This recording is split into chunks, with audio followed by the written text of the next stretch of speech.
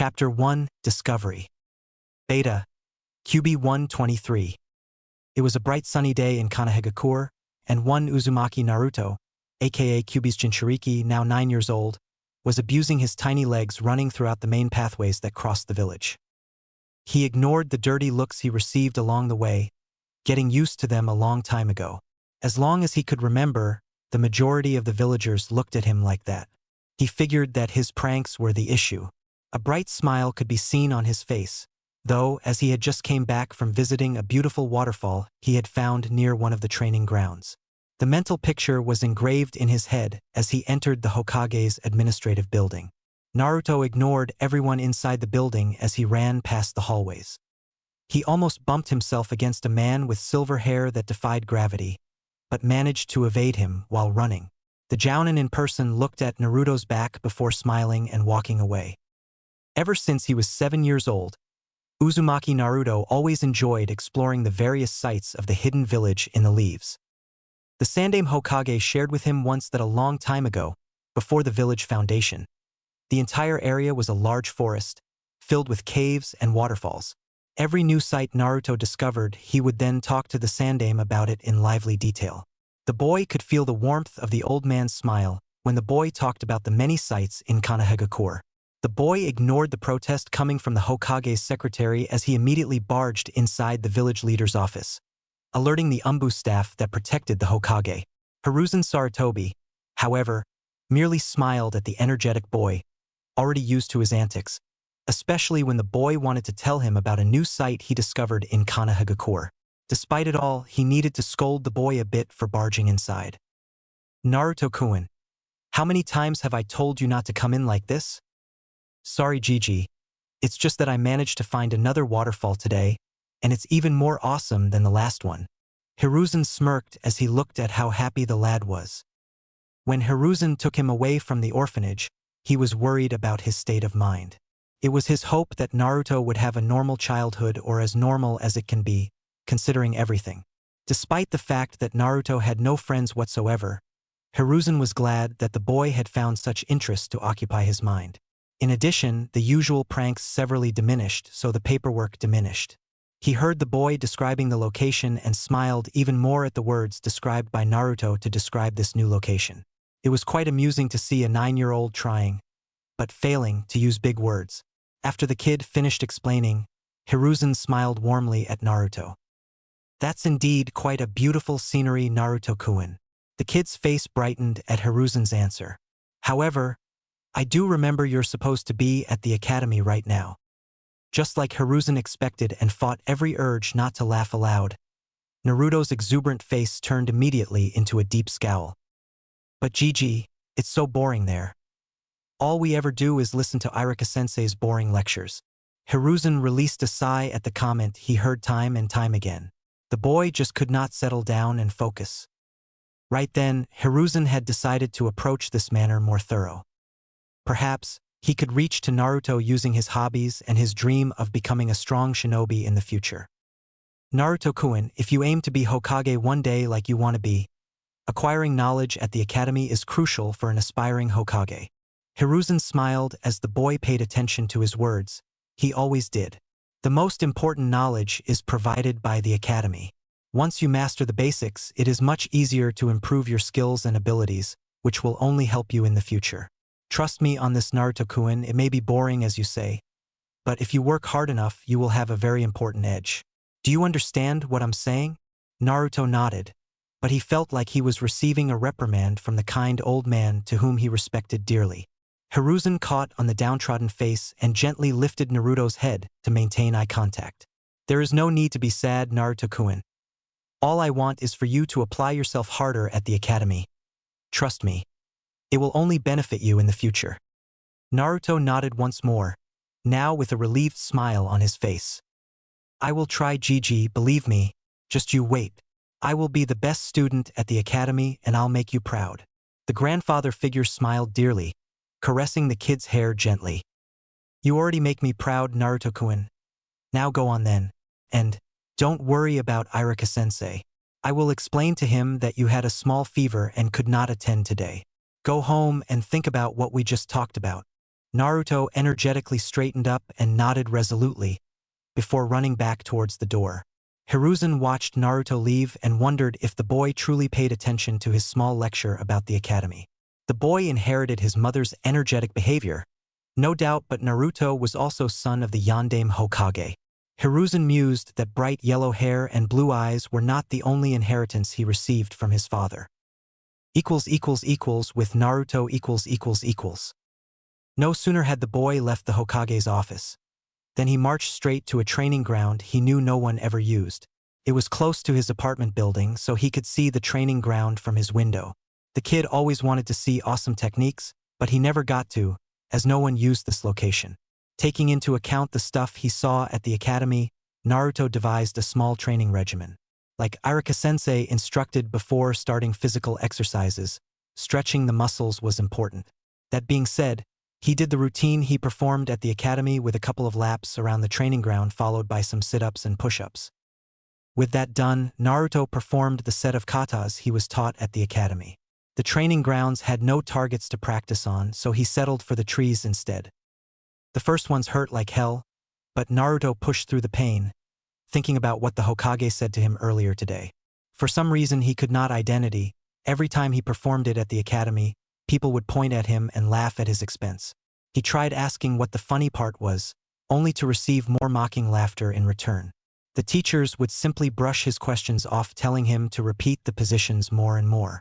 Like he was told before, he repeated the exercise, pounding on the thick tree, while trying to ignore the bleeding knuckles in his hands. When the pain became too unbearable, he stopped and took a seat on the ground for a moment.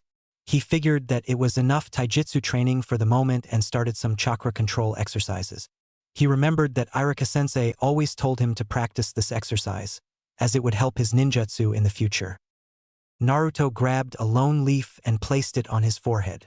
To the regular person in training, this exercise required very little effort, since most children have very little chakra to use.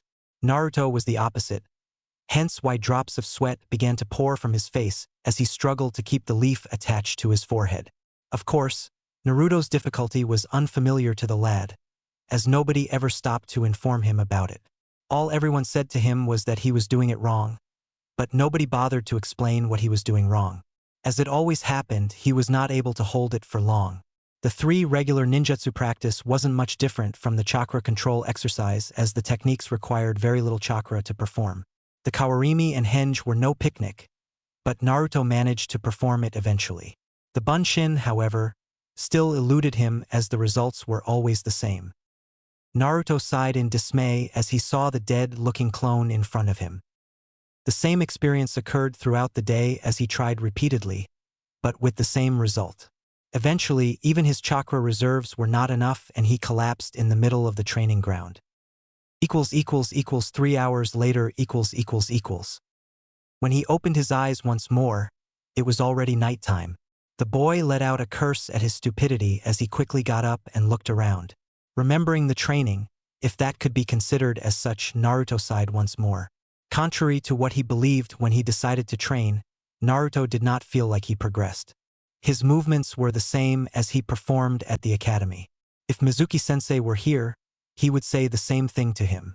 Kicking a stone in frustration, he marched towards his apartment with a pout.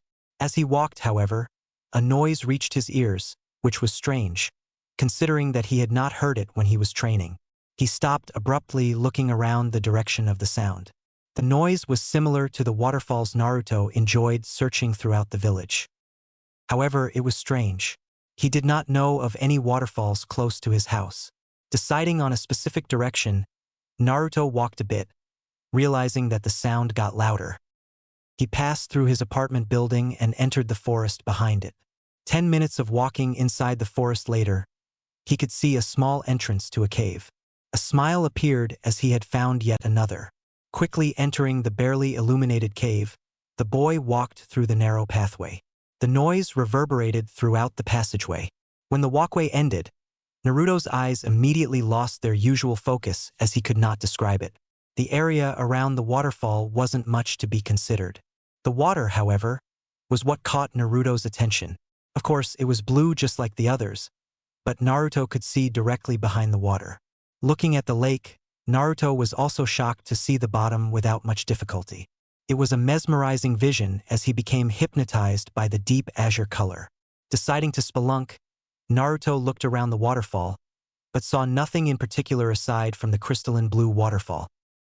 As he was about to leave the place, through the same passageway, Naruto's eyes locked on something that did not belong to the scenery.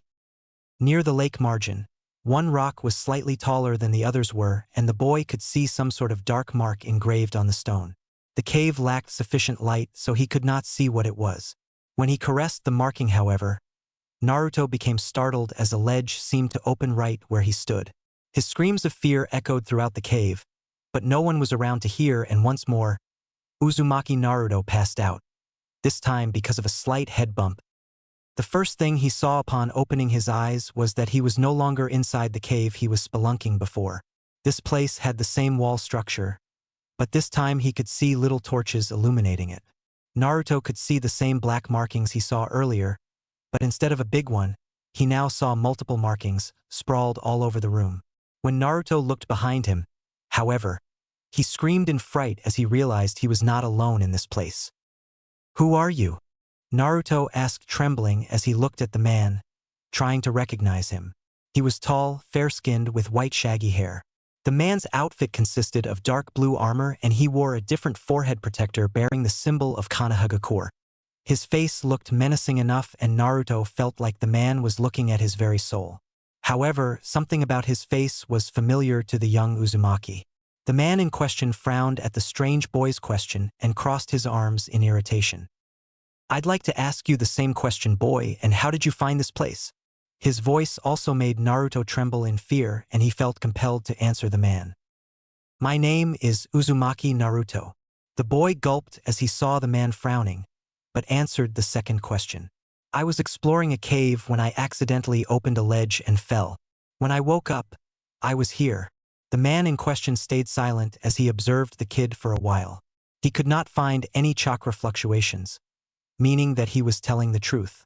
In addition, he could tell that it was the kid's chakra that touched the seal array he had left on the top floor. With that out of the way, the strange man immediately lowered his killing intent, allowing Naruto to breathe normally once more. Naruto, for his turn, looked at the man and wondered what was going on here. This man was very familiar to him, but he could not remember. Suddenly, though, the image clicked as he remembered seeing the stranger's face a lot. Actually, he saw his face every day. The thought of terror once more invaded his senses as he pointed at the stranger with trembling hands. "Are you a ghost?" There was simply no way the Naidame Hokage would appear before him. The man had died a long time ago, like 50 years ago. "That's a rather rude question, boy. But to answer all of your questions, my name is Senju Tobirama, known as the Naidame Hokage of Konohagakure." The Naidame was about to continue, but Naruto interrupted. "How can you be here talking to me? You're dead!" Naruto screamed, before covering his mouth frightened as he saw the look once more. "You'd well not to interrupt me again, boy. I don't enjoy repeating myself." Naruto gulped in fear, but nodded. "As I was saying, my name is Senju Tobirama, but the one before you is a mere fragment of the original. Foreseeing my inevitable death at the Second Great Ninja War, I decided to seal a part of my essence here so that I can be of use to Konohagakure in the future. It was my hope that either one of my students would find this place, so that I could bestow upon them my legacy. I even chosen this very place as I used to gather with them here," Tobirama stated before looking at the kid before him. He said his name was Uzumaki Naruto, and Tobirama indeed verified it through his sensory abilities. However, there was another chakra that the Naidame felt, and he remembered it as belonging to another person, that being his sister-in-law Hashirama's wife. Tobirama's mind worked fast in estimating that a long time has passed since his death. Naruto heard the man's explanation, but understood very little. His face was proof enough as he struggled to make sense of everything. "Are you a ghost or not?" Tobirama stared at the boy in deep irritation at his stupidity. He was clear before. "No, I'm not a ghost, boy. Now tell me just how many years have passed since my death." Naruto still was not convinced, but answered nonetheless. "I don't know, about 50 years. Give or take. I was never good at history." Come to think about it, he was not good at other subjects as well. Naidame, however, simply acknowledged the information with a grunt, already processing his choices. Naruto saw the man place 2 fingers on the ground, before closing his eyes. Immediately after doing so, one Senju Tobirama was bombarded by information he processed using his chakra sensing technique. Extending his senses, he frowned, as he could not sense any Senju presence in Konoha. He was able to sense many Uchiha, which made him frown even more, from sheer disgust at that accursed clan. He could not sense one of his students' Uchiha Kagami, but he sensed a familiar presence in another Uchiha, perhaps his student's offspring. A fond smile appeared on his face as he recognized Hiruzen's presence, though it is much weaker now. Saru must be close to 70 now if what the kid said was true. He could not find traces of Shimura Danzu at first, so he extended its reach a little. When he found it, Tobirama realized once more that he had chosen his successor wisely. He could feel Danzu's chakra. However, there were also traces of Uchiha and even his older brother. Tobirama always felt pride knowing that he was able to raise his students to become fine shinobi. Naruto felt the temperature in the room drop as he looked at Tobirama. Naruto had never felt so scared in his life. The Naidame Hokage looked pissed at something and he was afraid that it was he the cause of it. Perhaps today was the day he died after all. Taking a step back in fright, Naruto's foot moved a small stone, causing the Naidame to look at him right away with those menacing eyes. The pressure was still unbearable. Like before, however, the second Hokage stopped to look at the child more thoroughly. The intention behind sealing a part of his essence was for the Naidame to give his legacy to either one of his students. However, neither one of them were adequate right now. However, the boy in front of him, Tobirama, always had the ability to find potential candidates. This boy's chakra capacity was on par with his own when he was a child, and it would only grow with time, even with the aid of the fox that was now inside of him. Naruto, in the meantime, wondered if he was seeing things. Perhaps the wound caused by the fall damaged his brains and now he was hallucinating. He was talking to the Naidame Hokage for Kami's sake. "Tell me, boy." Naruto looked up abruptly, swallowing nervously. Hallucination or not, the Naidame's stare was quite fearsome. "The very reason I am here in the first place is to pass on my knowledge so that Konoha can use it for its benefit. I had hoped that either one of my students would find this place, but they did not. You were the one who found this place, and as such, I have decided to grant you my legacy. All the knowledge I collected throughout my time shall be yours." Naruto's eyes widened at the prospect of learning from this man, but he immediately slapped his forehead in exasperation. "Wait a minute. How could you be real? I don't understand. One minute I fell and hit my head. The next I'm sitting in some sort of cave talking to a man that was killed 50 years ago. Am I going crazy here?" Naidame saw the boy pulling his hair frantically. Indeed, to a boy with no knowledge of the intricacies of Fuinjutsu, his sudden appearance like this was incredibly suspicious. At least, the kid had bothered to check Tobirama's facts before accepting everything at face value. "My presence here was already explained to you. In addition, the mind can only produce certain scenarios that you've already been through before. It is simply impossible for your mind to create all this, even everything I just told you." Naruto blinked a couple times in confusion at the explanation, before his face morphed into sudden clarification. Tobirama saw it and could not help but show a smirk in amusement. The naivety of a child, he mused. "Now, since we clarified that you're not hallucinating, I need you to tell me everything about your life, the skills you already possess and your weaknesses. In order for me to tutor you to the best of my abilities, I need to understand everything about you, and I ask you not to lie to me or alter the facts. I will know when that happens and will deal with it accordingly." Once more, Naruto flinched at the sudden spike in killing intent. The man asked him about his life as well as other things. With a sigh, the boy took a seat and began his rather short tale. Throughout the story, the only movement that Naruto could spot was Tobirama's eyebrow. They either frowned or lifted slightly, which the boy assumed indicated anger and surprise. Tobirama, for his part, began to look at the kid in a new light while hearing Naruto's story. Surprisingly so, Naruto's story was not as colorful as Tobirama would expect from a child born in Konoha no less. His brother always envisioned a place where children could be nothing but children. Naruto, on the other hand, hadn't had a nice life growing up. He did not know why people looked at him with disdain, but Tobirama had a distinctive guess as he remembered how his sister-in-law was treated when she came to Konoha. People respected her because she became the Shodame's wife, but everyone looked at her with extreme caution and even fear at her back, assuming that the beast could come out and attack them. Naruto's treatment appeared to be even worse as people openly mistreated the boy. When he heard that Hiruzen could not help him all the time, Tobirama frowned. His successor would not stand for these things and would solve the issue in the blink of an eye. Perhaps Hiruzen's old age had caught up to him. Well, that's it about my life so far. About my skills. I'm at the academy, but I can't say I have much skill to tell you about.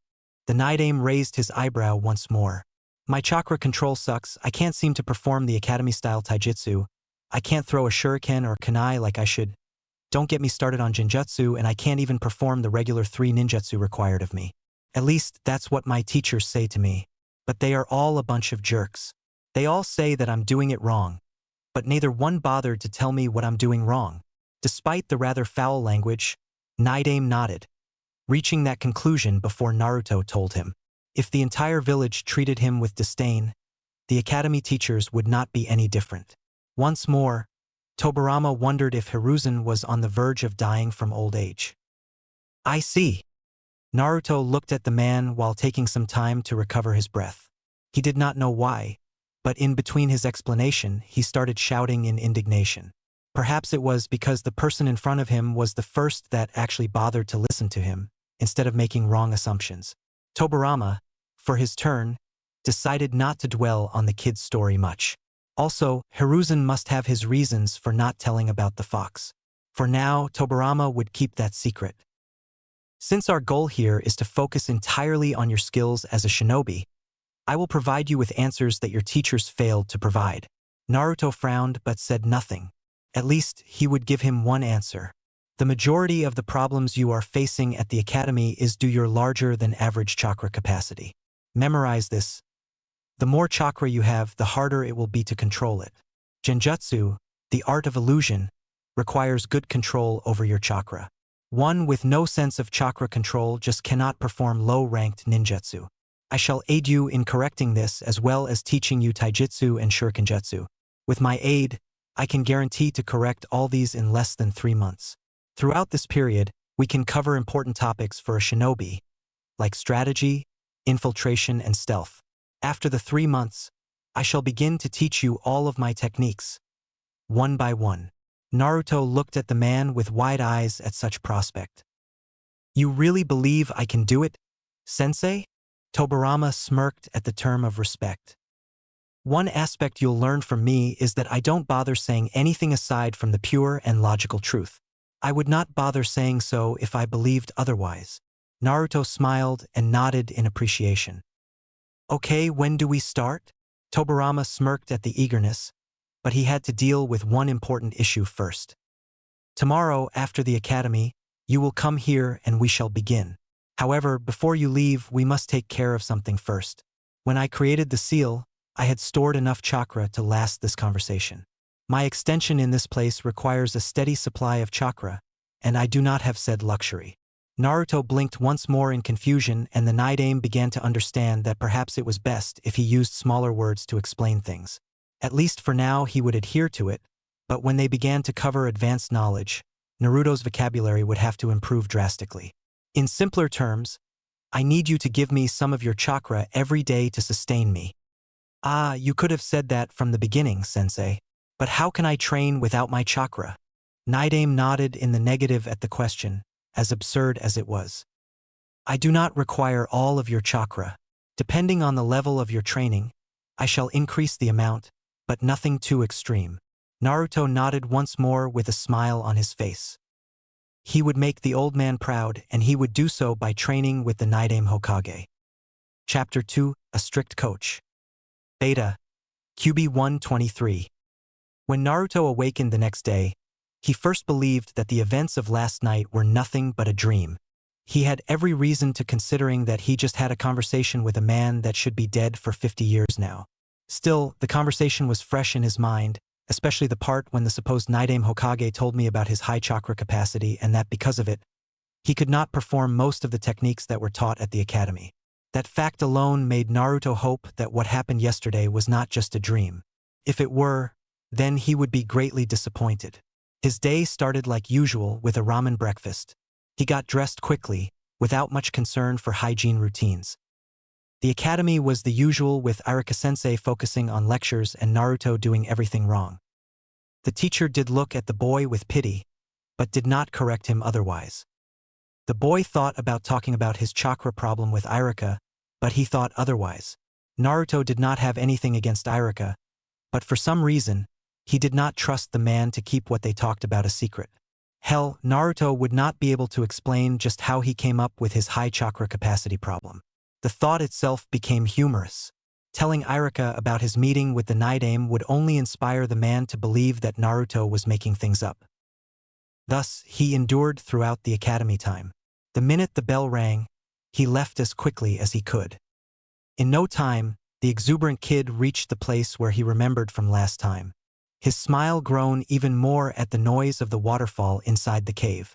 As soon as he entered the room with the waterfall, however, Naruto was surprised to see the Naidame Hokage sitting on top of the small lagoon. The man had his eyes closed the entire time. Naruto smiled upon realizing that what happened yesterday was not a dream. He was about to run and scream to the former Hokage, when the man opened his eyes and looked directly at the boy. Just the look alone was enough for Naruto to shiver on the spot. Naidame Hokage got up from the lagoon and walked towards his apprentice. "Now that you're here, we shall begin." Naruto meekly nodded as he watched the man approach with dread. "As you explained to me yesterday, you need tutoring in multiple fields: chakra control, shurikenjutsu, taijutsu, ninjutsu, and genjutsu." Naruto lowered his head in shame at the list of his flaws, but nodded regardless. Naidame frowned at the sight, however. "Pity is a word I don't particularly enjoy. It is an emotion that will only hinder you in the future, be it pity at others and even self-pity. You said to me yesterday that no one ever bothered to tutor you properly. So the reason you have yet to grasp the basics is due to a gap in your teaching." Naruto blinked repeatedly, trying to grasp what the man was talking about. His confusion was evident on his face. Naidame released a sigh once more. This kid needed a dictionary fast. "In simple terms, you suck because no one bothered to teach you." "Oh, yeah. Hey, you could have started with that, sensei." Naruto showed a pouting face typical of a child, to which Naidame ignored. "I was not kidding when I said yesterday I would take us 3 months to cover everything.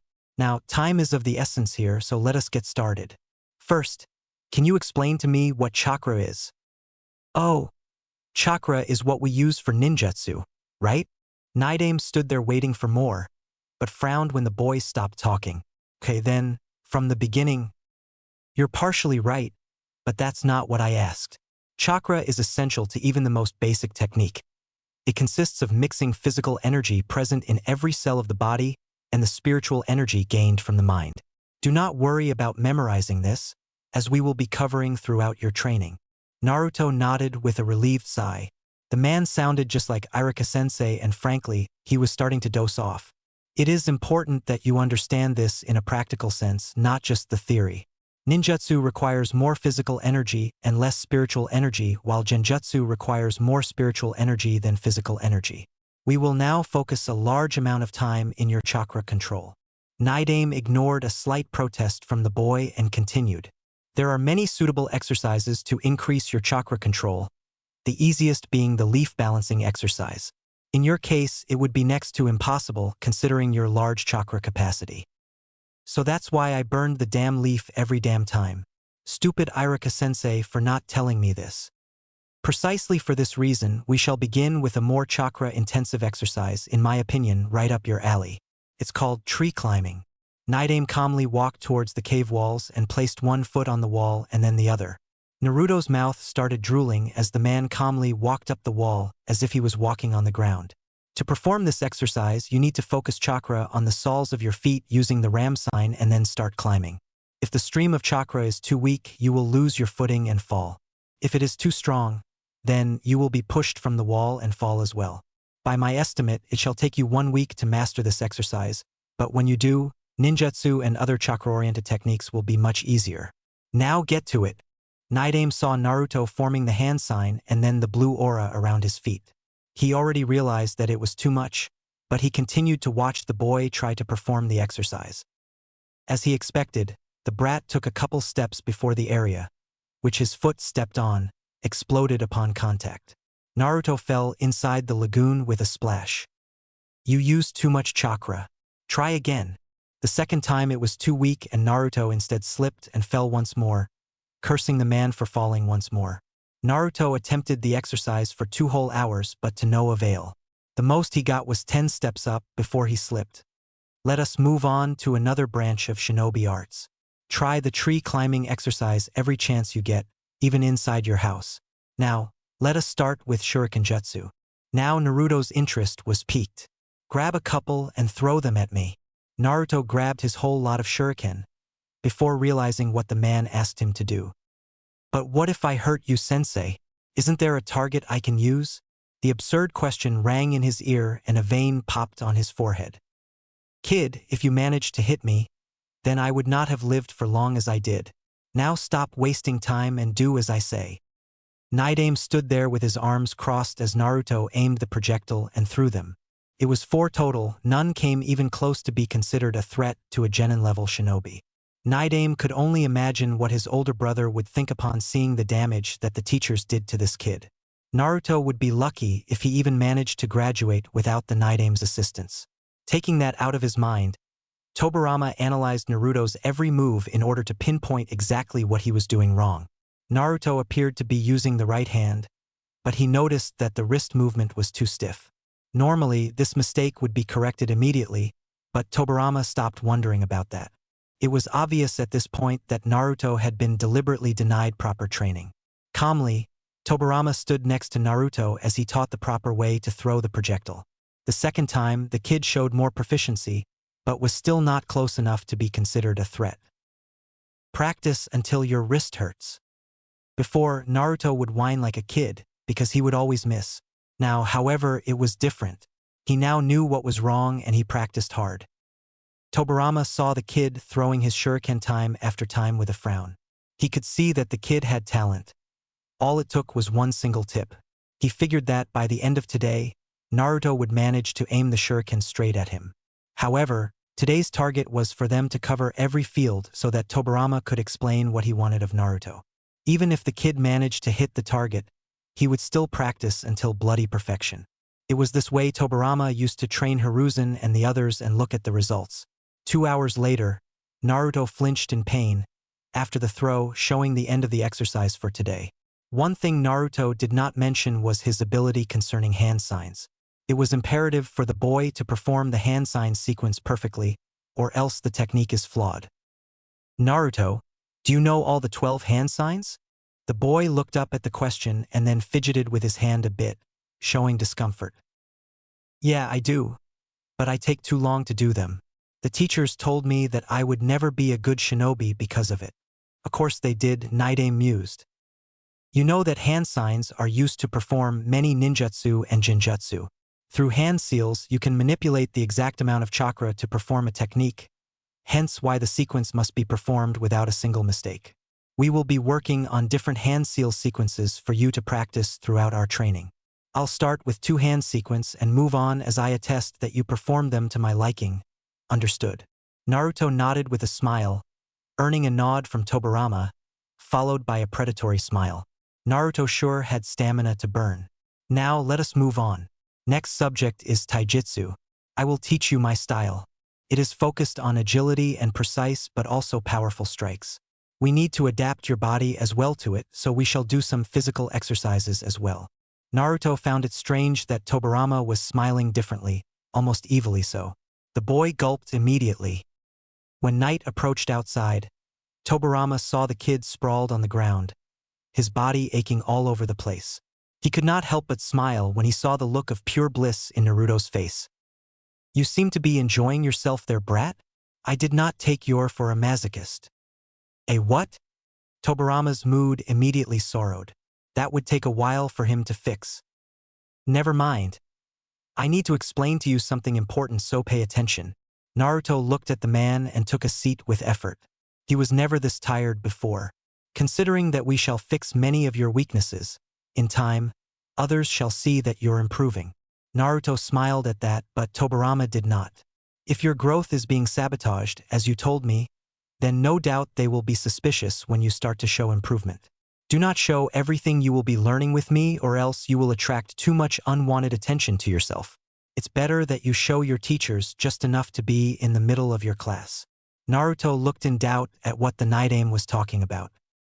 But I want them to see that I'm capable as well. Tobirama narrowed his eyes in anger at the comment. You're training to become a shinobi, brat, not a circus clown. You never show everything you can do in a fight unless in life or death situation. The minute you do so, you lose your edge over the enemy. Tobirama had his arms crossed as he spoke with complete authority. The boy could not help but imagine Tobirama in the old man's place. Certainly, the old man had never spoken like this, at least not that Naruto had ever seen before. Do you understand what I'm saying? Naruto nodded in resignation in the end. He really did want to show off his skills, but the Naidame had helped more in one day than the academy did throughout his entire stay. Good, now go home and rest. Tomorrow we'll do everything again until you master it all. Naruto was aching all over the place and simply turned towards the exit, limping. It was good that the cave was close to his apartment, or else Naruto would have preferred to pass out right there in front of his teacher. His body ached in places he never knew existed, and despite it all, he could feel his improvement, just from one day under the Naidame's tutorship. He could only imagine how much stronger he would become in the future. 3 months later. Again, Tobirama ordered his pupil once more as he saw a flaw in one of the taijutsu katas Naruto performed. The kid's clothes were ragged and his face drenched in sweat. Still, Naruto was relentless in his training, performing everything with a content smile on his face. You can rest now. The kid nodded at his teacher and took a seat near the lagoon to freshen up a bit. As I stated when we began, in 3 months we managed to correct all your flaws. Your shurikenjutsu is now genin level and you managed to achieve the next chakra control exercise known as water walking. With that, you managed to perform all 3 ninjutsu required by the academy, even though I believe my older brother is rolling in his grave right now at such low-level standards. Naruto came to know a lot about the man known as the Naidame Hokage of Konohagakure. When Naruto explained to him the requirements for graduation, Tobirama became mortified. He stated that when his brother founded the academy requirements was at least 3 times harder. In addition, Naruto learned that Tobirama valued perfection. He was only satisfied when Naruto performed it to his expectations, or else the genin in training would have to do it again. As I was saying, your taijutsu has improved greatly from that monstrosity you showed 3 months ago. Naruto nodded with a beaming smile. The man promised and the man delivered. Thanks a lot, Tobirama-sensei. The man in question nodded with a satisfied grin on his face. Your practical skills are now adequate for us to step up your training. But first I wish to ask how you are faring in other subjects. Throughout the 3 months, when Naruto became exhausted from the heavy workload, Tobirama would move on to test his mind. At first, the kid complained, but Tobirama silenced him by stating that chakra is a mix of both physical energy and mental energy. Thus, it was important to train one's mind just like one's body. Therefore, Naruto was drilled in history, geography, and strategy, as well as other related subjects that the kid would need in the future. Of course, the Naidame could not teach Naruto about the Sandame and Yandame's reign, as he was dead before that. Because of this, Naruto struggled a bit at the academy to learn those periods. Aside from this handicap, however, the kid's education improved, much to the Sandame Hokage's delight. As Tobirama instructed, Naruto rose in the academy rankings, now standing in the middle of the class. Right now I'm in the middle. I'm struggling a bit in academics and I'm improving in taijutsu, ninjutsu, and shurikenjutsu. Tobirama cleared his throat and Naruto finished speaking. Not showing it all as you said. Are you observing your teachers and peers like I said? Naruto nodded, remembering how Tobirama would always tell him to observe his surroundings the entire time. The man also taught Naruto how to maintain his observation without letting it show. It was hard for Naruto because the kid was too exuberant for his own good, despite dimming it down a bit because of his interaction with the Naidame. According to Tobirama, Naruto needed to appear aloof to everything while using only his eyes and ears. In theory, it was easy. For a hyperactive kid with the chakra capacity of a jounin, not so much.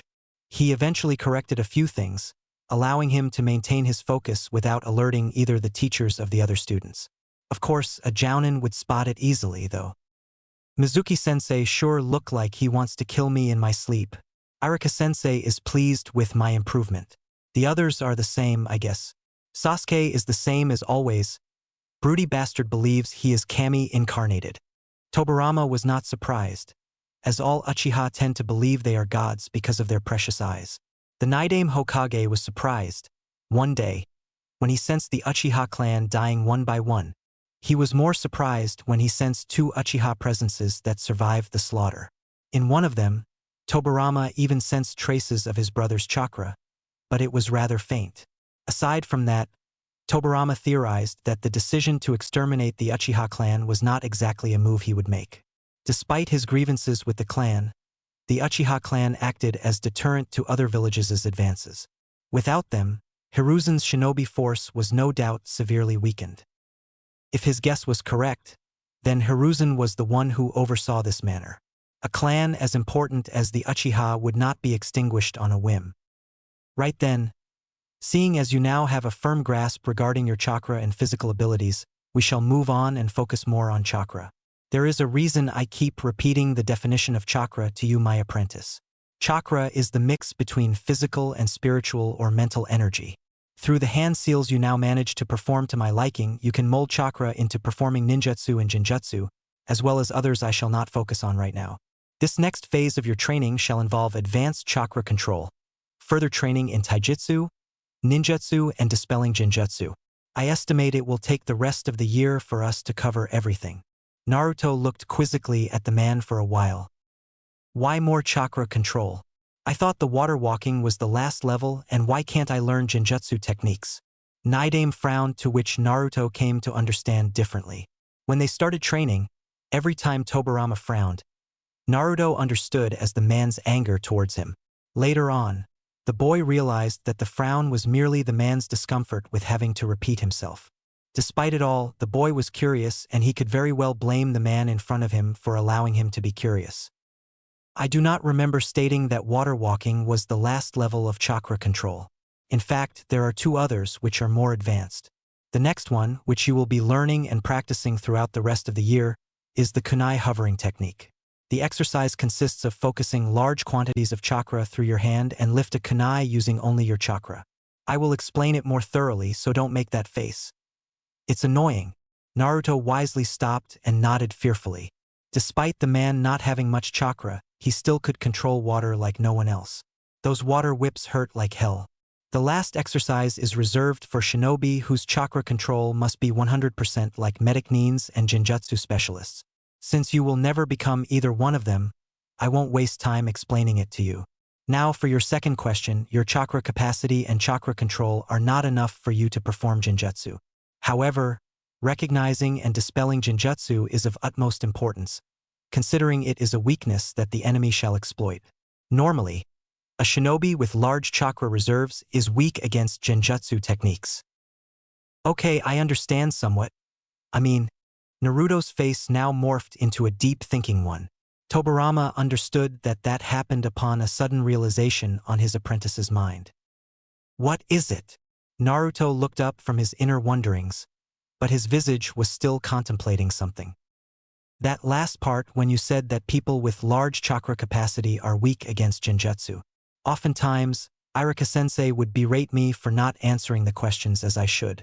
He said that in a history question about the Sandaime Hokage, I had instead written the countries that borders with Fire Country.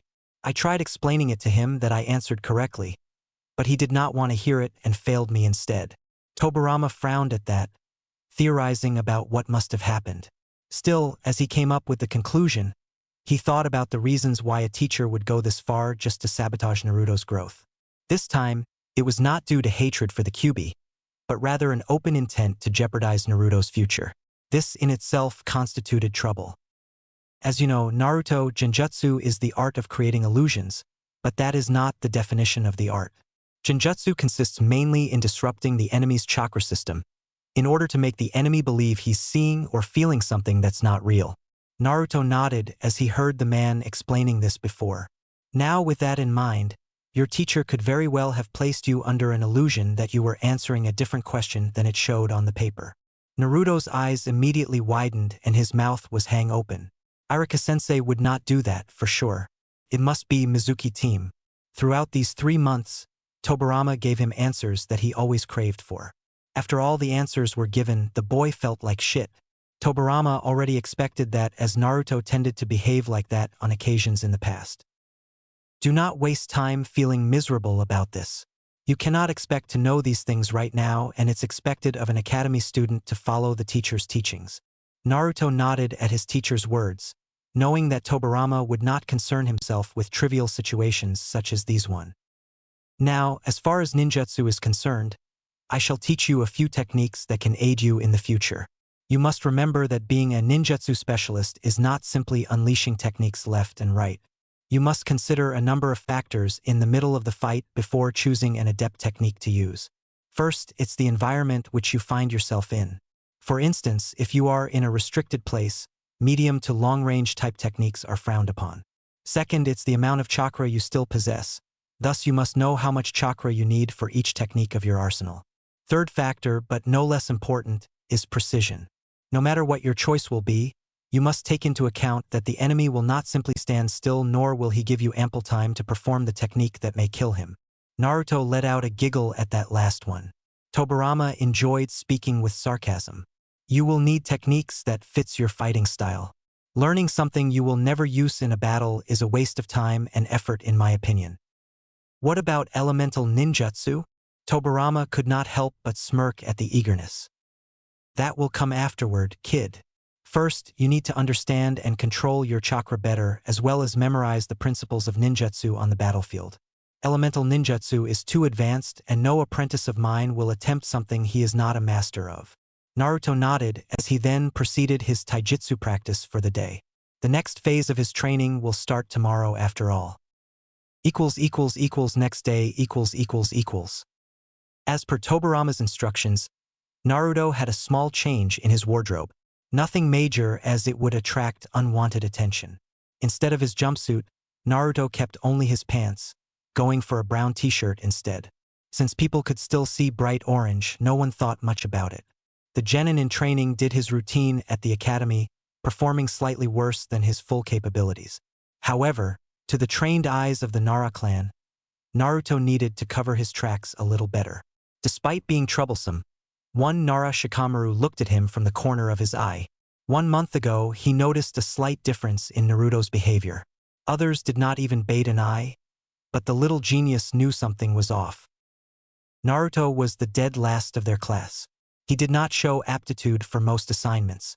The change, however, was subtle.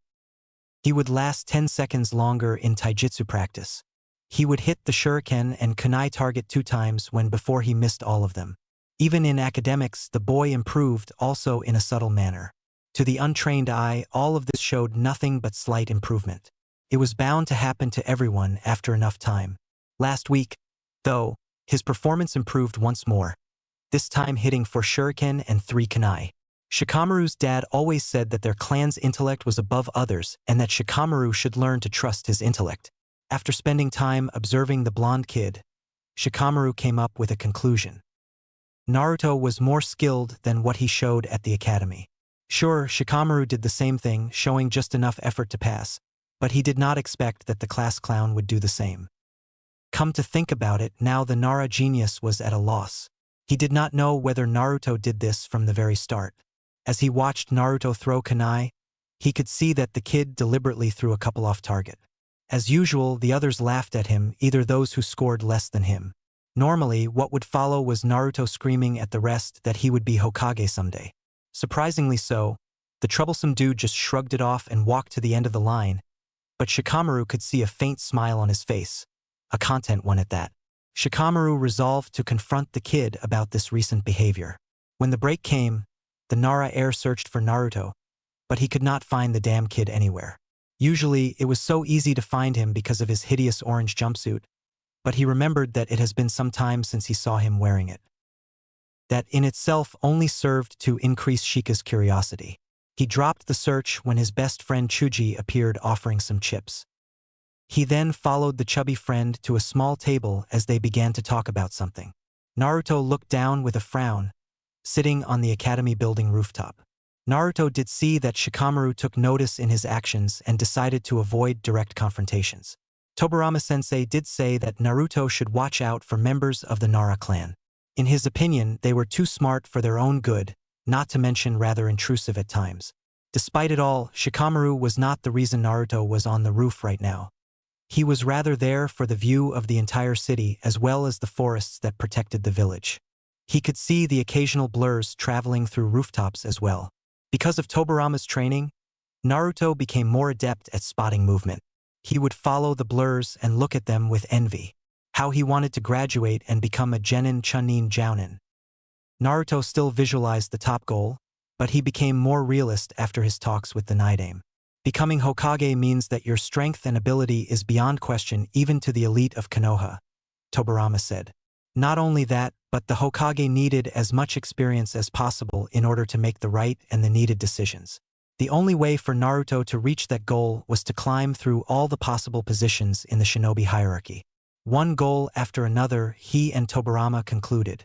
When the academy ended, Naruto did the same thing he always did right after school, meeting his sensei for his new training regimen. The others looked at his fleeting back and wondered where that kid ran off to every day. The sudden lack of pranks was a welcome sign for everyone, however. None of the civilian population enjoyed it and surely, no one missed it. Inside the cave . As soon as Naruto entered the cave, he was assaulted with water whips. Narrowing his eyes at the sudden attack, Naruto focused chakra through his feet and evaded the attacks. A kunai was already on his right hand, showing his battle awareness. He focused on the environment for a while. Before jumping, just a strong torrent of water came flying at him from the right. As soon as he landed on the ground, Tobirama was standing behind him with his arms crossed. If I was the enemy, then you'd be dead right now. Naruto released a sigh and nodded as he turned to meet his sensei. Do you care to explain what I just did? Naruto looked at a loss like the man expected. I stated yesterday that a ninjutsu specialist knew how to best use his techniques against an opponent. Through specific water techniques, I managed to lure you just where I was positioned, rendering you useless against a killing blow that would follow, if I was your enemy, that is. This next part of your training, I will teach you how to do just like I did. Remember this, a battle is only won when you manage to control the battlefield. Naruto nodded resolutely at his sensei's words. Now, let us proceed. With Hiruzen . Releasing a tired sigh, Hiruzen, the Sandaime Hokage, slowly massaged his right wrist from signing too many forms today. The man felt every bone inside his body protesting against the onslaught caused the unending paperwork. Hiruzen figured he would focus on something else instead. Smoking his pipe and drinking some tea just did not help him much these days. He needed to find a new successor and quickly. Grabbing his all-seeing crystal ball, Hiruzen tried to locate one Uzumaki Naruto. Hiruzen got wonderful news from Irika that the kid has shown improvement, which meant that the chat he had with the kid 3 months ago bore fruit. However, come to think about it, 3 months was also their last conversation. Truth be told, Hiruzen missed seeing the bundle of energy running around. The ball was taking too long to locate the boy, though, which worried the Hokage. According to Irika, Naruto did not miss any of the classes, so that meant that the boy hadn't gone missing. Still, it should not take this long for the crystal ball to locate the orange bundle of joy. Hiruzen stopped the ball technique after a while, clearly bothered by not being able to find Naruto anywhere. He was about to send someone to investigate when his former teammates and advisors entered his office for their meeting. The Hokage decided to check on him the next day at the academy. Right now, he needed to solve the problem that arose because of the Uchiha massacre. Unaware was Hiruzen that the Naidame Hokage knew exactly how the ball worked and knew how to block its view. With Naruto . The training started out with his new chakra control exercise, and as Tobirama expected, Naruto was not doing very well. It consisted of hovering a kunai using only chakra from the hand. Too much chakra and the kunai would fly away. Too little and it would not leave Naruto's hand. As expected, Naruto would overload the chakra and send the kunai skyrocketing. The first few times it was rather amusing to see the 9-year-old kid scream in fright at the flying kunai. When the day ended, Naruto felt the immense fatigue of trying to control his chakra to such a degree. He managed to achieve the necessary amount to sustain the kunai, but the projectile only hovered for about 2 seconds. Tobirama settled a partial objective of 1 minute and 10 minutes as the final objective. As I said before, it will take time for you to master this level of control. Now, I shall tell you about some ninjutsu techniques that will help you immensely. Despite breathing hard and laying on the ground, Naruto did show a determined smirk. First technique favors agility and shall aid in your taijutsu. It is called Shunshin, body flicker technique. This ninjutsu is a high-speed movement technique, allowing you to move short to long distances at an almost untraceable speed. Tobirama could already cut Naruto's giddiness with a knife. Next one you shall learn is Fukumi Hari, hidden needle technique. As the name suggests, through this technique you can throw needles at your opponent using your mouth. The best quality of this technique is that the enemy will never suspect it. The blonde showed his disgust at the description, but as usual, Tobirama ignored. Next one is called Dokugiri, poison mist technique. It consists of emitting a poison mist at your opponent. This technique is perfect for multiple opponents and also for when you need to escape. The stupid enemy will attempt to pass through the mist, only to inhale all the poison. The one with the hidden needles aside, bring it on Tobirama-sensei. Naidame smirked at the kid. He was indeed a training masochist. There is another technique I intend to teach you that is my creation. It will serve you nicely both in reconnaissance and fighting multiple opponents. It's called Kage Bunshin, shadow clone technique. Now, I know what you'll say, so save it. This is not like the regular Bunshin technique, first of all, because it takes more chakra to perform. The regular Bunshin technique is an illusion, whereas the shadow clone is a ninjutsu. You will actually create an identical replica of you with its own chakra capacity and movements. Best of all, however, is that the clone you create can learn just as much as you do. Also, everything he learns will be transferred to you. I hope that your brain can process the implication of learning this particular technique, do you not? Naruto was ecstatic at this point, looking at the man with a big smile on his face. With this technique, he could double his learning time and incorporate more skills to his repertoire. Just this talk alone was enough to give him more energy. As I said before, bring it on Tobirama-sensei. I shall do as you comply. Also, I shall teach you how to detect and dispel genjutsu. I will explain the concept throughout this next training phase. Now go home. The boy nodded as he got up and left. Tobirama looked at his apprentice's back, before turning to the scroll and vanishing. His presence was solely due to Naruto's chakra constantly pumping the seal, so he could not afford to be careless, or else his legacy would be lost forever. The thought alone made him ponder. He needed to make contingency plans and fast. Chapter 3, Learning the Elements. Beta, QB 123. October 10th. Today was the date of Naruto's 10th birthday and he was walking together with the Sandaime Hokage towards the boys' favorite restaurant. As soon as they arrived at the ramen stand, they placed the orders and conversed while waiting for it. The conversation topics were varied in nature, but most of the topics focused on the boys' small but constant progress in the academy. It was not enough for Naruto to be in the top 10, but now the boy was firmly in the middle of the class in terms of overall skills. Taijutsu and shurikenjutsu were his best subjects, with ninjutsu and academics following closely behind. Hiruzen even noticed, throughout the conversation, a couple of advanced words in his vocabulary and could not help but praise the lad for it. I'm thrilled that you are improving in your studies, Naruto-kun. I guess that talk we had really helped you. The boy had his mouth full with ramen and ate it all, before responding. Thanks, Gigi. Yeah, that talk helped big time, you know. I now fully understand the contents in the academy books. Hiruzen nodded, deeply pleased to see that the boy had also learned some manners as well. Normally, Naruto would speak with his mouth full. That's good. Now, as you're working hard at the academy, I wanted to give you something for your birthday. Naruto stopped eating and looked at his grandfather figure with glee in his eyes. For real, Gigi, thanks. What is it? It is your hat, isn't it? I knew it.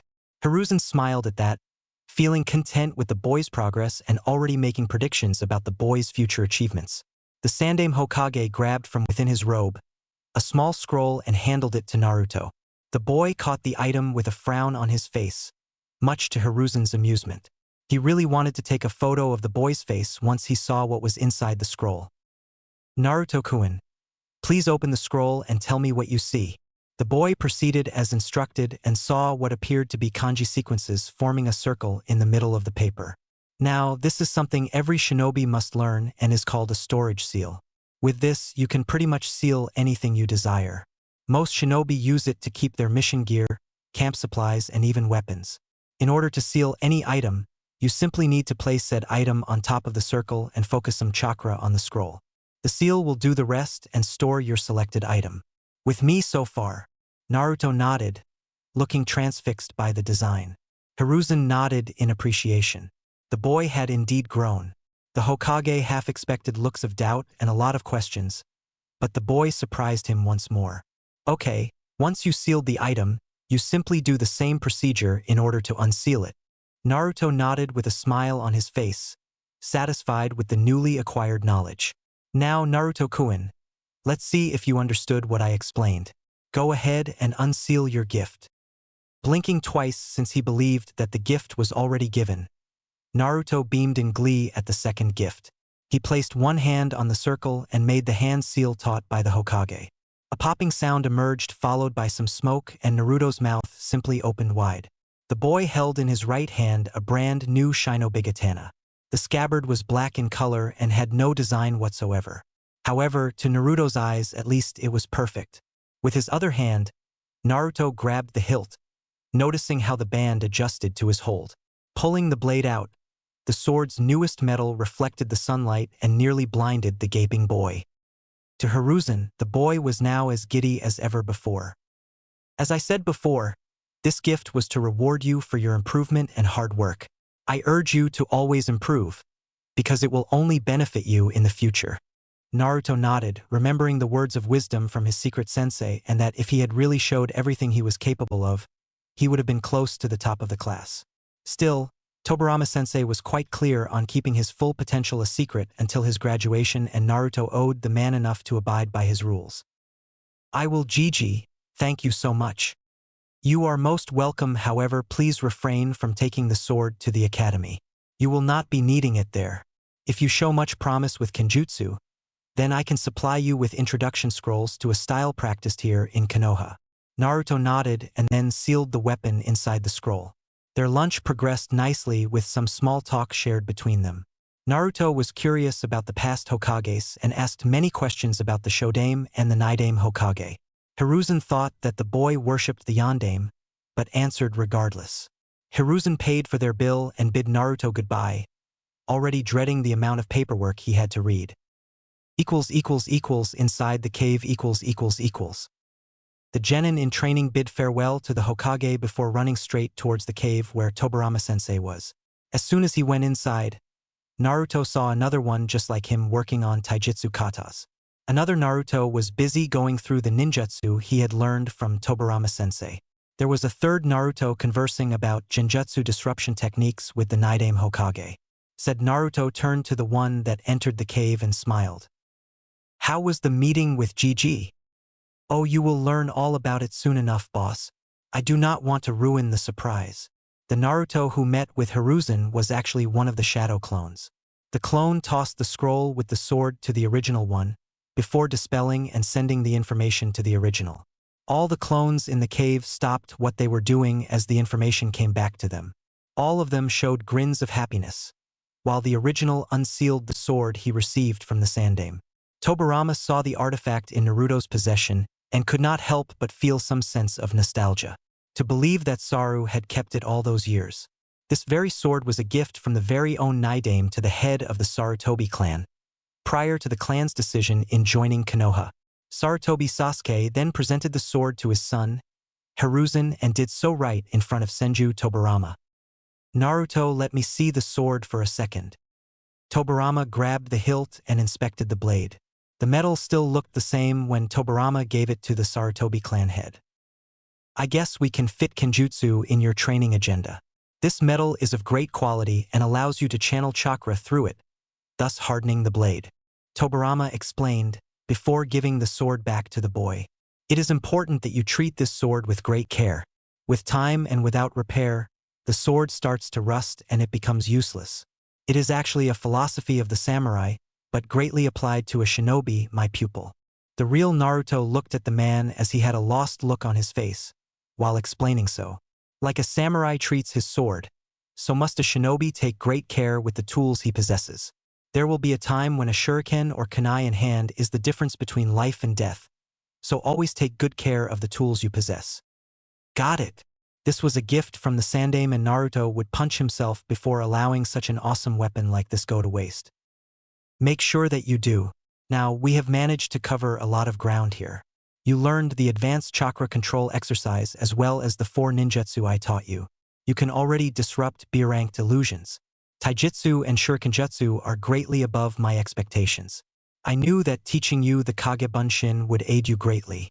I originally planned to teach you elemental ninjutsu by your 11th birthday, but with the Kage Bunshin method, we managed to advance further than expected. Before you start grinning like an idiot, Naruto frowned at the jab, but said nothing as the man had an amused smile on his face. Elemental training is at least 2 times as dangerous and time-consuming. As I am sure you learned by now, I expect nothing but full mastery coming from you. Now, tell me the 5 elements and tell me the order of them. There are 5 elements utilized in ninjutsu: fire, wind, lightning, earth, and water. Fire beats wind. Wind beats lightning. Lightning beats earth. Earth beats water, and lastly water beats fire. The fact that Naruto recited that without stopping spoke volumes of the boy's increase in academics. Very good. Now every shinobi is naturally attuned to one specific element. Therefore, ninjutsu of this element is much easier to learn and less chakra consuming to perform. It also means that the shinobi is weak against attacks from the opposite element. This information may be obvious, but when you're out there fighting for your life, even the most obvious information is forgotten. Some shinobi are born with more than one affinity though, but that's quite rare. In order for us to ascertain your affinity, we need a special kind of paper. Since I know you don't have the slightest clue where to find one, and I suppose that it would look suspicious if you ask around, there are other means of doing so. Naruto blinked once, waiting for the alternative method when he saw Tobirama take a step forward and place his hand on the top of his head. The Nidaime Hokage closed his eyes and said nothing aside from brief throat sounds. 2 minutes later, Tobirama opened his eyes and immediately showed what appeared to be a satisfied smirk. The man had stumbled upon a gold mine and now he knew it. Naruto's main affinity was wind, but the boy had also strong ties with water affinity. While Tobirama knew a bit about Futon ninjutsu, he was considered a god amongst men when it came to Suiton ninjutsu. He would make sure that Naruto learned the steps to wind elemental manipulation and even a technique or two. For now, Naruto would have to train Futon techniques on his own. As far as water ninjutsu, however, Tobirama would make sure to pass on his entire knowledge to his pupil. Upon explaining his findings with the boy, the man allowed Naruto to show his enthusiasm freely. Tobirama shared that enthusiasm as he had found a suitable shinobi to inherit his legacy. 2 days later. Naruto was walking home after the gruesome training he had with Tobirama-sensei. The man made good on his promise and would not end today's training until Naruto could make ripples on the cave stream using only his chakra. It was the first step to water manipulation, Tobirama explained. The boy was still far from managing, but Tobirama did say it would be time-consuming, even with clones helping. Naruto had nothing against postponing Futon training for the time being. Tobirama already stated before that he would not be of great assistance in regards to wind manipulation mastery. Naruto would need to seek outside help for that. The problem was that aside from the Nidaime, Naruto had no one else to seek help to. The Sandaime was the only one, but elemental manipulation was considered rare even for genin shinobi to learn. The boy figured that he could find something in the library, but he didn't have his hopes up. Said information was limited to shinobi only and he had yet to graduate from the academy. Naruto was about to climb the stairs of his apartment building when his nose came to life. The smell was simply incredible. He looked to the woods close to his apartment and was startled when he saw a small fire. Acting on his curiosity, Naruto entered the woods and was surprised to see an old man sitting next to the fire, working on what appeared to be a stew of some kind. His nose located the source of the smell and Naruto began to salivate in anticipation. "Oh, welcome, young one. Are you hungry?" The voice awakened Naruto and made the boy look at the senior individual. He appeared quite old in Naruto's opinion, perhaps older than the Sandaime. He wore a mesh armor shirt under a short brown sleeveless kimono with a pair of gray paints. Referring to his question, Naruto was not so hungry. However, the smell alone had brought a deeper sense of hunger. The elder took a plate and poured some stew, before offering it to the blonde. Naruto continued to drool, but instead he stared at the stew, wondering if he really should, considering that he had never met this man before and was already accepting food from him. "It's not poisoned, I assure you, young one. Please do keep this old man some company." Eventually, Naruto relented and ate it all like it was no tomorrow. In no time, Naruto had 2 more helpings. His stomach threatened to burst through Naruto's clothes. "Neji-chan, this is very delicious." The old man let out a warm laugh. "Glad you like it, Naruto-kun." The lad narrowed his eyebrows instantly. "How do you know my name?" Once more, the same laughter came out from the man's mouth. "I've been a shinobi for well over 50 years now. There are not many in the village I do not know by name. Also, I am good friends with the Sandaime Hokage and he has talked great things about you." Naruto relaxed immediately and smiled at the elder shinobi. Any friend of his GG was a friend of his. "My name is Kosuka Mariboshi. Nice to meet you." The two began by exchanging introductory conversation about each other, until Kosuka offered to cook something more. "Seiji-chan, you must be quite strong then? 50 years training and doing missions, you must be at least a jounin." "Actually, I'm a still genin, Naruto-kun." 3, 2, 1. "What? How can you still be a genin? That's not possible." The man laughed once more, but said nothing. Naruto just kept working his brain trying to understand this old man's situation. He remembered the old man Hokage saying once that some shinobi in Konoha were promoted to chunin or jounin and did not even reach their 20s yet. How could this man remain a genin for so long? Remembering about Tobirama's teachings, Naruto could see many inconsistencies with this story. That being said, and taking into account that this Kosuka person was not lying, perhaps there was more to this story. Deciding to change the subject, Naruto asked more questions. "Well, at least you got to fight alongside a lot of powerful shinobi, right, Ji-chan?" "Oh yes, many powerful one indeed. Konoha's White Fang, the Sannin and all the Hokages, except our esteemed Shodaime."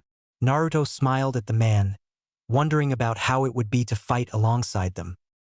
"You know, Ji-chan, I've researched a lot about the Nidaime, but the history books does not specify much. How was it to fight alongside him?"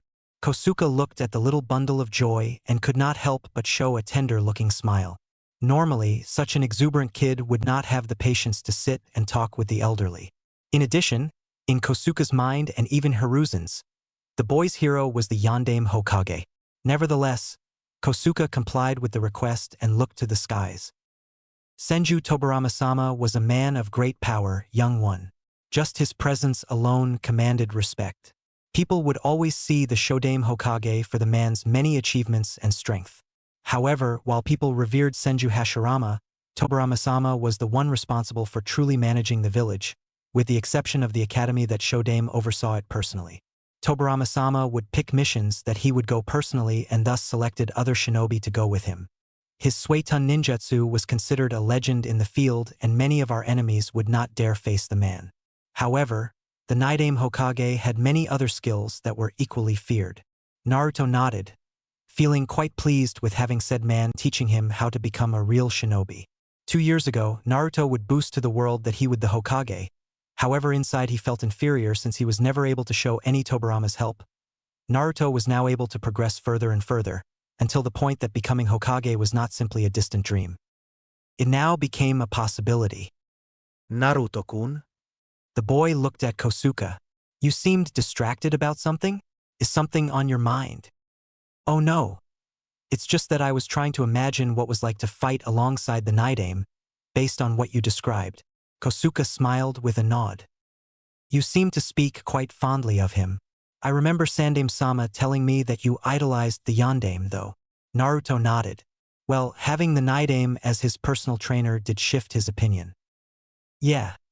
The Yandame is awesome and all. He was the one that defeated the Kyuubi, right? He even got to swift the tide in the last great ninja war. However, the Naidame Hokage's prowess comes from before even the hidden village founding. From the books, in those days, simply surviving as a shinobi was already an achievement. Not only that, but from what I read, the Naidame Hokage was regarded as one of the strongest shinobi in existence, losing only to the Shodame Hokage and Uchiha Madara. Kosuka could not help but snicker at the book comparison. Tobirama-sama never did like Madara, and certainly, he did not enjoy being compared to Shodame-sama. Aside from that, Naruto-kun did know a lot about the Hokage's history. You certainly enjoyed reading about the Kage's history. I bet that they would be proud to hear that you took such an interest in them. The boy this time showed a bright smile. Well, I do want to be just like them in the future. Kosuka opened his eyes a bit looking at the kid in front of him, before smiling fondly. Hiruzen was right. Naruto-kun was indeed quite interesting. The conversation continued for a while, before Naruto bid the old man farewell. Kosuka appreciated the company dearly and invited the kid for another dinner anytime. Next day. After the academy, Naruto started his training in earnest, working his chakra through hell and back in order to learn water manipulation as per Tobirama's instructions. So far, the boy, even with the use of his clones, barely learned the first phase, but Tobirama knew it would take time. In his mind, it was better to waste more time in learning the fundamentals, because then Naruto could learn the most advanced subjects faster. It was like an engineering project. It takes more time to design the project than to perform the actual construction. That way, once the construction starts, it wouldn't be hindered by outside interference. Also, the kid had advanced chakra control, so by Tobirama's estimate, he should finish both the first and second steps today. The clones all worked in different sides of the lake, until one short burst of chakra from all of the Narutos managed to form ripples. Senju smirked. Naruto could already perform C-ranked ninjutsu with this level of control, but the man would wait until Naruto learned all 4 steps. It was necessary to reach Tobirama's level. Excellent. Now let us proceed with the second step. You learned how to make ripples. Now you shall learn how to manipulate the water into forming a whirlpool like this. Watch. Naruto watched as Tobirama landed his hand on the lake and manipulated chakra. The boy saw that around the man's hand, a spiral formed until the entire area became a water tornado. Use your chakra and imagine it swirling around your palm, while the palm is on the water surface. Start by transforming the entire lake into one gigantic whirlpool. Your control will improve when you manage to make it smaller and smaller until it barely circles your hand. Get to it. Oh, and I will be taking a bunshin to teach some kenjutsu katas. The clone will memorize it, but it will be up to you to train the movements and perfect them in time.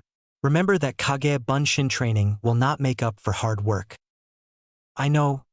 Sensei, I was wondering about my other affinity, wind. How do I get to train it while I'm focusing only on water? Getting stronger is good, but getting ahead of yourself is not. Patience is required in a shinobi's life. Even with the bunshin, learning 2 affinities at the same time will do more harm than good. You won't be able to fully assimilate the intricacies of each element at the same time. It is important that we focus 100% of our time to each task, before moving on to the others. As I told you, while I know of the steps required to learn wind manipulation and even a couple of techniques, I cannot help you as much as I can with water. Perhaps it will be prudent to leave wind manipulation aside for now and resume once you graduate and is transferred to a Jounin sensei. He or she can perhaps supply you with the knowledge you require. Okay, I understand. Also, after graduating, I can have access to the shinobi section of the library. Tobirama nodded, before seeing the boy return to the task of finishing the second step. That too. Now stop wasting time and do it already. I expect you to finish this exercise today. Naruto gulped nervously at the look Tobirama sent him from the corner of his eye. The man was no stranger to the old water whip method of making sure that his students stayed focused. 2 months later .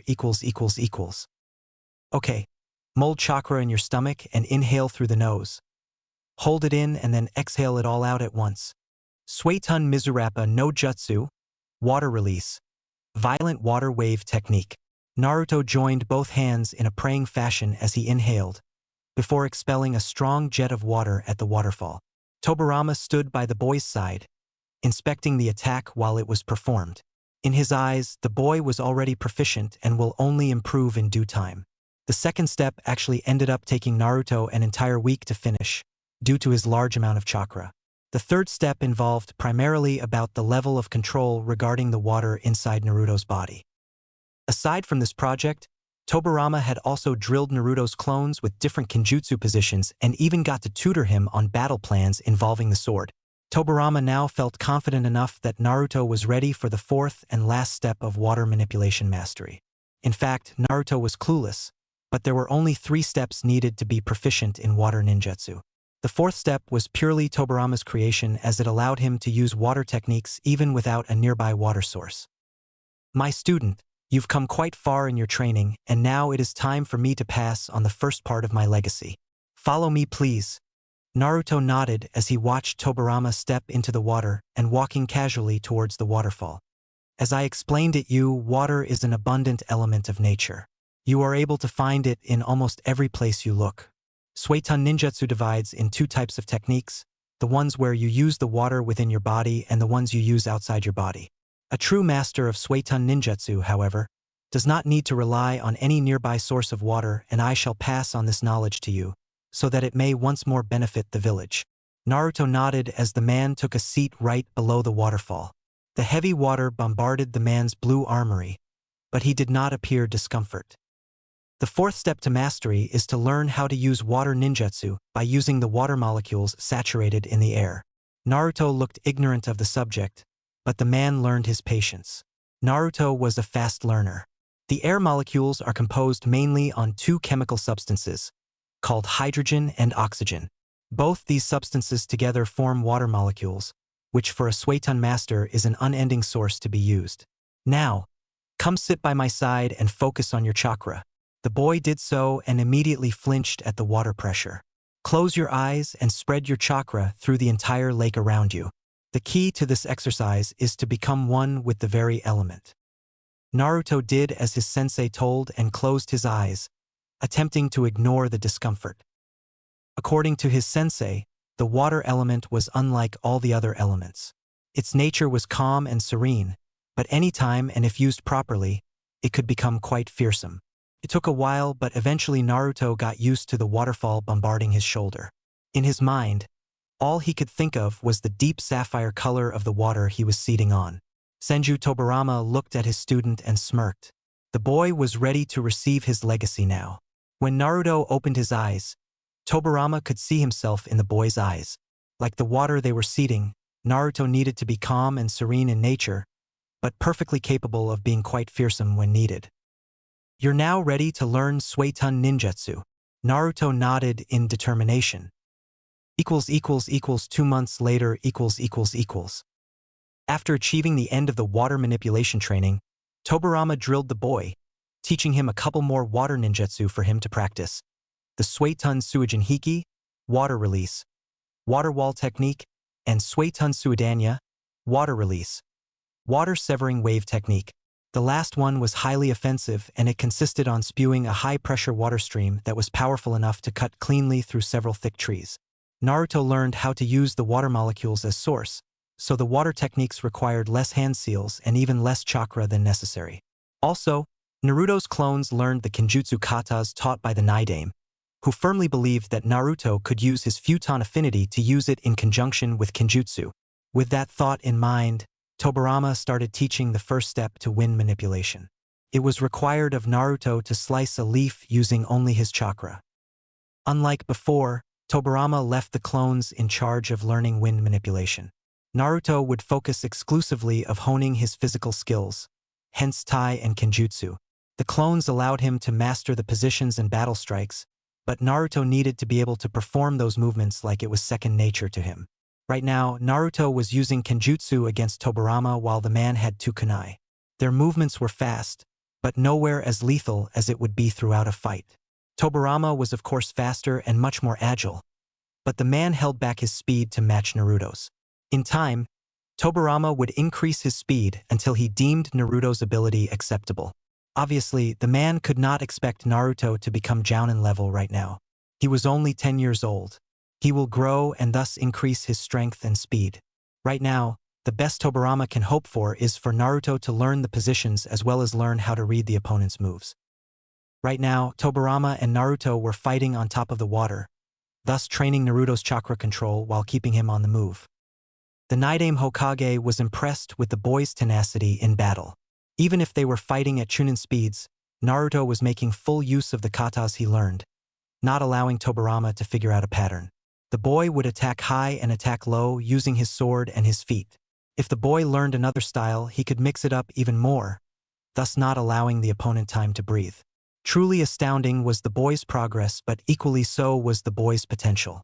The style Tobirama taught the boy revolved around speed and agility with fast and precise strikes. There was another style that Tobirama had in mind.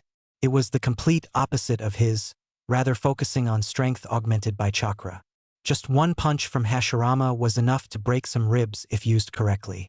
While Naruto did not possess perfect chakra control like his older brother possessed, it still could be adapted. Turning to the battle, both traded some blows before skidding throughout the water, making some distance. "We're done for the day, Naruto. Get some rest." The blonde nodded with a smile as he left the small lake and took a seat by the margin. Tobirama could see the satisfied look on Naruto's face. The boy had grown quite a lot under his tutorship, and the man was not speaking about the ninja arts. When they started training, Tobirama often had to resort to his water whips to keep the boy focused. While it seemed brutal to some, it did help keep the boy motivated. Now, it was rare to see the boy losing his concentration, thus allowing them to make full use of their time together, learning new material and even perfecting his already existing arsenal. The clones had gone, transferring their training to the real one, who then grabbed a leaf on the ground and attempted the technique. He placed the leaf between his hands and molded wind chakra. As he saw the leaf, he smiled upon seeing that he managed to slice it halfway already. He got up and bowed at his sensei, showing respect and gratitude. "See ya tomorrow, sensei."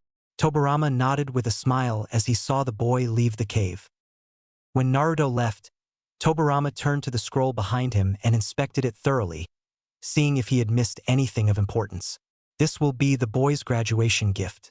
Tobirama had placed 100% of his knowledge inside the scroll, containing not only his entire elemental ninjutsu repertoire, but also his space-time ninjutsu techniques and even his most dark creation, the Edo Tensei technique, a technique that enabled the creator to revive the dead. Hashirama vehemently protested against the creation, and Tobirama at the time explained that he would do everything he could to better protect the village. At the time, the man firmly believed that the means were justified just as long as the end meant Konoha's survival and prosperity. For some reason, he did not wish for Naruto to learn the Edo Tensei technique. It was a vile technique. That much he knew. Tobirama wished for Naruto to receive his legacy so that it could be of use to the village. He did not wish for the kid to tamper with such knowledge. However, that did not mean that he would not teach the boy how to undo the technique. The Edo Tensei was created with the knowledge he acquired from Uzumaki Mido's teachings, which meant that the knowledge to revive the dead was in Uzushio's ancient scrolls. If those scrolls were to be stolen by someone who wished to use the technique against Konoha, it was Tobirama's responsibility to teach Naruto how to undo the technique. Aside from that, it was now time to teach him a thing or two about space-time ninjutsu. Of course, it would take a lot of time for the boy to grasp the concept, but eventually Naruto would learn it through the instructions Tobirama left in the scroll. Chapter 4: Graduation, Revelations and Teams. Beta, QB 123. An entire year has passed since Naruto first learned elemental manipulation, and Tobirama could proudly say that the kid was ready to face the trails of a shinobi life. That didn't mean that Naruto had learned everything that a man of the Naidame Hokage's caliber had to pass on, though. On the other hand, Naruto had managed to learn the basic knowledge behind every skill that Tobirama had, meaning that the genin in training would be able to learn everything in due time. By Tobirama's best estimate, by the time Naruto advanced to Chunin, he would already learn the majority of water ninjutsu. Regarding space-time ninjutsu and even battle fuinjutsu, it would take much longer, perhaps when he made Jounin. In regards to other skills like taijutsu, shurikenjutsu and kenjutsu, Naruto was a natural. He had learned fluidity and agility from Tobirama's style of fighting. He also learned how to apply chakra to augment his strikes, a style created by Senju Hashirama. His kenjutsu looked quite sharp, and the man was not mentioning the ability that Naruto developed over this year regarding the use of wind chakra in conjunction with his shinobi gatama. Aside from using wind in kenjutsu, Naruto had finalized the steps required to wind manipulation by slicing the cave waterfall in half. After that, Tobirama taught Naruto the only wind techniques he knew: Futon Repushu, wind release, wind gale palm technique, and Futon de Tapa, wind release, great breakthrough technique. It did not take long for Naruto to learn those, as wind was his main affinity, despite how much they had trained in water ninjutsu. Unfortunately, despite Tobirama's wish to further extend the boy's knowledge in Futon, he could not. Aside from that, the kid was ready. Futon Repushu, wind release, wind gale palm technique. The real Naidame watched as Naruto's shuriken propelled by the wind technique hit the Naidame's shadow clone, dispelling the replica. The real one received the information immediately and smiled in acknowledgement. Another ability Naruto developed under his tutelage was battle strategy. At the beginning of the fight, they engaged in kenjutsu, but the Tobirama clone had used superior speed, forcing Naruto to abandon his first strategy and create a small distance with a couple of well-thrown shuriken. The Naidame clone slashed through the projectiles, but Naruto was already making hand seals for the Suetun Mizurappa, water release, wind-water wave technique. The clone evaded the water attack and cast a disorienting genjutsu on Naruto, who managed to dispel it, before evading a barrage of kunai.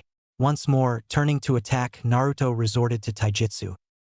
Using considerable speed, he got in close and danced against the clone for a while before placing one foot back and focused chakra on his left fist. The blue energy surrounded Naruto's hand. If the clone got hit with it, he would dispel. However, using Jounin-level speed, the clone evaded the attack and flipped in the air, hitting a dead kick on Naruto's chest, sending him flying. The kick disoriented him a little, but eventually Naruto managed to flip in midair and initiate the combo that took the clone down with shuriken and futon ninjutsu. Overall, it was an impressive match for a genin or even a chunin in Tobirama's book. Well done, Naruto. You've come very far from that brat 3 years ago who could not even use his chakra properly.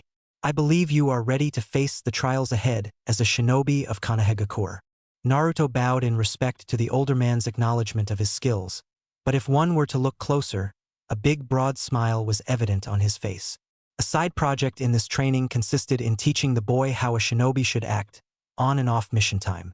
Of course, Naruto was still Naruto in personality, hence the grand smile in recognition. Naidame had just added a few points here and there. Analytical skills were tampered when emotion overruled judgment. While on the mission, emotion just did not belong. In Naidame's time, even genin were penalized for allowing emotion to jeopardize the mission. Emotion was only allowed in off-mission times. Naidame always preached about the balance between light and dark, or yin and yang. He had 2 examples in the past that he constantly explained to Naruto. Sarutobi Hiruzen was the light. He could handle somewhat fine in the dark, but not as much as Tobirama preferred. Shimura Danzu was the complete opposite, 100% comfortable in being the dark and not at all used to being in the light. Tobirama had chosen Hiruzen as the Sandaime Hokage for precisely this reason. Naruto came to learn a lot about Tobirama's strongest students in the past and how they acted in general. Lastly, but no less important, Tobirama focused on trust. A shinobi should learn that the consequences of whom he trusted. In a mission, even allies could turn against you.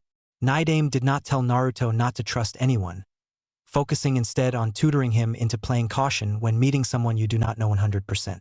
Enemies oftentimes use trust as a weapon to get close and perform the killing blow.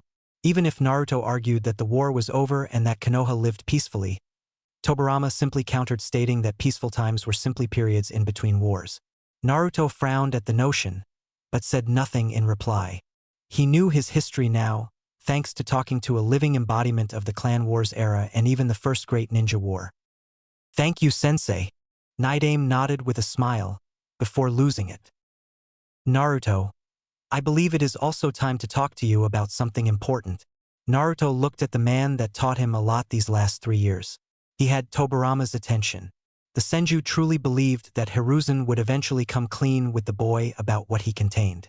However, day in and day out, nothing had happened. Naruto even met the Sandaime on numerous occasions for a lunch or dinner, but the subject had never come up. Otherwise, the kid would have already asked questions about it. Naruto deserved to know about it, otherwise it could jeopardize any mission he was in. One needed to fully comprehend the scenario in order to make a proper decision, and knowing that Naruto had the Kyuubi inside him made all the difference. "What is it, Tobirama-sensei?" The small pause in Tobirama's speech alerted Naruto to the seriousness of the subject. "Do you know what Jinchuriki are?" Graduation test Uzumaki Naruto was the first student to step inside the classroom, as today was his last day as a student. Tomorrow would be his first day as a shinobi. There was simply no way he could fail the exam. His sensei stated that the academy's standards had fallen so much that even a civilian could pass. Tobirama's words were based on the academy curriculum during the village's founding. The boy, however, cared very little about today, as the memory of yesterday was still clear inside his mind. Inside of him was the one responsible for almost destroying Konoha, killing multiple shinobi/civilians, and even killing the Yondaime Hokage. As a little boy, Naruto always craved for answers. Tobirama-sensei provided him with a lot of them, even if only focused on his shinobi studies. However, up to now, he had no answer regarding his treatment by the village population and even some shinobi. He would hear whispers and feel the villagers' eyes on his back, looking at him with disdain and hatred. His young mind could not think of anything that would warrant such discrimination against him, hence why he urged to receive an explanation for said treatment. He never had one until now. He was the Jinchuriki of the feared Kyuubi no Yoko. According to Tobirama-sensei, Jinchuriki meant power of human sacrifice, and that some villages used to seal-tailed beasts inside shinobi and train the shinobi to become the ultimate weapon against enemies. Based on the events that occurred 13 years ago, Tobirama did not believe that Konoha had done so. However, the fact remained that the Kyuubi was sealed inside Naruto, and the boy could very well use the fox's chakra as his own, if nothing more, to expand Naruto's already large reserves. Tobirama also stated his wonderings about why Hiruzen, the Sandaime Hokage, had not told the boy about it. In the end, one fact was easy to conclude. The Sandaime had lied to him and did so with a purpose. Naruto even questioned the very Naidame Hokage about why the man forgot to mention this fact 3 years ago, to which he simply stated that it was irrelevant to Naruto learning his legacy. Tobirama also informed him that because of their training, it would become much easier to control the fox's chakra in the future. Naruto came to respect the man for training him, but the only thing Tobirama ever considered relevant was Naruto's training. Nothing more. Emotions, according to Tobirama, were irrelevant, hence why the man didn't even think to sugarcoat the truth to him. In actuality, Naruto did not expect anything less after expending so much time with him. He expected differently from the Sandaime, though. Before meeting Tobirama, Naruto's entire circle of trust revolved around the Sandaime Hokage. He was the only one who had ever shown kindness to the boy and was the only one who ever bothered helping him. The ramen stand owners were there for him, but only when Naruto showed up to eat. As Naruto received the paper test from Irika, he now remembered Tobirama's lessons about trust, and sadly so, Hiruzen Sarutobi, his grandfather figure, could not be trusted completely. It certainly pained him to admit it, but it was the truth. Releasing a sigh in dismay at the situation, Naruto turned his focus exclusively on the test. Some of the questions were easy, others not so much, but Naruto went through them all, answering the easy ones fully and giving his best on the hard ones. He gave one last check on the answers he provided and even checked for hidden genjutsu. Surely, if Mizuki did it before to screw his education, then no doubt he would do it again to stop Naruto from graduating. Thankfully, his chakra was not tempered with, meaning this test was the real one. The shuriken and taijutsu tests were much easier and Naruto took advantage of those to even the odds in case his test scores weren't good enough. Instead of hitting the usual 6 out of 10, Naruto raised the bar, going for 8, surprising everyone at the constant improvement. He even managed to take the taijutsu fight the entire 3 minutes against Iruka. With everything done, all that remained was ninjutsu. Naruto stood in front of Iruka and Mizuki as he waited for the final instructions to finalize the graduation test. Okay Naruto, last part is ninjutsu. In order to pass, you must show us 2 perfect bunshins. Naruto nodded and took his time while focusing on the specific hand seal. This time, he felt his chakra being tempered with and narrowed his eyes at such audacity. Iruka clearly had no clue and took the situation as Naruto being nervous about it. Naruto had to release the genjutsu or else he would fail the test. He had no way out, however. The genin in training was hoping to keep his skills a secret, but he had to dispel it. Still focusing on the ram hand sign, Naruto dispelled the illusion and 1 second later, 2 perfect bunshin appeared on each side. Iruka nodded in congratulations. Mizuki looked shocked at the speed between abilities, but grudgingly congratulated the newly graduated genin. Congratulations Naruto, here is your Hitai 8. Wear it with pride. Naruto received it from Iruka and slightly bowed in respect. He didn't need to look at Mizuki to see the man's outraged expression. Naruto didn't bother to return to the classroom, nor did he want to meet the other graduates outside. As soon as he left the classroom where he performed the bunshin, Naruto left the academy via shunshin. Inside the cave . Naruto wasted little time after the test and went inside the cave in order to meet his sensei. Once inside, he reported how the test went and told Tobirama about Mizuki's attempt in disrupting his ninjutsu test. Tobirama heard it all with a frown on his face. He really wished he could leave the cave and go teach this Mizuki a lesson. He figured that one single exploding tag would do the trick. Wishes aside, it was finally time to address a serious topic with his student. Naruto, regarding this subject, I advise you to report it straight to Saru. Saru being the Sandame's nickname. Sometimes Naruto had to control himself not to call the Sandame like that. I thought about that, but how could I explain that I know how to disrupt genjutsu? It's not a topic taught at the academy. Tobirama nodded, pleased at his student's comment. Proved that the brat managed to think ahead. Indeed, Naruto's ability to dispel genjutsu would come as a surprise for Hiruzen, considering that as far as everyone was concerned, Naruto's sudden leap of skill was a simple consequence of Naruto dedicating to his studies. It was precisely for this reason that Naruto had never shown anything in the academy that wasn't a part of the school curriculum. Still, there was ways around that Naruto could exploit, simply stating to the Sandame that he had been working on his chakra control and realized that it was messed up for unknown reasons. From that point on, it would be simply a case of figuring out the culprit. Iruka, according to Naruto, have never shown anything against the boy. Indeed, Saru would be suspicious. When reporting, simply tell him that you felt that your chakra control was being tempered for some reason. Do not say Mizuki's name. If I'm correct, you won't have to. Naruto nodded with a smirk on his face.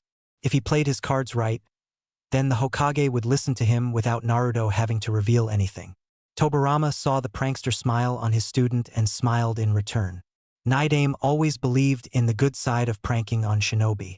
Now Naruto, since you managed to graduate, I have a matter of great importance to talk to you.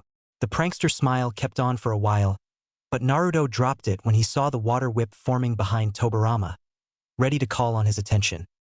Sorry, what is it? Since you managed to graduate and have reached an acceptable level of my teachings, there is no more need for me to remain. Naruto's eyes widened, but Tobirama crossed his arms. I've told you from the start that my being here had one single purpose. I have already bestowed upon you my legacy, my student, and I'm sure you will only grow in time. Naruto could not control the tears that suddenly escaped from his eyes right now. Yeah, the man focused only on training. His water whips were also a pain in the ass to deal with, but for 3 whole years, Tobirama-sensei gave him so much. Naruto just could not fathom the possibility of never seeing the man's grumpy expression again. Why would you leave, Tobirama-sensei? You said it that it would take a while for me to master everything. A simple snort came in reply. I stated as such, sure. However, I also informed you that you've learned all the necessary basics of my legacy in order to perfect them in time. Now, lose those tears, or you will know firsthand how truly frightening water ninjutsu can be. Naruto complied immediately, but he still looked at the man with pleading eyes. Now, the Nidaime released a sigh in order to explain further. That won't mean, however, that you will be on your own from here on out. Throughout the time we've spent together, I have synthesized all my knowledge into the scroll you see behind me. The scroll is and will be available to your eyes only. I've placed a blood seal for this very purpose. If anyone ever attempts to open, the consequences to said person will be quite severe.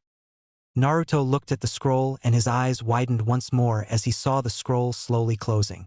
As such, Tobirama's essence began to waver. However, Naruto became startled when he saw a different smile. Naruto, since this is the last time we shall meet, allow me to say with great pride that you were the best student I ever had. Use the skills I taught you and the ones you will learn to protect Konohagakure. Naruto still cried, but he returned the smile with gratitude for everything they've been through. Naruto bowed at the man one last time and vowed to train hard and be of great service to the hidden village in the leaves.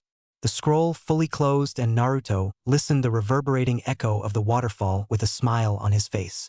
Quickly grabbing the heavy scroll, he left the cave towards his apartment, but not before he bowed one last time to the man he came to respect even more than the Yondaime Hokage.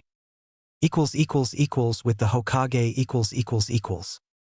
Like Tobirama instructed, Naruto appeared before the Sandaime and told him about the events of his exam. He was there to take a picture of his shinobi file as well. So let me get this straight, Naruto-kun, when you had your ninjutsu test, you felt that your chakra was tampered with. And that despite it all, you managed to complete the technique to graduate. Naruto simply nodded at the conclusion, saying nothing else. He also kept his composure under Hiruzen's leveled stare. Strangely so, it looked similar to Tobirama's. Naruto silently mused that Hiruzen's actions as Hokage mirrored his predecessor. This is a serious accusation, Naruto-kun. So I must ask once more, are you certain of what you felt? I know you have improved greatly since our talk 3 years ago, but you do have a large chakra capacity. Naruto felt the urge to scream at the man for the very reason he had a large chakra pool, but maintained a clear head. The old man was only being cautious. I am sure, Gigi. Of all the techniques I learned at the academy, the bunshin was by far the most problematic. I had to work extremely hard and it was still hard to produce less than 10 copies. I had spent no less than 6 months reducing it one by one until I could produce one bunshin. When I performed the technique in front of Irika-sensei and Mizuki-sensei, I felt the same as when I could only produce 10 clones. Hiruzen kept the stare for a while before he nodded at the kid. Surely, for someone with such large chakra capacity, producing 2 bunshin was the equivalent to a normal shinobi using medical ninjutsu. Releasing a sigh, he smiled to the boy. Okay, Naruto, I don't doubt you. I will look into this matter.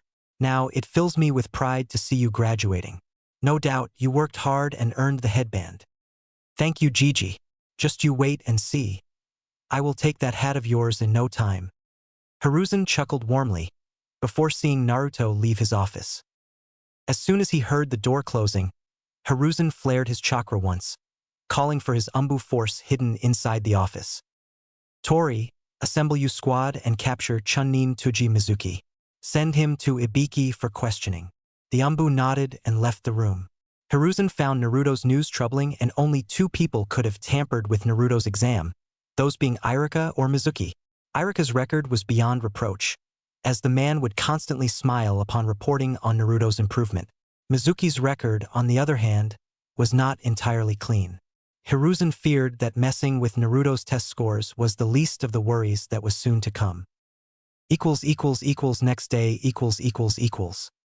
After delivering the Hitayatesh to the Genin, Yumino Irika went home in order to figure out the Genin teams. He had to think long and hard in order to form cohesive Genin units. If for instance Naruto became the dead last like he was 3 years ago, Irika's job would be quite simple. Now, however, it seemed that it would be impossible to divide the Genin, using a single mission spec in mind.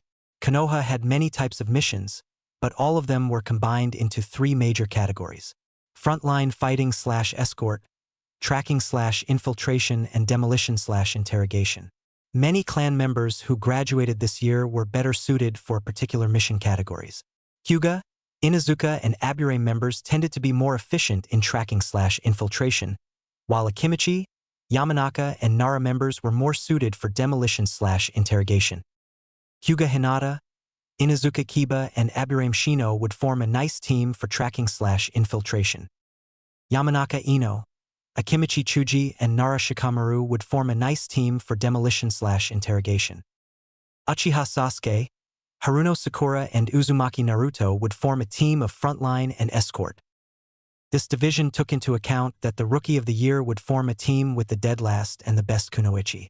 Now, since Naruto rose from dead last to the top 10 students, Irika had no other choice other than to mix the three teams. The other graduates were easier to form, hence why Irika focused on the three teams. Sasuke became the Rookie of the Year and Haruno Sakura was the best kunoichi of his classroom. With that in mind, Irika looked at the bottom of the classroom, those being Nara Shikamaru and Inuzuka Kiba. There was no doubt in his mind that Shikamaru was a genius. The boy was so lazy, however, that he only placed enough effort to reach the minimal scores needed to pass. Inuzuka Kiba's grades showed more reality, hence why Irika smiled upon forming the first team. No doubt, Kiba and Sasuke will be the frontline fighters and Sakura will act as support from long range.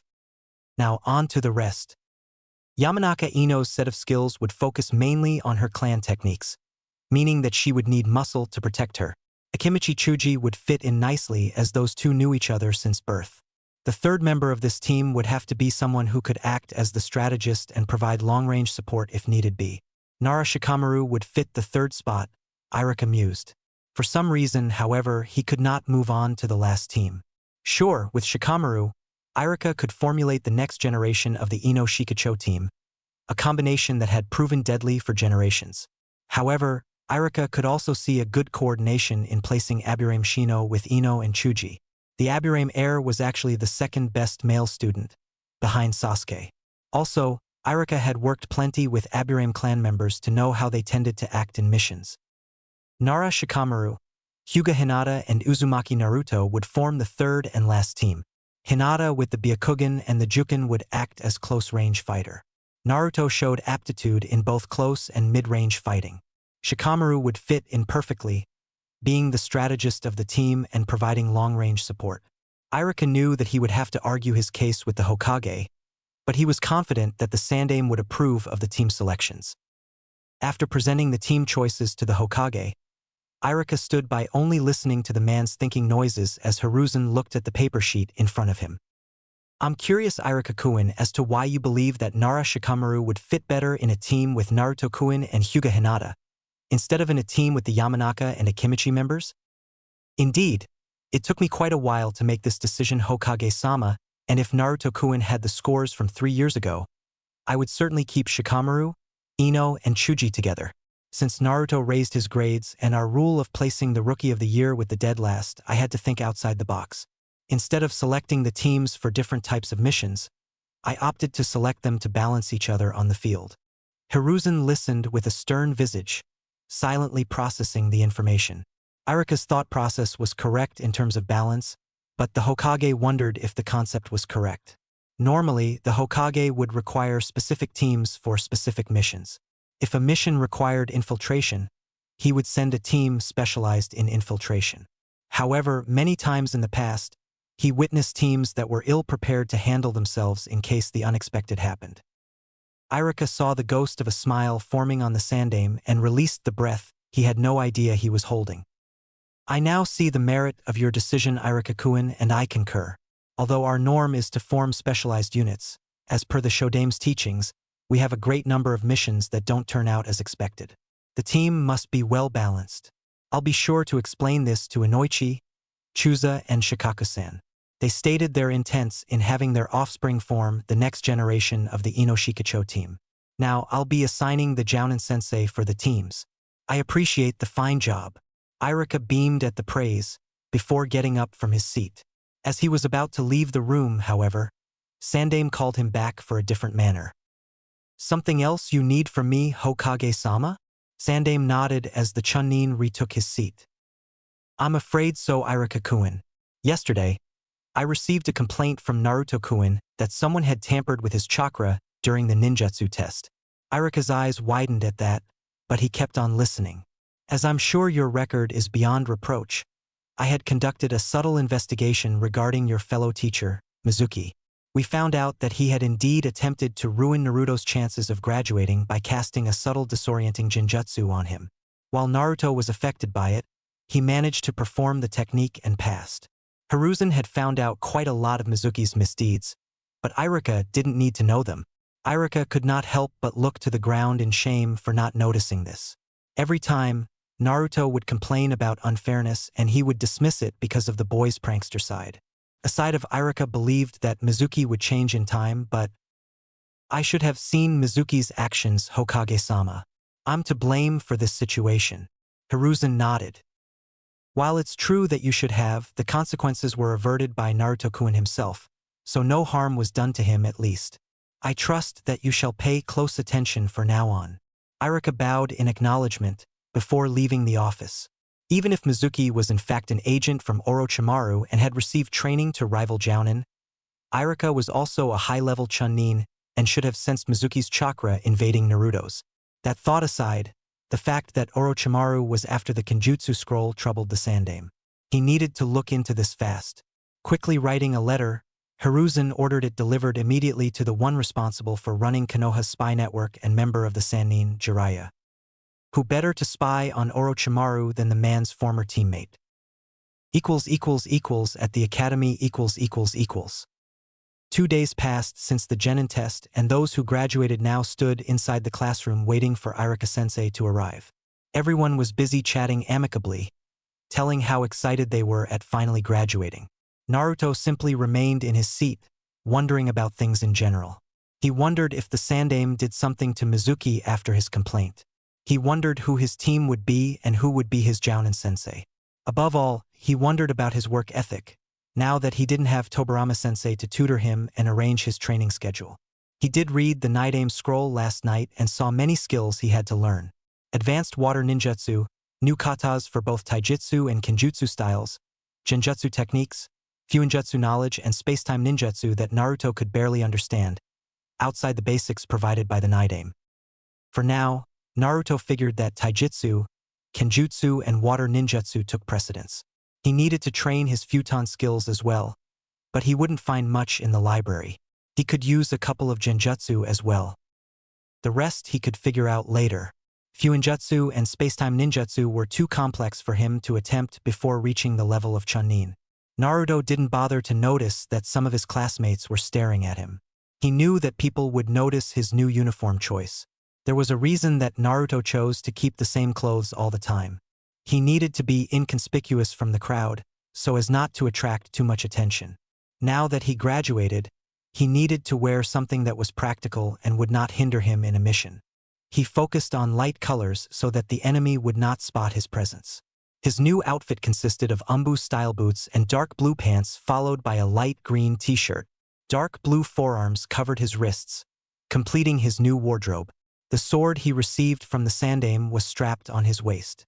Said outfit would have cost him a fortune, had he not bothered to use a simple henge to dye his hair black and hide the whisker marks. Naruto's wonderings ended as soon as Irika entered the classroom and ushered everyone to shut up. Before he could begin, however, Sakura lifted her hand. Irika-sensei, what happened to Mizuki-sensei? Naruto perked at the question and looked at the man's eyes with a smile on his face. He didn't need to hear the answer to conclude what happened. Mizuki is otherwise occupied Sakura and won't be able to make it. Now, listen up all of you. To everyone here who now wear the Konoha headband, congratulations. All of you worked hard to become genin and I'm sure that you will only grow. Know that this is just the beginning of your careers, however. The Academy's goal is to better prepare you for the shinobi life out there. Naruto had to snort at that, remembering what Tobirama thought about it.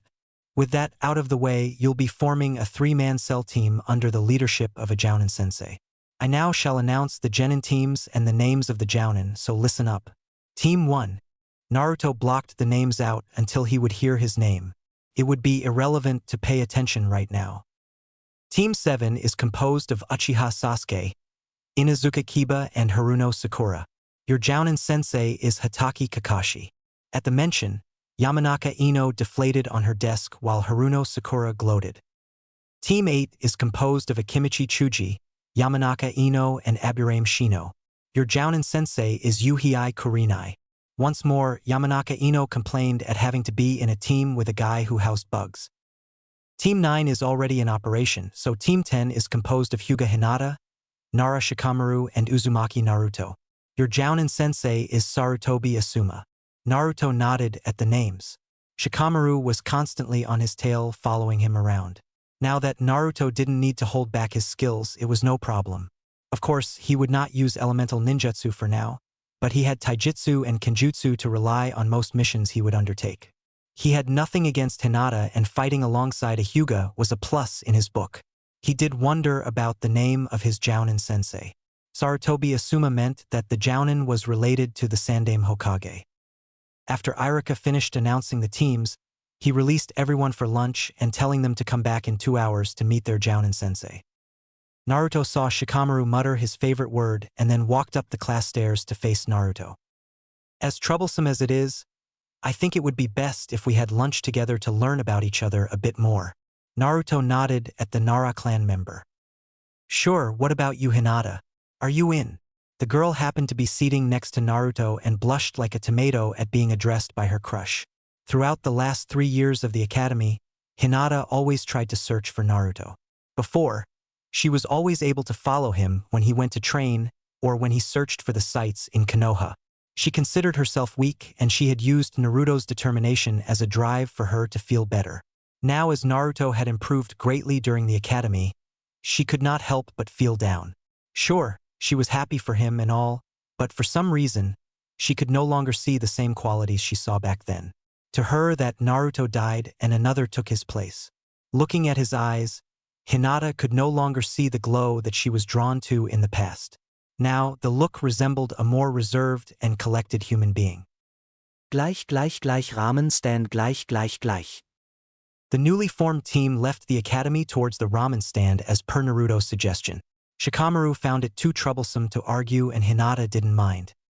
Once everyone ordered the respective dishes, Shikamaru turned to Naruto in order to study the troublesome blonde for a good 10 seconds. What he saw staggered him. Naruto's improvement at the academy was shocking enough, but this one before him had changed even more. His posture exuded confidence, and he could see that the boy was always alert to his surroundings, even if Naruto appeared busy eating his noodles. The clothes change was a bonus to the huge question mark inside Shikamaru's head. If it was one activity that Shikamaru enjoyed, it was solving a mystery, something that even his high IQ could not solve right away. He needed to solve the riddle that was Uzumaki Naruto, and he had found the first item to focus on. Say, Naruto, what's with the sword? I had no idea you used one. Naruto finished eating and looked at Shikamaru before looking at the sword. It was a gift from the Sandaime Hokage after I managed to improve my grades. I've been practicing with it for 2 years now, I think. I just didn't bother to bring it to the academy, since I wouldn't use it. Quite impressive how you improved in such a short time. I almost dare say that you just pretended to suck at the beginning. Naruto released a long laugh at the comment. If only they knew. I did suck back then for sure. Back then, I had a long talk with the Sandaime, and he explained to me that if I were to aim the Hokage position, it was imperative that I worked hard at the academy, to master the basics. Let me tell you, at first, the academy books were like a foreign language to me. I had to purchase a dictionary just so that I could understand what the book said. Also, there was the fact about my chakra capacity. What about your chakra? This time it was Hinata who asked. Naruto was laughing like a hyena from the inside. His sensei would be proud of him for directing the conversation. At first, when we started learning ninjutsu, the kawarimi and the henge became easy enough with practice. However, for the life of me, I couldn't perform the bunshin. It turned out that the reason I could not perform it was because I happened to have a large chakra capacity and not enough control. Because of this, I went to the Hokage for tips, and he taught me how to improve my control. From that point on, with enough hard work, I managed to perform the technique and improve my grades. Funny, isn't it? Shikamaru merely frowned at the new information and wondered why neither of the teachers bothered to point this to Naruto. The academy measured the amount of chakra of all the students. He was about to ask Naruto more questions, when Naruto opened his mouth. But enough about me, though. Tell me, Shikamaru, how was it that your scores were so low? I found a history book in the library, and it said the Nara clan were known for their high intellect. It was too troublesome. I placed enough effort to pass. I don't have any qualms about showing off, and I certainly don't aspire much in the future to really apply myself beyond the bare minimum. Wow, the book also said that the Nara clan were known for their laziness, but I thought it was exaggerated. Hinata released a small giggle and Shikamaru's forehead showed a small vein at the comment. Even it was true, no book would ever say something like that. Naruto's laughter afterward only proved it was a joke. What about you, Hinata? I read a lot about the Hyuga clan as well. Your Byakugan and Juken are quite feared, huh? I can't wait to see it in action. Hinata blushed at the praise, while Shikamaru frowned. In this little conversation, Naruto showed a lot of knowledge regarding the clans in Konoha. He had no doubt that he knew about the rest as well. I'm not that good in the Jeijuken as my cousin and my younger sister. Naruto frowned at the response. He didn't realize that a Hyuga knew humility. How come? I've seen your moves at the academy. Looks pretty great to me. Hinata blushed once more at the praise. To Shikamaru, was clear as well that Hinata's confidence in herself was lacking. I don't know. Father always berates me in our practices. Naruto and Shikamaru looked at their teammate as she looked on the ground in sadness. Well, I still have doubts about that. I know what I saw after all. Hinata smiled at the comment, but the memory of her father was still fresh in her mind. Shikamaru observed from the sidelines for a while. Hinata needed to work on her confidence or else things will be quite troublesome to manage. The team finished the rest of their meals in silence, before paying the bill and returning to the classroom. It was time to meet their Jounin sensei. At the academy . Once all the now graduated returned inside the classroom, Irika took a moment to look at all of them and smiled soon afterward. He had high expectations for this generation. Hyuga, Uchiha, Yamanaka, Aburame, Inuzuka, Akimichi, and Nara clan. Each of these clans had one representative in this classroom. Aside from the clans, Irika got wonderful students in both Haruno Sakura and Uzumaki Naruto. He had no doubt in his mind that they would surpass everyone's expectations. Irika took a couple of minutes to express his thoughts about the classroom, before saying that within minutes, the respective Jounin senseis would arrive to collect the teams. With that, Irika bowed to everyone and left the room. As Irika said, little by little, different shinobi started to arrive in order to collect the genin teams. 5 minutes later, Naruto looked up and saw two Jounins entering the room together. The first one was a kunoichi and a very beautiful one at that. She was fairly petite and light-skinned woman of slender build. She had long, black, shoulder-length untamed hair and unique eyes that are red in color, with an additional ring in them. Naruto actually believed she was an Uchiha, based on observation alone. Her outfit consisted of a red mesh armor blouse with only the right sleeve visible. The second Jounin was a shinobi and quite tall compared to the woman. He had brown eyes, short and black spiky hair and beard. His clothing consisted of the standard Konoha ninja uniform with the sleeves rolled up halfway, the standard Jounin flak vest, regular shinobi sandals. He also wore what appeared to be a sash with the kanji for fire marked on it around his waist. He had a pair of black bangles and bandages wrapped around the arms of his sleeves, not to mention the uncanny resemblance to the Sandaime Hokage. So that's our sensei. Interesting. Jounin Yuhi Kurinai, Team 8 you're with me. Meet me in Training Ground 8 in half an hour. The woman next to Asuma announced, before vanishing in a shunshin. Jounin Asuma Sarutobi, Team 10 you're with me. Meet me at the barbecue restaurant in 20 minutes. Asuma had also vanished via shunshin. Both Team 8 and 10 got up and left the room, leaving only Team 7 to wait for their tardy sensei. Barbecue restaurant .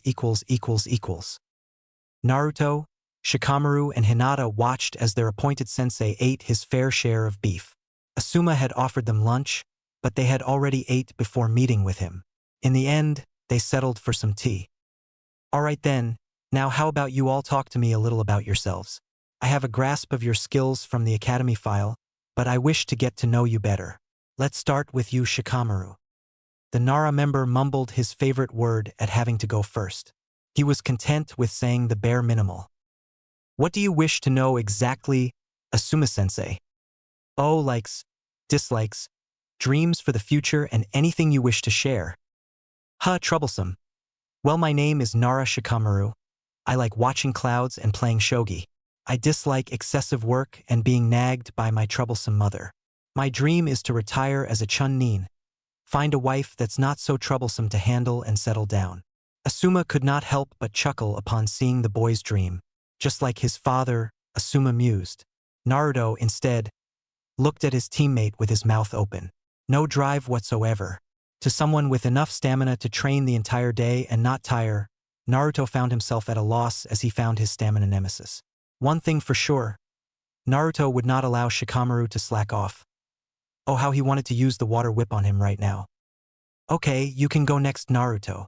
Seeing his cue, the blonde nodded. Well, my name is Uzumaki Naruto. I like ramen, training, shurikenjutsu, and kenjutsu. I dislike the 3 minutes it takes to cook ramen. My dream for the future is to rise through the ranks, gather enough experience, and become a Hokage just like the Nidaime. Asuma nodded with a smile on his face. He heard from his father how the boy aspired for the Hokage position and how much the boy talked about the Nidaime Hokage. Little did everyone know precisely why Naruto mentioned the Nidaime Hokage. Shikamaru, however, found the answer interesting. He remembered the boy worshipping the Yondaime Hokage 3 years ago. It must have something to do with his improvement all of a sudden. A nice dream you got there, Naruto. Okay, last one. Hinata. Oh, my name is Hyuga Hinata. I like pressing flowers, zensai, and cinnamon rolls. I dislike those who look down on others, and my dream is to unite the Hyuga clan. Asuma nodded, while lighting a new cigarette. Naruto already counted 3 since they arrived at the restaurant. He supposed that all members of the Sarutobi clan enjoyed having a smoke here and there. The Sandaime did enjoy that pipe of his. Asuma released the pent-up smoke and Team 10 instantly coughed like crazy, earning a smirk from the sensei. Okay, now that we got to know each other, all of you are dismissed for the day. You are to meet me at Training Ground 10 for one more before you can be called genin. Asuma merely waited for the response. Troublesome. Shikamaru groaned in reply. Other test? What do you mean? We are not genin right now. Now, Naruto entered into a completely different conversation. Asuma merely smiled and explained. The academy test had one purpose only. It served to show which of you had the potential to become genin. It is up to the Jounin sensei to determine whether you receive the title or not. The test will begin at 8 o'clock tomorrow morning. The genins nodded while Asuma paid for his tab. After that, the team left the restaurant and each went on their separate ways. The sun began to show its descent as Naruto reached his apartment. Tomorrow would be the first real test of his life and he could not wait. He could not show any sort of elemental manipulation. Naruto even felt he couldn't use the first techniques he learned either. Since he is not officially a genin, he wouldn't have an explanation as to how he knew those techniques. It wouldn't be a problem after he passed tomorrow, since he would have official access to the library. For now, only taijutsu, shuriken, and kenjutsu, unfortunately. Not to mention abusing the kawarimi. Chapter 5 Genin Test. Beta. QB 123. When the next day started, Naruto was already inside the famous cave when he spent 3 years training under the Nidaime Hokage's guidance. After leaving the barbecue restaurant yesterday, Naruto went straight home in order to check the scroll and figure out a suitable schedule. Senju Tobirama listed a great load of water ninjutsu of all types and uses. Long range, short range, defensive, offensive, supplementary. For now, Naruto had a good arsenal of techniques. He knew 1 defensive technique, 3 offensive ones, and 1 supplementary. The boy smirked at the nostalgic memory of when he learned the Suru no Jutsu, water prison technique. His petulant self complained about not learning something cooler, so Tobirama used a couple of water whips to silence him. Admittedly, the technique's use was limited. One had to use it in close range and catch the enemy by surprise. Of course, Nidaime taught him ways of using the technique more effectively. The Kage Bunshin could hide and wait for the enemy to pass by his location. The original could even lead him to the position. After looking at the list of water jutsus, Naruto had picked another one to train. He had to meet his team in 3 hours.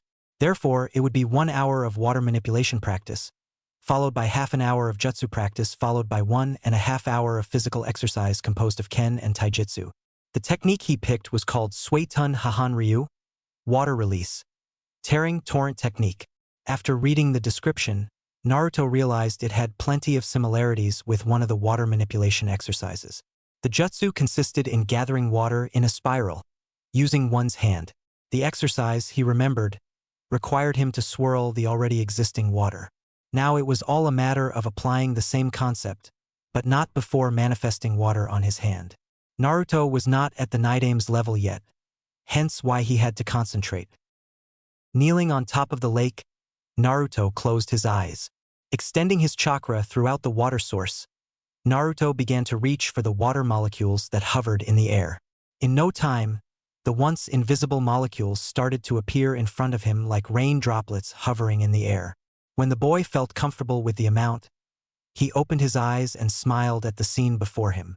It always amazed him to see the cave filled with water droplets. It made him miss his sensei even more. He still remembered the man standing behind him with his arms crossed and a stern visage. Going through the hand seals at a moderate pace, Naruto began to feel his own chakra molding into the technique. Suetun Hahan Ryu, water release, tearing torrent technique. Unlike the scroll's description, however, the water swirl took much longer than necessary, and it didn't have the necessary cohesion to pose a threat to the enemy. Naruto immediately stopped his concentration. Tobirama sensei always told him to learn his own movements first to see if they were the correct ones. It meant that if you were doing it the wrong way, simply repeating it will show the same result. Rather than attempting by trial and error, it was required of the blonde to analyze exactly what went wrong, correct it, and try again. Sure, Naruto could even summon some help from his clones, but since he had yet to grasp the technique, it would still be useless.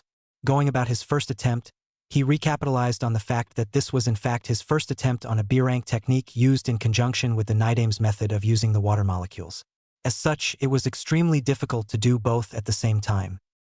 Deciding to perform the technique using the water inside the cave, Naruto realized it was much easier. It wasn't complete, but it sure was better than the first attempt. His clones certainly could perfect the technique now, while he moved on with the physical aspect of his training. Of course, it would be more prudent to learn the technique like the Nidame did. It would be more useful in the field, considering that he wouldn't need a nearby water source. However, he had enough time to learn it properly. After some stretches, the recently graduated genin went through the katas he learned under Tobirama sensei. He would mix it up with the Shodame style as per his sensei's instruction. Surely, no one would know about Tobirama's style, save for the Sandame and Kosuka. That didn't mean that Naruto could perform it without any risk. By mixing it up, the style would be a new one and thus allow Naruto to use his full taijutsu capabilities. Naruto even decided to use some moves from the academy to lower the possibility of being questioned. As soon as he punched the wall and made a small dent at it, Naruto heard a different noise echoing throughout the cave, the sound of steps. 2 days ago, he would have freaked out at the possibility of someone else seeing the Nidame here training him. Now, however, it was irrelevant and said thought saddened Naruto greatly. "Oh, it's you, Naruto-kun. What are you doing here?" Naruto saw old man Kosuka approaching with the traditional smile on his face. "Kosuka-oken, how are you? I found this cave a long time ago when I was searching for hidden waterfalls. I found it's a nice place to train, so I come here every day now." The man nodded still with a smile on his face. "Well, Naruto-kun, you did find a place in the village's history." Naruto's puzzled look was expected, so the man continued. "This cave happened to be our esteemed Nidame Hokage's favorite. I remember coming here close to 40 years ago when he decided to teach me a couple of his techniques." Kosuka stopped talking when he inspected the fissure on the wall courtesy of a well-practiced taijutsu strike. Not something he would have expected from someone who had just graduated. "You sure is dedicated, Naruto-kun. I can see that." Naruto nodded with a smile on his face, silently thankful that Kosuka only came inside when he stopped his Suetun practice. Thanks, Oken. I do want to become Hokage, you know. I'm just doing some exercises before I have to meet with my team for another test. Oh yes, I remember. So who is your Jounin sensei? Sarutobi Asuma is his name. Don't know much about him except that he looks a lot like Sandaimjichi. Naruto said as he returned to his practice in taijutsu followed by shuriken throwing. Tobirama always taught him that the best way to train was to picture yourself against imaginary opponents. Obviously, it would not be the same as practicing against an actual shinobi, but it allowed Naruto to understand different scenarios and adapt his skills accordingly. Kosuka seemed engrossed in nostalgic memories, though, so Naruto kept on training until it was time to meet with his team. He quickly gathered the tools he used inside the cave and appeared in front of Kosuka. Sorry, Kosuka-oken, but I need to get going. The elder looked at the blonde and nodded with the usual smile. Good luck out there, Naruto-kun, and remember, never forget what our shinobi's main base of strength is. Naruto blinked once, trying to understand it, before a determined smile appeared. Oh, he understood that, all right. He heard the same thing from both the Nidaime and the Sandaime on multiple occasions. He sprinted away from the cave towards the training ground where his sensei and probably his teammates are waiting for him. When he arrived at the training ground, he was surprised to see everyone already there. But he couldn't have been late. It was barely past 8 o'clock. He calmly approached the training ground, taking a silent look throughout the site in anticipation of whatever assignment his new sensei would propose. This training ground had many trees to work with, he reasoned, not to mention plenty of leaves and tree logs for him to utilize while fighting. Asuma was quietly talking with Shikamaru when the man looked up towards the latecomer. About time you appeared, Naruto. I was already thinking that something happened. Naruto nodded apologetically. Forgive me, Asuma-sensei. It's just that every day I created a routine training of sorts. Both his teammates looked at him at that. They were being tested right now and Naruto would waste energy training. Plus, I actually thought that Shikamaru would be the last one here, so I believed I had more time. The genin in question snorted and crossed his arms. He openly complained about his troublesome mother and her constant nagging. He actually got here earlier just to avoid her altogether. Hinata giggled at her teammates while Asuma smiled as well. He, of course, knew a lot about who wore the pants inside the Nara residence, and certainly it was not Shikamaru's father, Shikaku. All right, now that everyone is here, let us begin. The genin all stood at attention as the man spoke. For today's test, you three shall face me in battle. There is one rule to this test. You must hit me at least 3 times. Also, even if the chance of a genin even touching a jounin is slim to none, in the event that only one of you completes the task, it won't count. I won't say anything else. The 3 genin, if possible, blinked at the same time, obviously with many questions left unanswered. So then, let us begin. You have 3 hours to finish the test. Starting now. As soon as Asuma said so, he charged at the closest one, greatly surprising Shikamaru and Hinata. Of course, Asuma would not use jounin speeds for this, but he didn't need to. Naruto immediately narrowed his eyes at the incoming opponent and initiated his strategy. Asuma managed to land a kick on Naruto, but was surprised when a log appeared instead. Hinata and Shikamaru immediately fell on the ground. That took less than a second. What the hell, sensei? Naruto screamed from behind one of the trees. Asuma smirked at the outrage, silently praising the kid's fast use of kawarimi. He had seen Chunin take longer.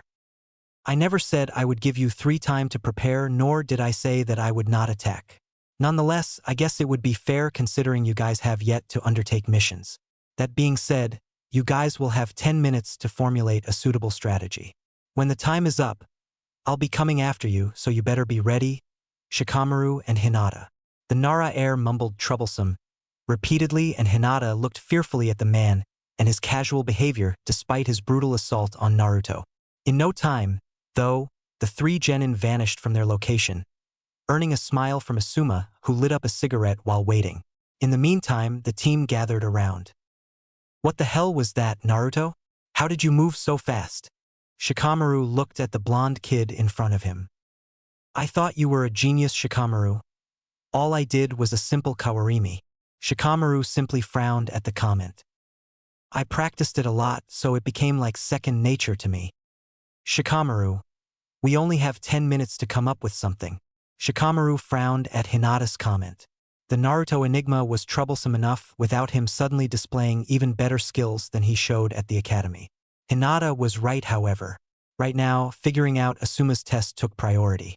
Shikamaru didn't need 2 seconds to realize that neither of them could attack Asuma alone. The man's first attack demonstrated that alright. Obviously, they needed to attack him together if they hoped to pass. Figuring that out was the easy part. Now came the part when they formulated an actual battle plan that not only would keep the man away but also attack him 3 times. He looked at the two in front of him and released a sigh in dismay. Okay, I think I have an idea. Hinata and Naruto heard the idea and nodded. For Naruto, it would be a nice test. When the time ended, Asuma threw away his cigarette and began his search on those 3. So far, he considered their abilities to hide at least tolerable, even if he was able to find Hinata and Shikamaru. He was about to extend his senses to find Naruto when a couple of shuriken flew at his left side, coming at him at great speeds. The chain smoker Jounin frowned at the precision of the projectiles. Using Chunnin's skills, he evaded them before blocking an incoming kick from Naruto. He was ill-prepared for such taijutsu level, but he held his ground against the slowly building mystery in front of him. From what he observed from Naruto's stance, it focused on agility, but his arm felt considerable power behind the strikes. The entire dance took 5 minutes and Naruto was not showing signs of slowing down, showing great stamina for a kid. Naruto managed to evade an incoming kick and Asuma managed to press on the advantage until he saw a couple of shuriken and kunai come at him from multiple directions. Naruto took the opportunity and unleashed his sword to attack Asuma at the same time. The Jounin evaded it all but cursed as soon as he saw a shadow beam stretching to his position. Using a quick shunshin, confident that he would lose them, Asuma had to use a kunai to block Naruto's shuriken. The movement alone caught the man by surprise and the shuriken bounced off his kunai, slightly nipping his arm. So surprised was the bearded Jounin that he almost received a juken strike on the chest. Damn, these kids. Asuma thought with an amused expression on his face at almost getting caught twice in a row and by Green Genin at that. Naruto sure demonstrated skills that did not belong to a genin. Shikamaru certainly was the one who came up with the idea and Hinata's movements were better than he expected them to be. He guessed it was time to spice things up a bit, he thought. One thing was certain. He was having a good time already. In a different location . Different from Naruto's training location, the eternal genin Kosuka took solace in a place where no one would bother him, while he prepared some lunch. The only company he had so far were the trees that the Shodaime first brought to Konoha. Not many in the village knew about this piece of history, he mused. Said man created the entire landscape of the village, but these very trees were rather special. The esteemed Senju Hashirama created these trees as a gift to his wife Uzumaki Mito, upon their marriage. Each of these trees carried the Shodaime's chakra and every time Kosuka came here, he would remember just what it meant to be on the presence of that man. It brought a nostalgic feeling to the man who had probably seen more than many in Konoha. With a smile at the memory, the man sliced the nutrients inside his bowl and then poured some hot water for his trademark stew recipe. Of course, the amount he was preparing was enough for his new guest. Hence Kosuka didn't even need to look up to see the Sandaime approaching. "Fancy meeting you here, Kosuka," Hiruzen said as he took a seat at the rock in front of the eternal genin. "Ah, Sandaime-sama. Lovely of you to visit little old me. Please take a seat and I'll serve you a dish if you like."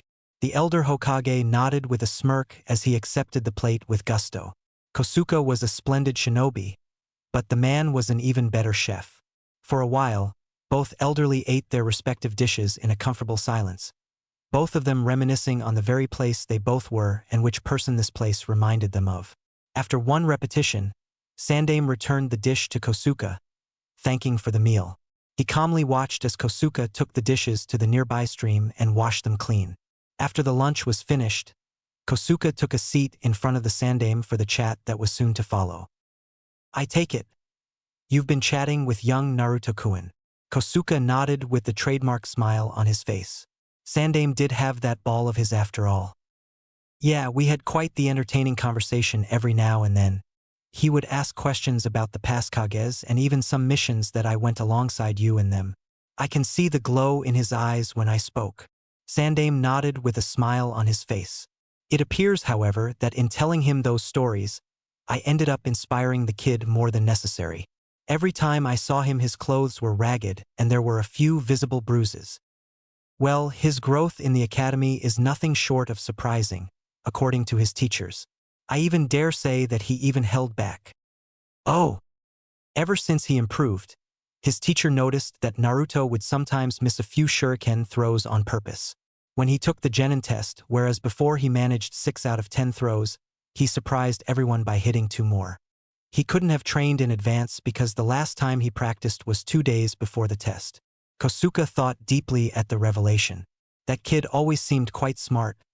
Smarter than Kosuka thought he was. So sly of you, Naruto-kun. Sandaime looked at the change of expressions on his old friend's face and frowned. This subject left Hiruzen in great doubt about his grandson figure. Would you know something about it, Kosuka? Well, it may be old-school thinking here, but I believe that Naruto's intentions were similar to how you and I grew up, Hiruzen. If he demonstrated everything he can do, then everyone would know that. Perhaps that sly fellow has a few skills that he isn't comfortable in sharing just yet. Who's to say really, huh? It's quite exciting, don't you think? Perhaps he has learned elemental ninjutsu. Perhaps he is training genjutsu techniques. Quite a mystery, this fellow Uzumaki Naruto, just like his father. Hiruzen frowned at the thought of Naruto keeping secrets, but he couldn't help but reminisce on the times when one Namikaze Minato began to show one technique after the other. First the Rasengan and then the Hiraishin.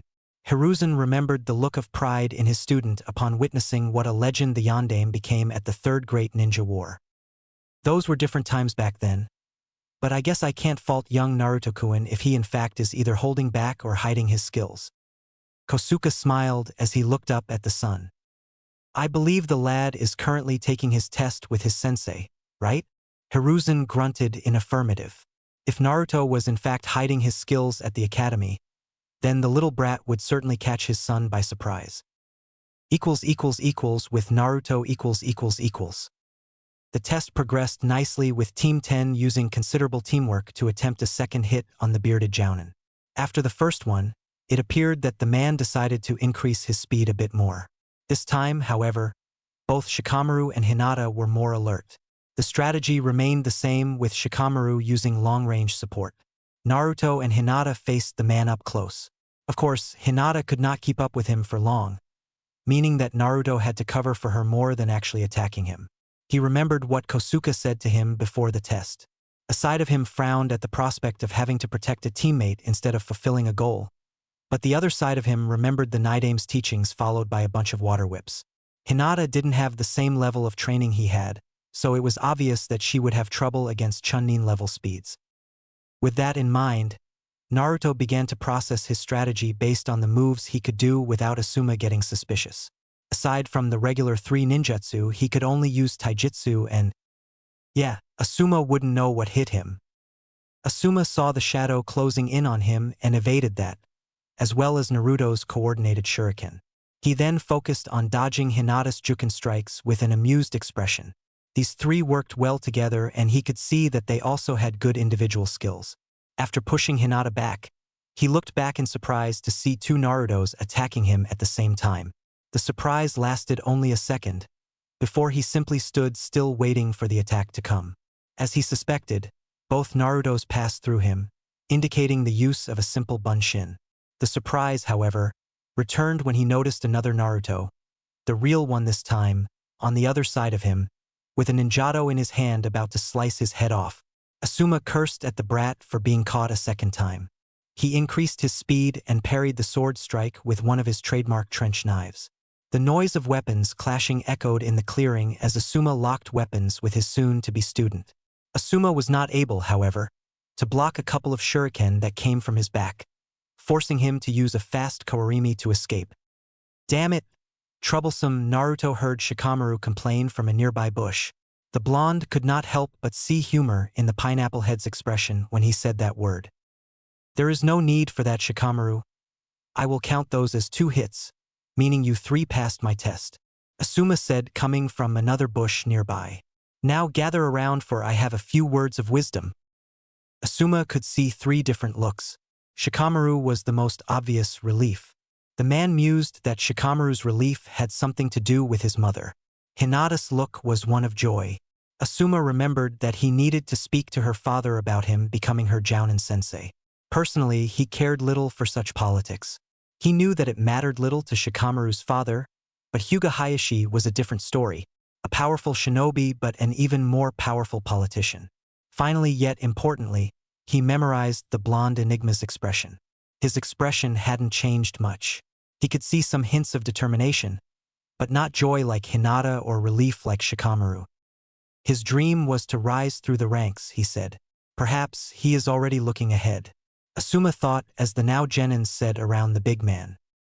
Alright, as I said before, you guys are now members of Team 10. You all impressed me with a considerable level of teamwork. Even your individual skills are worth mentioning, which is good since you all just graduated from the academy. For now, we will assume a simple schedule. We will meet here every day at the same time to train. Throughout the fight, I noticed areas you need to improve, so we will focus on that amongst other things, of course. After training, we shall take missions. I am guessing 2 missions per day just to get you all started. All 3 Genins nodded, earning a smile from the bearded Jounin. He had a feeling these guys would be an even better team once he had his way with them. Now, all of you are dismissed for today. See you all tomorrow. And Naruto, please stay for a moment. Naruto nodded, saying his goodbyes to a smiling Hinata and a frowning Shikamaru. The Nara heir couldn't help but suspect that something was off with him. Perhaps he could ask his father about it and see what he had to say. Asuma and Naruto now stood alone in the training ground. Naruto, I asked you to stay behind, because unlike Shikamaru and Hinata, you don't have a family to rely on. The saddened look caught the man by surprise, before he realized that he could have rephrased that in a more tactful manner. Sorry about that. It came out wrong. What I meant to say is that when it comes to training, Hinata and Shikamaru will either be training with us or with their clans. You will be training only with me, so I will be focusing more on your skills than them. Also, if you have any doubts about something, feel free to ask me anything. Okay? The blonde nodded enthusiastically, before getting up from the ground, dusting his clothes a bit. Okay, Asuma-sensei, I understand. Also, Naruto, from what I have seen from your fight, it's my understanding that you didn't perform like this at the academy. Am I right? Naruto scratched his head in embarrassment at being caught. It's not like he used any of the techniques he knew, so Asuma only had seen his taijutsu, kenjutsu, and shurikenjutsu. The bearded Jounin smiled at his student and nodded. There is nothing wrong in what you did, Naruto. Quite the opposite, in fact. Indeed, it is not wise to show everything you can do in a fight, except in cases of life and death. That being said, I do have to ask, are you still hiding your skills? Naruto had talked enough with the Nidaime to know when someone was fishing for information. He knew easily what to do in order to keep his sensei satisfied. Naruto would not tell the whole truth. Just a fraction of what he trained in under the Nidaime would be enough for Asuma. Well, I've trained a lot throughout the academy, sensei. I had many problems in controlling my chakra, so aside from what I displayed today, I also have trained a lot in chakra control. I found a scroll in the library detailing some advanced exercises, and I learned tree and water walking. The Jounin worked his brain for 2 seconds to remember if said material was accessible to academy students, but he had drawn a blank. That thought aside, it was impressive. That's quite impressive. Asuma for some reason became giddy at the prospect of training a genius. That will certainly aid us in your ninjutsu and dare I say genjutsu training if you want it. For now, we shall focus on getting you up to speed in taijutsu and kenjutsu. Your moves are solid from what I could see, so we will just keep practicing it. Even if you trained a lot like you said, there is no better training than fighting against real opponents. You'll be sparring with both me and your teammates on a regular basis. I could even get you to spar with others, but we'll cross that bridge later on. Any questions? Naruto simply negated with a smile. Nope, everything's fine, Asuma-sensei. I have to say, though, I'm quite eager for the missions tomorrow. Asuma smirked at the comment. Naruto's excitement will surely end once he learns what type of missions they will have tomorrow. After saying goodbye to his student, Asuma left in a shunshin towards the Hokage's office in order to report on his team passing, leaving Naruto alone in the clearing. With a smile, Naruto did the same thing towards his own apartment. Today, he figured it was high time he learned a genjutsu technique. To this day, the only aspect he trained in genjutsu is the concept behind both illusion casting and disruption. Naidame taught him how to manipulate his chakra in order to disrupt the opponent's chakra. He also taught Naruto ways of interpreting and dispelling the illusion. Now, it was up to Naruto to learn the actual techniques. Naidame's repertoire of genjutsu was rather limited compared to the others. The man may have been an all-around shinobi, but he had the areas he enjoyed focusing on. More genjutsu was not one of them. At the Hokage's office . All the Jounin sensei had just reported on their respective teams. As per usual, the index of graduated students repeated with only 3 teams passing. Teams 7, 8, and 10. The rest either were not ready to become genin or did not have the right mentality. The only out-of-the-ordinary event was that one of the 3 teams were passed by a man to whom people believed would never pass a team. The Hokage believed it would be a good thing that Kakashi became a Jounin sensei. However, it has been 2 or 3 years since he left Umbu and still nothing had come from it. The man had failed each and every genin team he came across, every time with the same excuse, that they lacked teamwork. This time, however, he passed one team, but Asuma believed it had something to do with the fact that one of the team members had the Sharingan and Kakashi would be the only one equipped to teach him, overall. Now he was sitting in front of his father, enjoying a cup of tea while chatting amicably. Chakra control, you say? Asuma nodded as his old man repeated what he had just said about one Uzumaki Naruto and how much better he performed than what he displayed at the academy. About his problem with chakra control, I'd say it was nice that he thought about it, but for me, I don't know. It seems rather convenient. Hiruzen nodded in contemplation. My thoughts exactly. An increase in chakra control sure could have allowed him to fight more efficiently, but no academy student would think that far ahead. Not by himself anyway, and he even said that he found a scroll with both chakra control exercises in the library. Asuma nodded, confirming his father's question. The silence allowed the seasoned Hokage to ponder on this enigma for a moment. For some reason, Naruto was keen on hiding his full capabilities. That in itself posed the million-dollar question.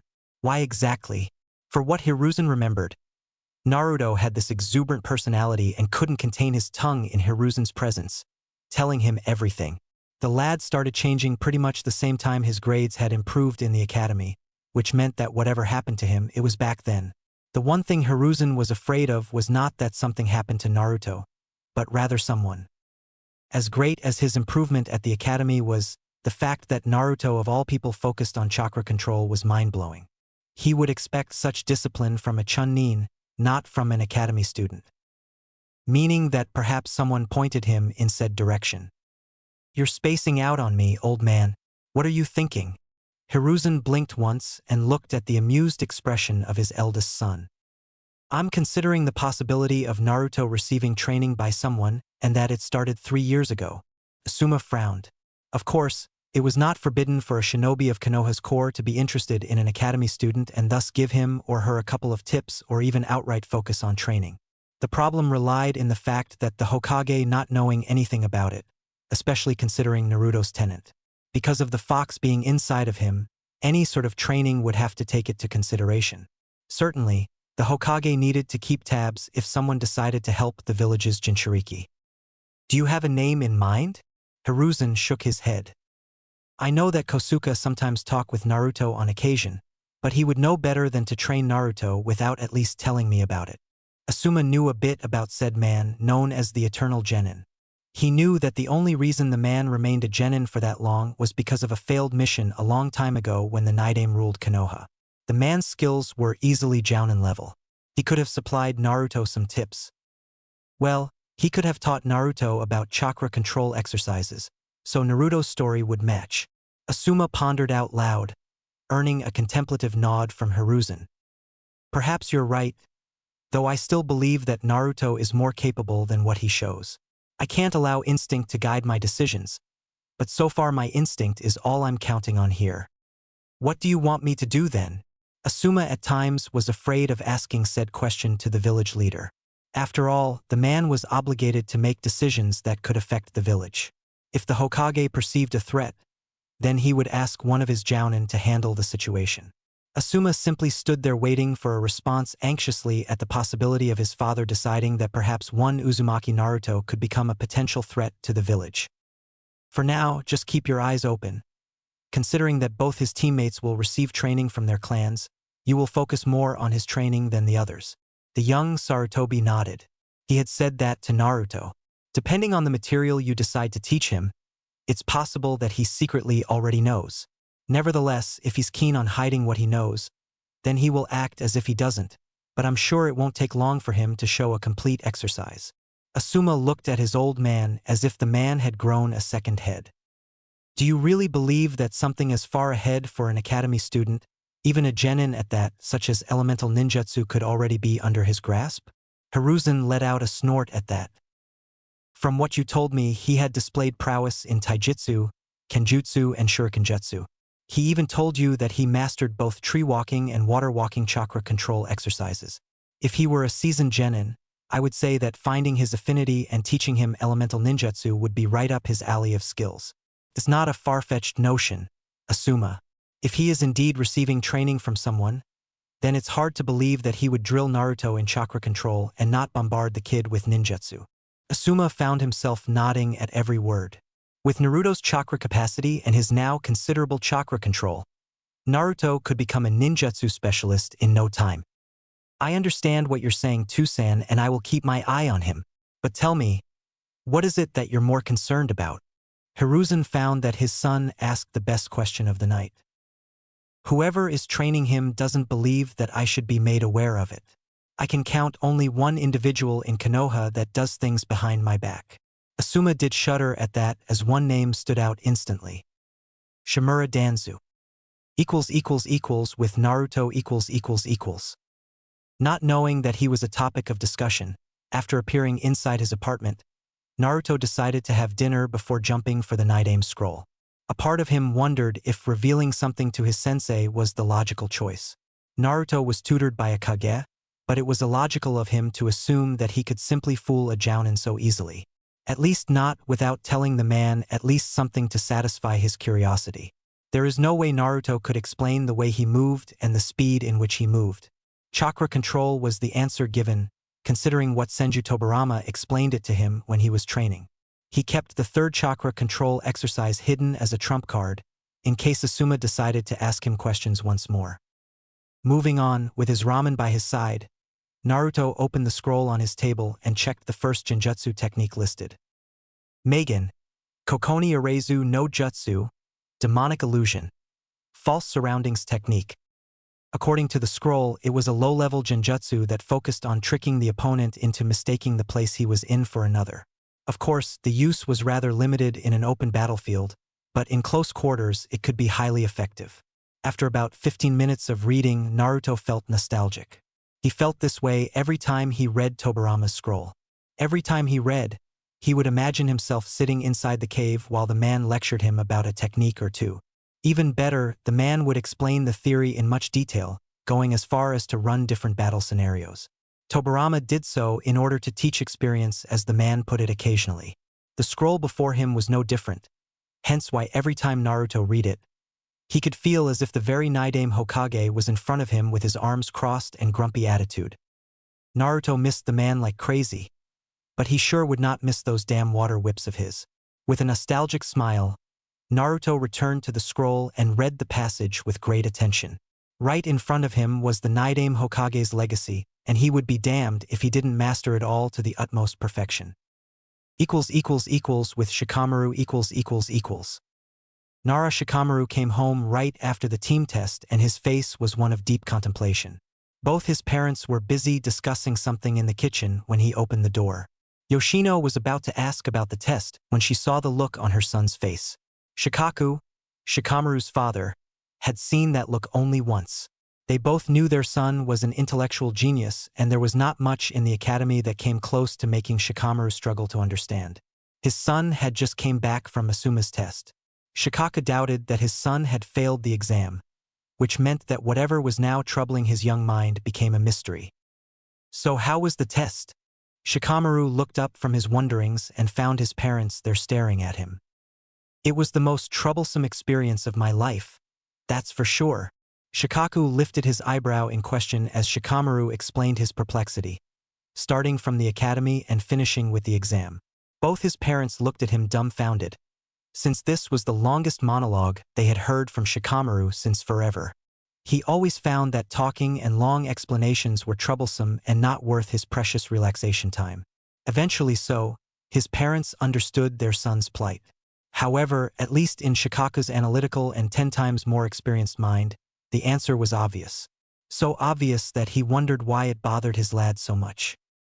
Based on what you're telling me, I'd say that Naruto did the same thing you did at the academy, Shikamaru. The young Nara blinked a couple times, looking at his father incredulously. You mean, he was only showing enough to pass? Shikamaru came up with this idea because he didn't care 2 cents about the academy workload. As such, he demonstrated only enough skill to reach the minimal average necessary. Naruto, however, was an entire different story.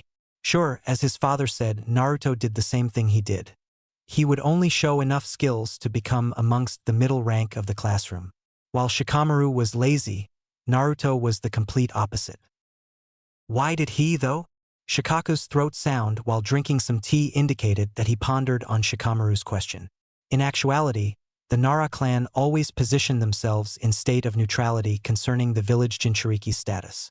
As such, he would constantly hear 2 parties arguing in council sessions, the Hokage and Shimura Danzu. The latter would constantly undermine Naruto's current skill set and demand Hiruzen to give the Jinchuriki to his care so that he could train Konoha's weapon. The Hokage would have none of it and denied Danzu's request every time. Those discussions ended, however, as soon as Naruto's surprisingly improved grades reached the council's knowledge.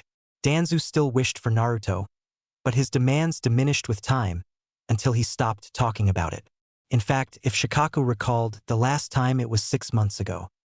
Perhaps he believed that it was wise not showing his full capabilities. I could remember a lot of shinobi in our corps that did the same thing.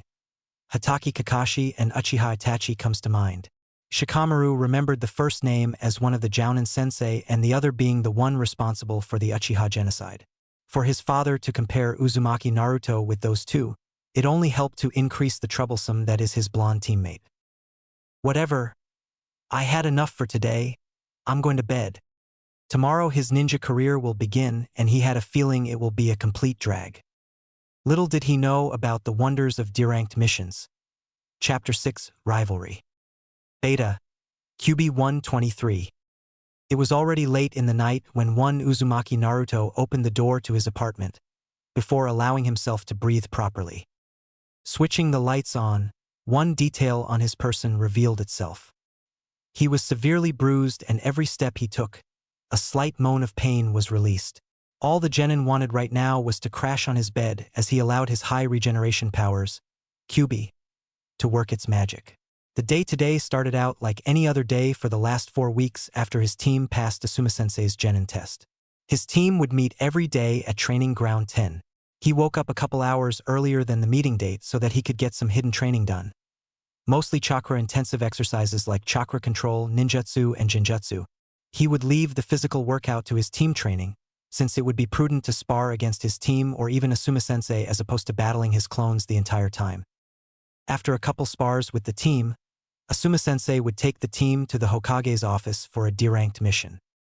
When Naruto learned about the nature of those, he became frightened. He allowed his vivid imagination to run its course, picturing how one Naidame Hokage would react upon hearing about what it entailed. Of course, deranked missions, or chores as Naruto preferred to call them, did not exist in war times.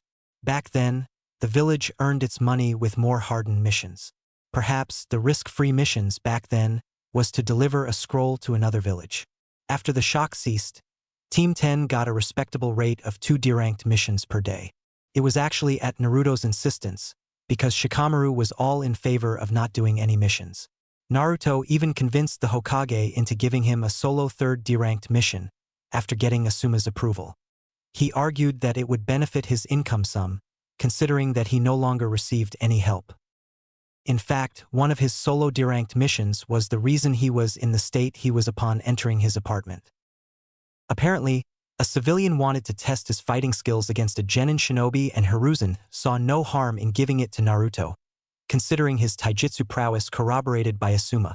Of course, Hiruzen failed to mention that the civilian was actually a retired samurai who abandoned the art of the sword in favor of focusing exclusively in taijutsu. The spar, if Naruto could call it that, lasted about an hour as the opponents traded equal blows with one another. The client, of course, had strength and experience, whereas Naruto only had agility and the knowledge passed on by the Naidame. Still, the client applauded the boy for his fighting prowess and promised that he would report so to the Hokage the next day. For Naruto's experience, it was a boon. To his body, however, not so much. "Man, I swear that guy has bones of steel. Well, I guess I can skip training tomorrow for a good night's sleep." That was the last sentence he spoke before he passed out on his bed.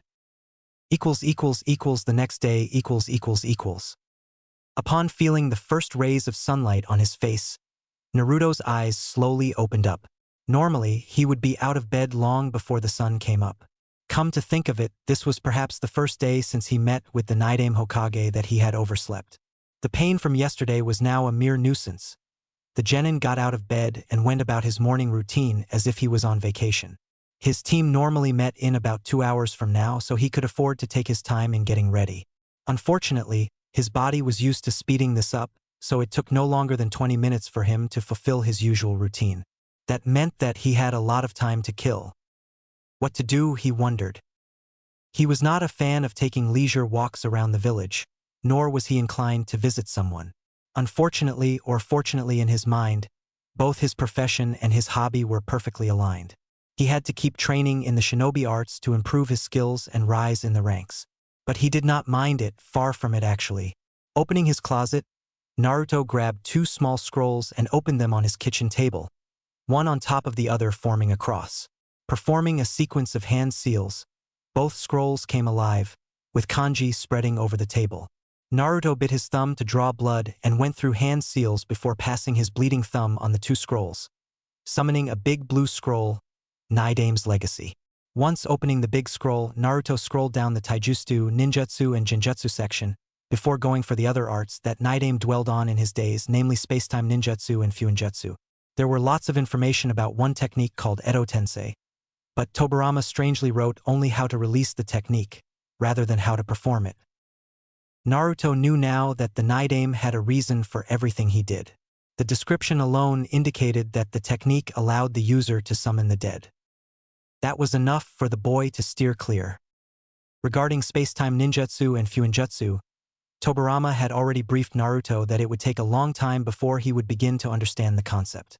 The scroll explained that it would be preferable for Naruto to begin with fuinjutsu first, which would allow him the adequate basis for spacetime ninjutsu afterward.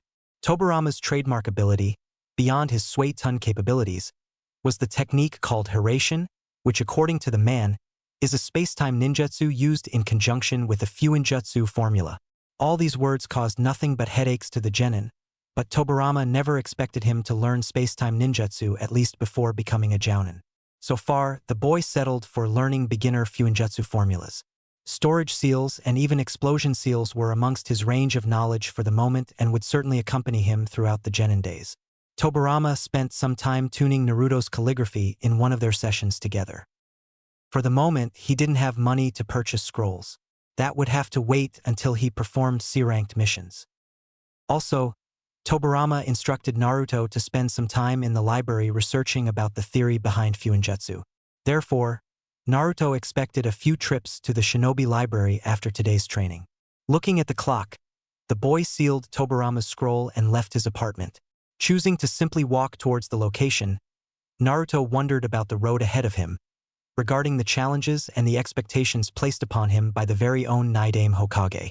It was one thing when said man was around to guide Naruto throughout the training, but now Naruto had to make do with the knowledge imparted on the scroll. What if? The thought stopped as soon as those words initiated, and the boy couldn't help but shiver at the memory of Tobirama vividly explaining to him that thinking about the what-ifs was a complete waste of precious time. The man always enjoyed using those water whips of his. Training ground . Arriving on time, Naruto walked straight to his sensei, who was calmly smoking his cigarette with an aloof smile on his face. Ever since they became Team 10, Naruto's relationship with his second sensei slightly improved. The boy enjoyed their training sessions, even if he could not use his full arsenal of skills at the moment.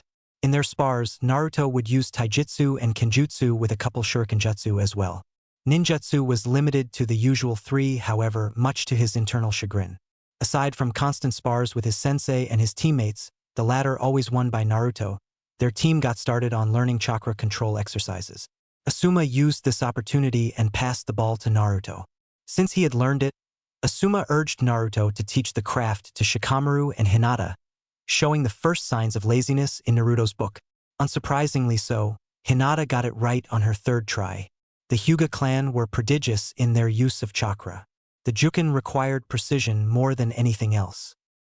Shikamaru was not bad, but he did test Naruto's patience by requiring 3 days to get to the top. However, the Nara clan were highly renowned for their intelligence, not their work ethic. His lazy teammate understood the concept the minute Naruto explained it. When applying theory into practice, however, Shikamaru just did not bother to apply himself 100%.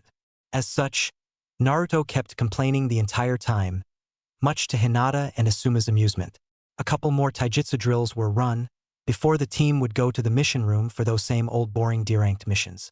The boy could not complain much, considering that it was his main source of income, but sometimes he just wished to vent out his frustrations on the man who created these types of assignments. As per usual, the team grabbed their 2 D-ranked missions for the day and quickly took care of that. Normally, Asuma would dismiss his team for the day, but today he had a different idea. At the barbecue place . He gathered his team for a nice barbecue dinner for some much-needed conversation. Well, it's been 4 weeks since we started, and I feel inclined to discuss a very important subject with all 3 of you. It is my job as your sensei to guide you and train you into becoming accomplished shinobi and kunoichi. However, that does not mean that I can simply choose what I believe is right for any one of you. You 3 have a great deal of different skills to choose from, and it's important to consider them all so that you can choose just which type of shinobi you will be in the future. For example, I chose to focus in training my ninjutsu affinities and to develop a unique fighting style using my trench knives. While it was adamant that I learn other skills as a jounin, I have always stayed true to my choices as a shinobi. All 3 genin nodded as the food arrived. Asuma continued his first lecture. That being said, I understand that both Hinata and Shikamaru have clan techniques to fall back on, but that doesn't mean you cannot learn different skills. In fact, I believe it's prudent, considering that your clans are very well known throughout the elemental countries. The Hyuga clan are powerful, but more so up close-range fighting. Against a long-range fighter, the Juken is worthless. The shadow techniques of the Nara clan are also known. Hinata and Shikamaru nodded solemnly, both knowing bits and pieces about their fellow clan members dying because of said weaknesses. Troublesome. I understand that, sensei. Asuma showed an apologetic smile. The conversation was indeed important. So, I would like to hear you first, Shikamaru. As a Nara, your intellect is your most cunning weapon. Your chakra control has improved, as has your taijutsu. I'm betting your father is instructing you in clan techniques. Mendokasi. My clan jutsu have many uses and also a lot of different ways to use them. The enemy may know about them, but they can't know for sure what I will do. But then, I'm talking about enemies close to my level here. Asuma nodded at that. Shikamaru continued. Like you said, sensei, my mind is my most cunning weapon. So, I was thinking about skills to complement my clan jutsu like genjutsu perhaps. Naruto remained quiet throughout the entire ordeal, savoring his meat instead. When he heard Shikamaru's choice, he couldn't help but applaud his choice. Who would have thought that the lazy ass would apply himself with such a demanding art? It required great chakra control, however, above his intellect. Asuma made a thinking noise after hearing the Nara. Genjutsu, huh? An interesting choice. You can use your clan techniques as primary offense complemented by illusions. Not bad. I guess I can give you the basics and then perhaps ask a few favors from a specialist. Asuma actually believed it would be better if Shikamaru went for offensive techniques like taijutsu or even ninjutsu. Then, he flinched at the memory of a rather heated discussion he had with said specialist about the usage of genjutsu. Okay. Good. Good. Hinata, how about you? Upon receiving the spotlight of 3 set of eyes, the timid girl flinched a little bit before rubbing her fingers together. Asuma frowned instantly at the display. He remembered his conversation with Kurenai about how Hyuga Hayashi treated his eldest daughter and that her shyness was a direct byproduct of how she was raised, especially after Hinata's mother perished. She was improving her confidence gradually in training with Naruto and Shikamaru, though. Both boys realized and made every effort in helping her ever since. Well, I was thinking about training in long-range skills, perhaps archery.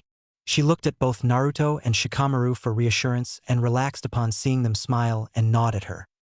Archery, huh? Affine idea, Inata.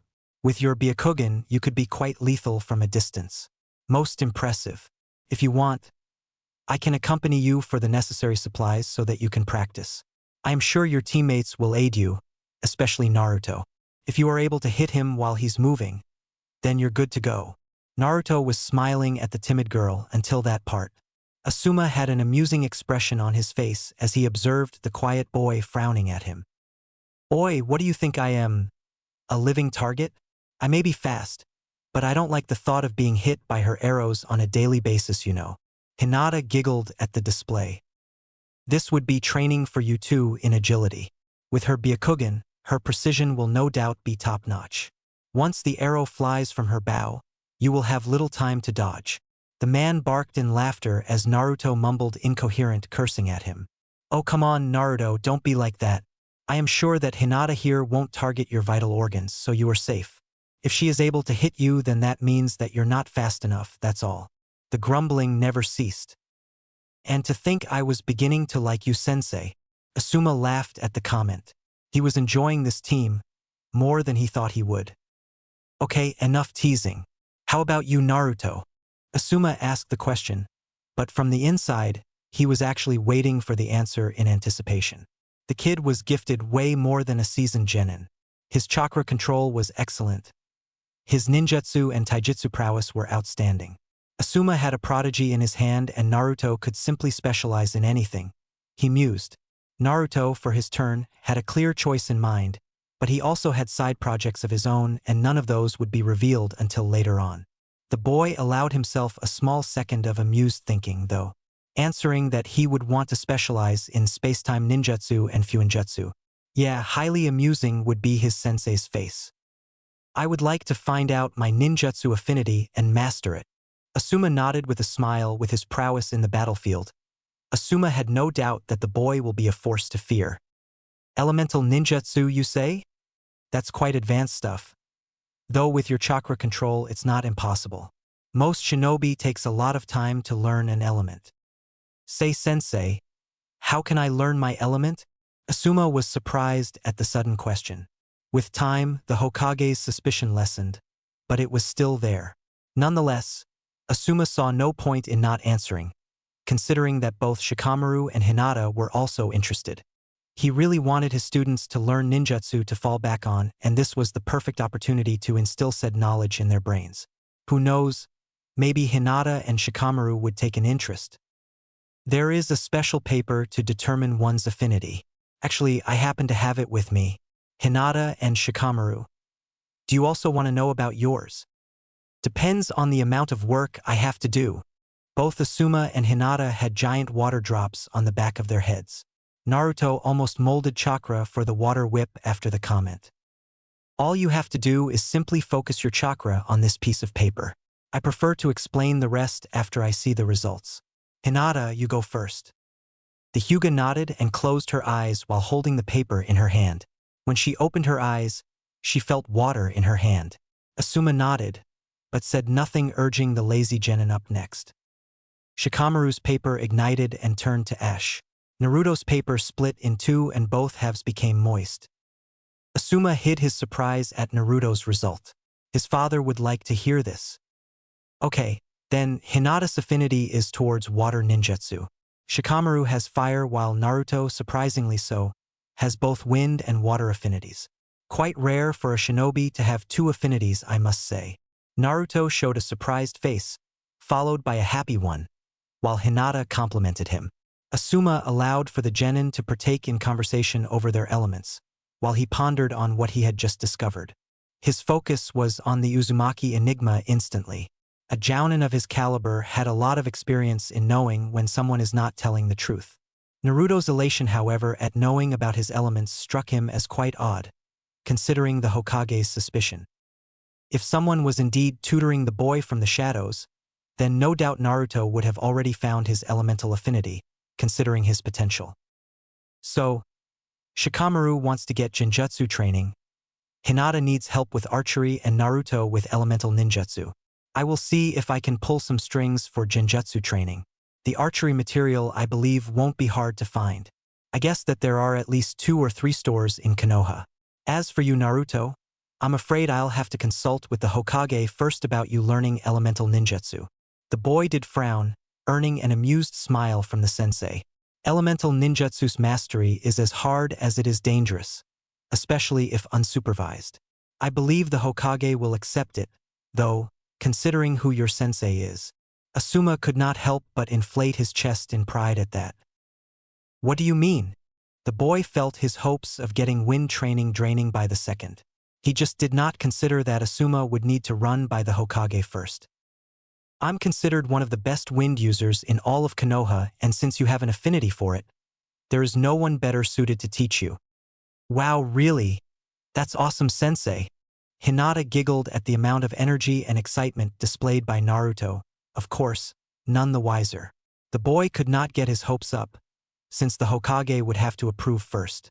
However, if he managed to play his cards right, then he would be able to secure at least an adequate amount of training for his wind affinity. He already had water element training from the Nidaime. With this, at least in the ninjutsu department, he was all set. Eventually, the team left the restaurant and split towards their respective homes or the Hokage's office. The Hokage's office . Asuma just stared at his father while the old man made humming noises, at the same time as he smoked his tobacco. Asuma wanted nothing more than to know his father's thoughts right away. He admitted into being quite enthused about the prospect of passing his craft to the boy. However, for that to happen, at least right now, he would need the Hokage's consent. In addition, there was the problem of how exactly the boy got so good and without apparent supervision. A slight vein pulsed from his forehead as he could see an amused smirk from his father. You know it irks me when you take this long to answer, right? Yes, well, as per Naruto's situation, it's indeed quite rare for him to have 2 affinities, wind and water. Though I guess it's only natural that he had inherited it from his father and his mother. If I recall, Minato had wind and Kushina had water, though neither of them chose to venture on their affinities. Minato's style was more in Fuinjutsu and space-time ninjutsu, while Kushina preferred close-range fighting with her chakra chains. Asuma, what can you tell about his chakra paper? Asuma frowned at the question, knowing all about what his father wanted to know. Indeed, the chakra paper allowed one to discover the elemental affinity. However, when a shinobi possesses a high affinity for an element, the paper behaves slightly different. His wind is the dominant affinity and quite strong one at that. His water element is not a weak affinity, though. Hinata's paper became moist, but the halves of his paper were soaked. Hiruzen caressed his chin. Interesting, Naruto-kun's future gets brighter and brighter. And how he did react to the news. He was excited. Dare I say that he was clueless before, which struck me as odd considering the suspicion that someone is training him. Hiruzen nodded. Indeed, perhaps we can attribute his surprising growth to him simply applying himself harder. It pains me to consider the possibility that Naruto-kun was hiding from me, but I had to look at the situation from all possible perspectives. Hiruzen allowed himself some time to look down in shame over his actions. When the boy was not doing well in the academy, he wished that the boy would apply himself. In the end, he did apply himself, but Hiruzen was caught wondering if someone did help him. In truth, all he did was believe that Naruto alone did not possess the necessary skills to grow as a shinobi. Well, the fact remained that Naruto did improve, and he did it by proving everyone wrong. Even Hiruzen himself. Okay, Asuma, I'll allow you to start his wind training, but only the theory and elemental control exercises for the moment. Asuma nodded and got up from the chair. Would I be wrong in assuming that you're no longer interested in investigating his situation further? Hiruzen nodded with a resigned expression. Thus far, he has never demonstrated anything beyond exceptional skills in what was taught at the academy. The 2 chakra control exercises aside, his skills are centered in taijutsu, kenjutsu, and shurikenjutsu. If someone else were in fact tutoring him, he would certainly possess a more varied arsenal of skills already. Yes, there is no reason for us to keep looking anymore, Asuma. I can tell that he will only grow as a shinobi, and it's our duty to guide him. Good to know, because I'm enjoying my team more and more. It would be a shame to disrupt their growth, based on assumptions. See you, old man. Asuma saluted him with a wave, before leaving in a shunshin. Hiruzen, now alone, stood over Naruto's shinobi records, pondering. If the boy showed as much prowess in the ninjutsu department as he had with taijutsu, then by all accounts Naruto would be a prodigy. In the same path as Minato's son was Kakashi's student Uchiha Sasuke. Hiruzen was optimistic already for this new generation as all the clan heirs graduated. However, while all of the clan members showed promise in their families' respective abilities, Naruto and Sasuke were the only ones so far that displayed promise in overall skills. Naruto more so, considering that he had no one to assist him and still shown such promise. Right now, Sasuke had the slightest advantage, because his family taught the lad fire ninjutsu. However, that will change once Naruto gets the hang of his element. Hiruzen had no doubt in his mind about the boy's immense talent. As such, he knew that the boy would catch on very quickly, even something as advanced as wind manipulation. The next day The next day came and the team began their morning routine like usual. After 2 hours of practice and spars, Asuma gathered his 3 genins. Okay team, we'll now go to the Hokage for a mission. Now before we do that, I would like to follow up on our conversation last night. Starting with you, Shikamaru. Since you are interested in learning genjutsu, I asked a favor from another jounin who specialized in the field. For now, she believed it prudent to first learn the theory behind the art of illusions, so here you go. Asuma tossed a scroll for the pineapple-haired genin. In that scroll, she detailed not only the basics but also some chakra control exercises. Genjutsu requires great chakra control to perform, after all. Of course, Shikamaru would release a sigh in dismay thinking about the amount of work he would have to do. Man, is it too late to change my mind about this? I get the feeling it's going to be quite troublesome. Naruto snorted at that comment. It took him a lot of time and effort for him to be able to use genjutsu. Naruto also had the Nidaime to thank for giving input, so to speak. Asuma, for his turn, just smirked at Shikamaru's comment, before moving on. Naruto, you wish to learn wind manipulation, so like Shikamaru, you'll start with the theory first and then we shall move to the practical exercises. It will take plenty of time for you to start learning techniques, but you have plenty of time for that.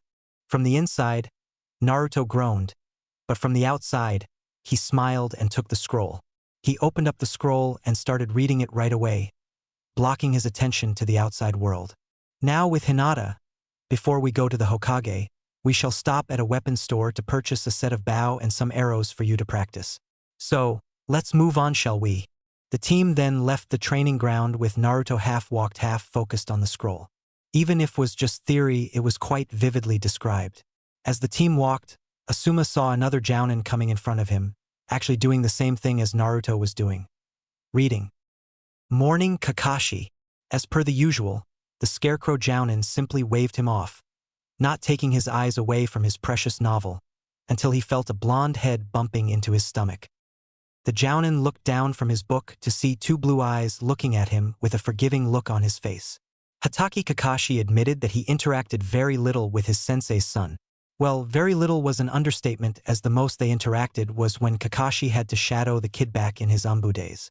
Despite it all, he had heard stories of sensei's son from Asuma and from the Hokage at times.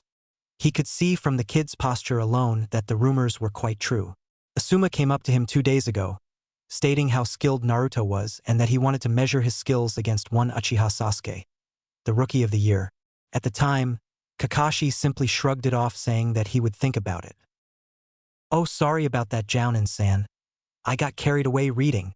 Kakashi smiled with a nod at Naruto, before turning to Asuma. Well, Asuma, about what you requested, I believe we can arrange something. Now excuse me, but I am late to meet with my team. Shikamaru was the one who noticed the man's eye shifting to Naruto. The bearded jounin nodded with a smile on his face. Kakashi would never change his tardiness. Still, Kakashi had a keen eye for potential and he definitely saw it in Naruto. Little to everyone's knowledge, Naruto also got to seize Kakashi briefly and now was looking at the man's leaving back. The Nidaime Hokage had imparted some sensing capabilities in his student. While not a born sensor, Tobirama taught him a couple of things by using your own chakra, so that Naruto can learn more about his enemy before the fight began. He did so with Asuma when they first met and now he did it with this guy Kakashi. While Asuma had more chakra capacity than Kakashi, Kakashi's chakra felt denser. His chakra coils are perhaps more developed than Asuma's. Asuma-sensei, what was it that this Kakashi said? Shikamaru asked, earning an amused laughter from his sensei. Oh, that's nothing. Just a silly bet between jounin. Now let's keep moving. In no time, the team got inside a weapons shop and waited for Hinata to purchase the needed material for her craft. Shikamaru spotted a chair placed by the counter and immediately took a relaxing seat while Asuma helped Hinata with her choices. The person who worked at the store was with them the entire time, allowing the remaining member of the team to roam around the store's many items. Usually, he would not bother to come inside without a decent-looking hinge. He noticed that when he personally came to purchase something, the vendor would overcharge him. However, when he simply came in as a brunette individual, no whisker marks and a chunnin vest, he even got discounts and promotions. Of course, he could simply go to the Hokage or his sensei to complain, but then he simply didn't want to bother himself with such nuisance. In addition, it was good practice as most of these vendors had at least genin shinobi training. With everything taken care of, the team marched towards the Hokage Tower for their mission. Mission assignment office . The Hokage chose this specific day to join the chunnin board responsible for the mission assignments. It was not required of him, but he did so in order to address his shinobi personally from time to time. This morning, a few of the genin teams had already came by and left with their assignments. The rookie squads, however, have yet to appear. He knew that Kakashi's team would be the last, but Asuma's and Kurenai's didn't usually take this long to show. He smiled, however, as soon as he heard footsteps approaching. It looked like Asuma's team came out in first today. The genin came in front with Asuma in tow as they lined up in front of the Hokage. Team 10 reporting for duty, Asuma proudly announced, earning a nod from the Hokage. Well, I was wondering when you'd appear, Asuma-kun. Your team usually comes much sooner. Okay, now Team 10, we have a long list of deranked missions here for you to choose. This was Naruto's cue to ignore the Hokage. Yes, he wanted nothing more than to complain right now to the old man about these so-called missions. Wastes of time, he considered them with the exception of the one he completed solo. An important part of the Nidaime's training was that, although Naruto trained extensively in mastering his skills in combat, he had minimal opportunities to really test himself. Sure, training with his team was nice and all, but he barely worked against his teammates and Asuma would never really push him. He needed opponents. He needed experience above all things. He stopped his wonderings when he heard the 2 deranked missions his sensei selected for the team.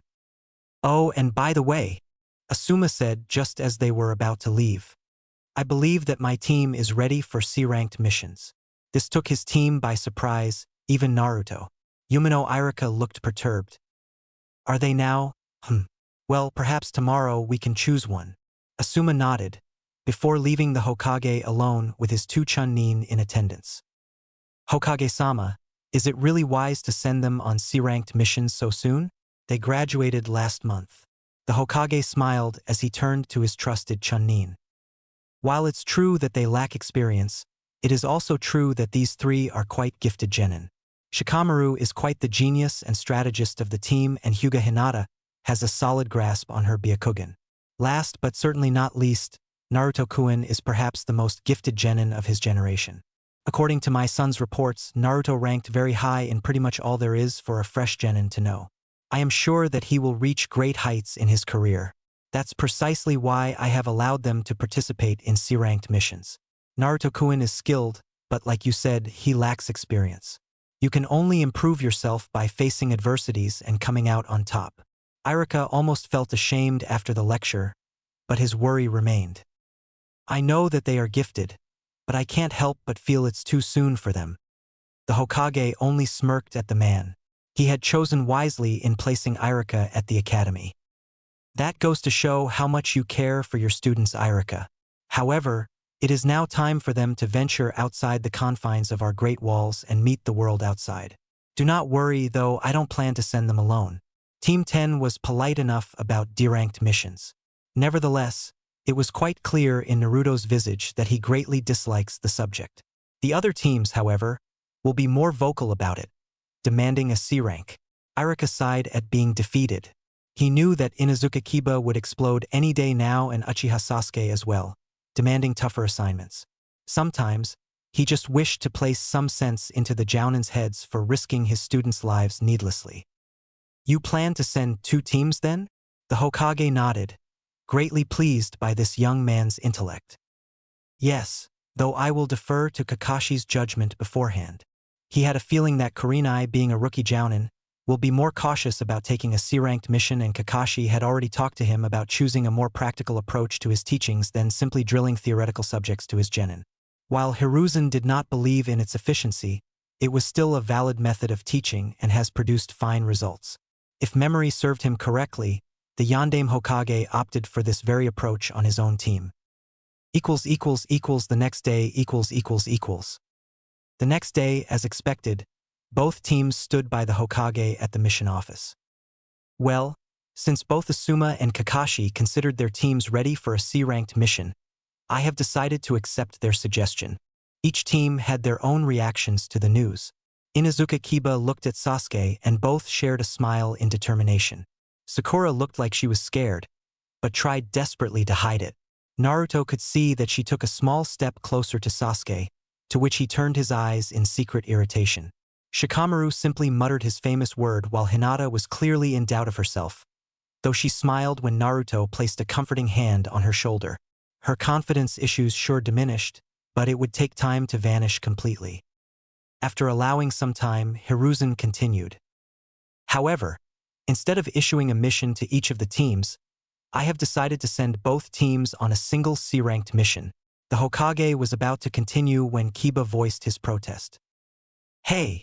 We don't need these pansies. They will just be slowing us down. The Inuzuka heir was wise enough in suddenly shutting his trap when the Hokage looked sternly at him, followed by a small increase in chakra. Kakashi sighed at his student's outburst and apologized to the Hokage on behalf of the Inuzuka. Of course, not before bonking the fiery kid in the head for his behavior in front of the Hokage. Naruto, for his turn, kept quiet and in awe at the quick but direct method utilized by the Sandaime to instill order. In a way, it reminded him of the Nidaime Hokage when Naruto acted similarly to Kiba just now. Still, Kiba was lucky. Tobirama had no qualms about getting physical, and by physical, he meant water whips. There was one time the man even used a water bullet on him, an incident that Naruto still painfully remembered to this day. It was the day he learned never to piss a Kage off. Now, as I was saying, I will send both teams on this C-ranked mission. It consists of protecting a civilian from thieves and bandits as he travels back to his homeland, in Wave Country. Tazuna, please come in. From the door, came in an old man holding an alcohol canteen. Tazuna was a gray-haired, bespectacled man with a large beard and dark eyes. He wore a sleeveless V-neck shirt with an obi, pants, and a pair of sandals. He also carried a towel around his neck and wore a pointed hat on his head. Kiba had to block his nose at the heavy smell of alcohol that came from this man. Tazuna looked at the two teams with heavy scrutiny and frowned at what he saw. What is the meaning of this, Hokage? I hired shinobi to protect me, not small children barely off their diapers. That blonde shrimp over there. You can't possibly convince me he's a shinobi. Naruto heard snickers obviously coming from Kiba. While his height wasn't saying much, the old man, their client, was pushing. Now, Naruto could think of many things to do in order to prove that he is a shinobi. Of course, many of the possibilities included skills that he just could not reveal yet. That said, he had settled for something more subtle. With a slight flick of his wrist, earning narrowed eyes from those who managed to follow his movements, A kunai traveled fast to the canteen that the client was holding. In less than a second, the kunai went straight through the canteen, splashing all the alcohol at the old man's instantly sobered expression. Kiba had the decency to fall on his butt on the floor as the kunai passed mere inches from his nose. Sasuke looked at the blonde in alarm, not remembering him being that good before. Shikamaru, for his turn, simply sighed in dismay while Hinata covered her mouth in surprise. Apparently, Naruto didn't like being bullied based on appearance alone. It matters little whether you believe I'm a shinobi or not. In the end, all it takes is that kunai going straight at your neck. Asuma simply scratched his head in embarrassment for his genin. Ah, Naruto, we can't attack the clients, you know. He was used to seeing such speeds in their spars, unlike Kakashi and the Hokage who bore first witness to the kid's skill. Naruto settled for a smirk, but bowed towards the client. My apologies for attacking you, Tazuna-san. I just felt the need to convince you that I'm more than ready to protect you against thieves and bandits. The client hesitantly nodded, though he felt like the kid was placing a knife inches from his neck. The Hokage, taking control of the situation, cleared his throat and addressed the two teams. Okay, moving on. This is a C-ranked mission consisting of protecting Tazuna throughout his travel back to Wave Country. The mission will commence tomorrow. Dismissed all of you. Hiruzen felt the need to talk to Naruto, but he figured that Asuma could do it for him. The way Naruto threw that kunai, however, got the Hokage thinking. He would expect such mastery coming from a high-level Chunin or even a Jounin, not from someone who recently graduated. Naruto told him some time ago that he did nothing but train and study all day after the academy. Considering what he had just seen, it very well looked like his training bore excellent fruit. Hiruzen quickly activated his all-seeing ball for what was about to happen. With the teams . Everyone found it strange that, after leaving the Hokage's office, the Jounin ushered both teams to follow them towards a more secluded training ground. After arriving at the training ground, Asuma announced their intentions, as he knew that Kakashi was far too lazy. Okay, I'm betting you all are wondering why Kakashi and I decided to join you six together. Tomorrow all of you will embark on a C-ranked mission. Not only that, but you will also be performing missions with someone you know next to nothing about. In time, you all will participate in missions with other shinobi, so it is imperative you learn how to work well with others aside from your genin team. Now, we shall use today in order for each team to get to know the other. With that said, we shall start with individual spars and then move on to team drills. Asuma ignored Shikamaru's complaint and Kiba's narcissistic boost of confidence. We shall start with the individual spars. Hinata will be first against Sakura, then Shikamaru against Kiba, and last Naruto against Sasuke. Kakashi and I will monitor the fights, so nothing too extreme as we have an important mission tomorrow. As Hinata and Sakura moved to the center of the clearing, the rest gave them space. Sasuke, however, kept looking at Naruto the entire time. Okay, Hinata and Sakura, are you ready? Asuma started the fight. As soon as the spar initiated, Sakura took the offense. She remembered how timid and shy Hinata was at the academy and knew that she had a shot to show to Sasuke how great she was. However, while Hinata never enjoyed going on the offensive in fights, it did not belittle her skills in taijutsu. Sakura ran a frontal line and attempted to sidestep in order to attack Hinata from the left. With great finesse and style, Hinata simply evaded Sakura's rather slow assault and took opportunity of the opening in Sakura's unprotected right side. A heavy palm laced with chakra, and Sakura flinched in pain, not knowing that Hinata had just closed her tenketsu. Sakura tried to stand and give more of a fight, but she just could not control her chakra in order to use the Academy 3 ninjutsu she knew. Another frail attempt at taijutsu failed, with Hinata hitting the stomach this time, thus ending the spar rather quickly. Are you okay, Sakura? Hinata opened her tenketsu and got her up, earning a pained smile from Sakura. Wow, you're really strong, Hinata. The Hyuga blushed at the praise, while Naruto looked ready to go bloody murder on the pink-haired girl. He would imagine that she would show more after 1 month. Alright, now is my turn. Prepare to lose, Shikamaru. Kiba and Shikamaru stood now face to face with each other. Kiba looked smug, while Shikamaru couldn't look more bored as he grabbed a kunai and held it. Naruto could not help but smile at Kiba's clueless smirk. The Jounin also noticed it, but Kakashi simply chose to read his book to save him embarrassment. With an amused smile, Asuma announced the beginning of the fight. Kiba, still smiling like an idiot, prepared to attack, only to realize that he just couldn't move his body. Not even Akamaru could move, considering that the little puppy was also caught in the same technique. The Inuzuka remained baffled and snarled at the Nara. "What did you do to me, bastard?" Shikamaru only sighed in dismay. He didn't feel like explaining much. "Why don't you look down and tell me what happened?" Kiba did as instructed and indeed saw that his shadow was connected to Shikamaru's. Suddenly, Shikamaru extended the arm that he was holding the kunai, forcing Kiba to do the same, except that his hand was holding nothing of the sort. A couple of steps later, Shikamaru stopped walking. The kunai stopped inches from Kiba's chest and would keep coming. The Inuzuka snarled at losing, but conceded. Kakashi felt the need to explain to his clueless student. The Nara clan specializes in manipulating their shadow. It has many uses. One of them involves binding the opponent by capturing your shadow. Kiba listened to his sensei speak while Naruto and Sasuke got into position against each other. The rest already gave the boys some room. In Sakura and Kiba's mind, Naruto would no doubt lose. He may have shown improvement in school, but he had graduated in the middle of the class, while Sasuke was the top student.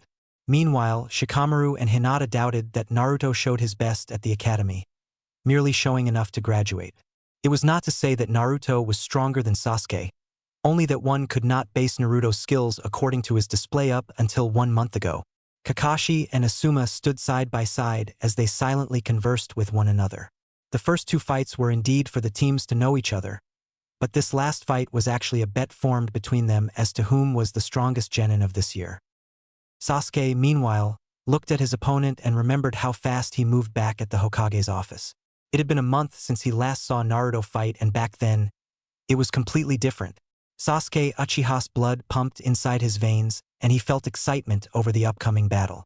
If he improved this much, then Sasuke may have found a worthy adversary to test his skills against. Kiba was okay in the taijutsu department, but the Inuzuka just could not offer Sasuke more than a few minutes of a fair fight. Naruto, for his turn, looked at Sasuke while remembering what the Nidaime said about the Uchiha clan. Even if Tobirama focused more on the Sharingan, he did share some intel on their way of thinking and how they behave in the battlefield. Their taijutsu style focused mainly in anticipating the opponent's movements. Even without the Sharingan, the Uchiha had trained their eyes and body to adapt according to the enemy.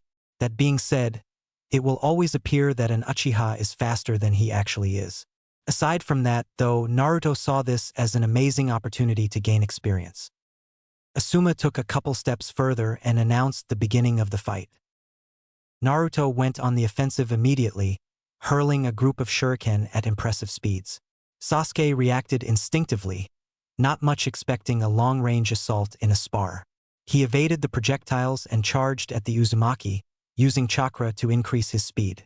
He was within Naruto's guard in less than 2 seconds, before aiming a brutal punch at Naruto's face. Naruto, for his turn, quickly turned his body and redirected Sasuke's punch with his arm. He followed up with a sidekick, but Sasuke managed to evade by keeping his momentum. Using the blonde's own move, Sasuke quickly grabbed a couple of shuriken and threw them at Naruto. From such close proximity, the shuriken were unavoidable, piercing his arm and stomach. Naruto flinched in pain for a second, before smiling as smoke surrounded him. Sasuke instead pierced a log instead. Naruto came from his behind, but he was not alone. By his side, 5 bunshins mirrored his every move. Sasuke quickly threw shuriken at them, dispelling the bunshins. However, since they were too close, Sasuke could not avoid a direct punch to the stomach by the real Naruto. The sound of the impact made everyone in the vicinity wince as Sasuke lost his entire breathing capability for a short period.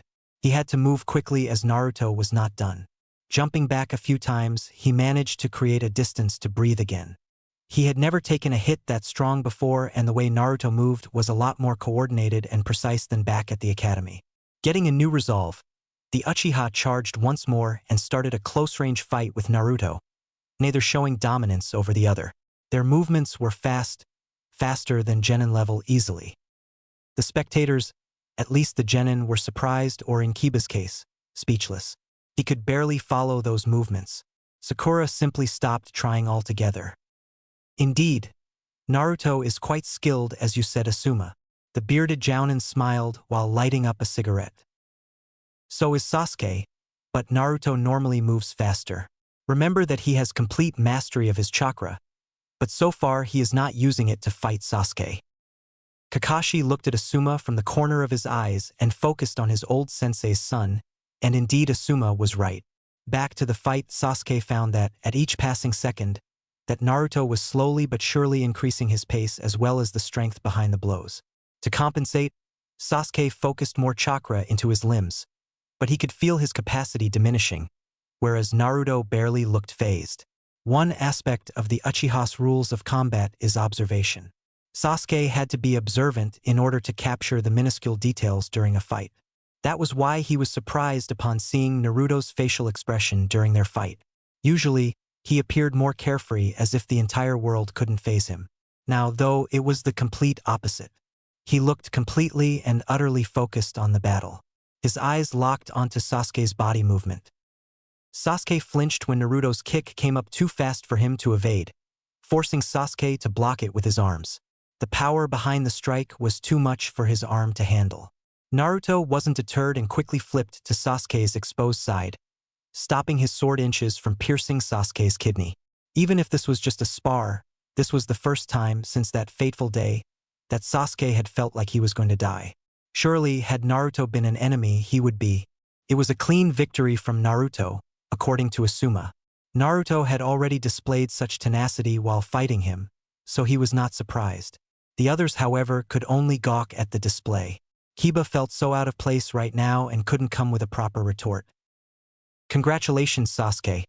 It seems you managed to awaken it. Both Kakashi and Sasuke were greatly surprised at what Naruto just said. The blonde smiled and placed his sword in front of Sasuke's eyes. Sasuke gasped upon seeing that his eyes were now red with a single tome in each eye. One fight with this guy and Sasuke already activated his Sharingan. Granted that Sasuke had yet to use any ninjutsu, but from what he had witnessed, Naruto would not be fazed by the techniques he knew. Right now, his Uchiha blood was pumping like crazy and his heart beating faster than ever.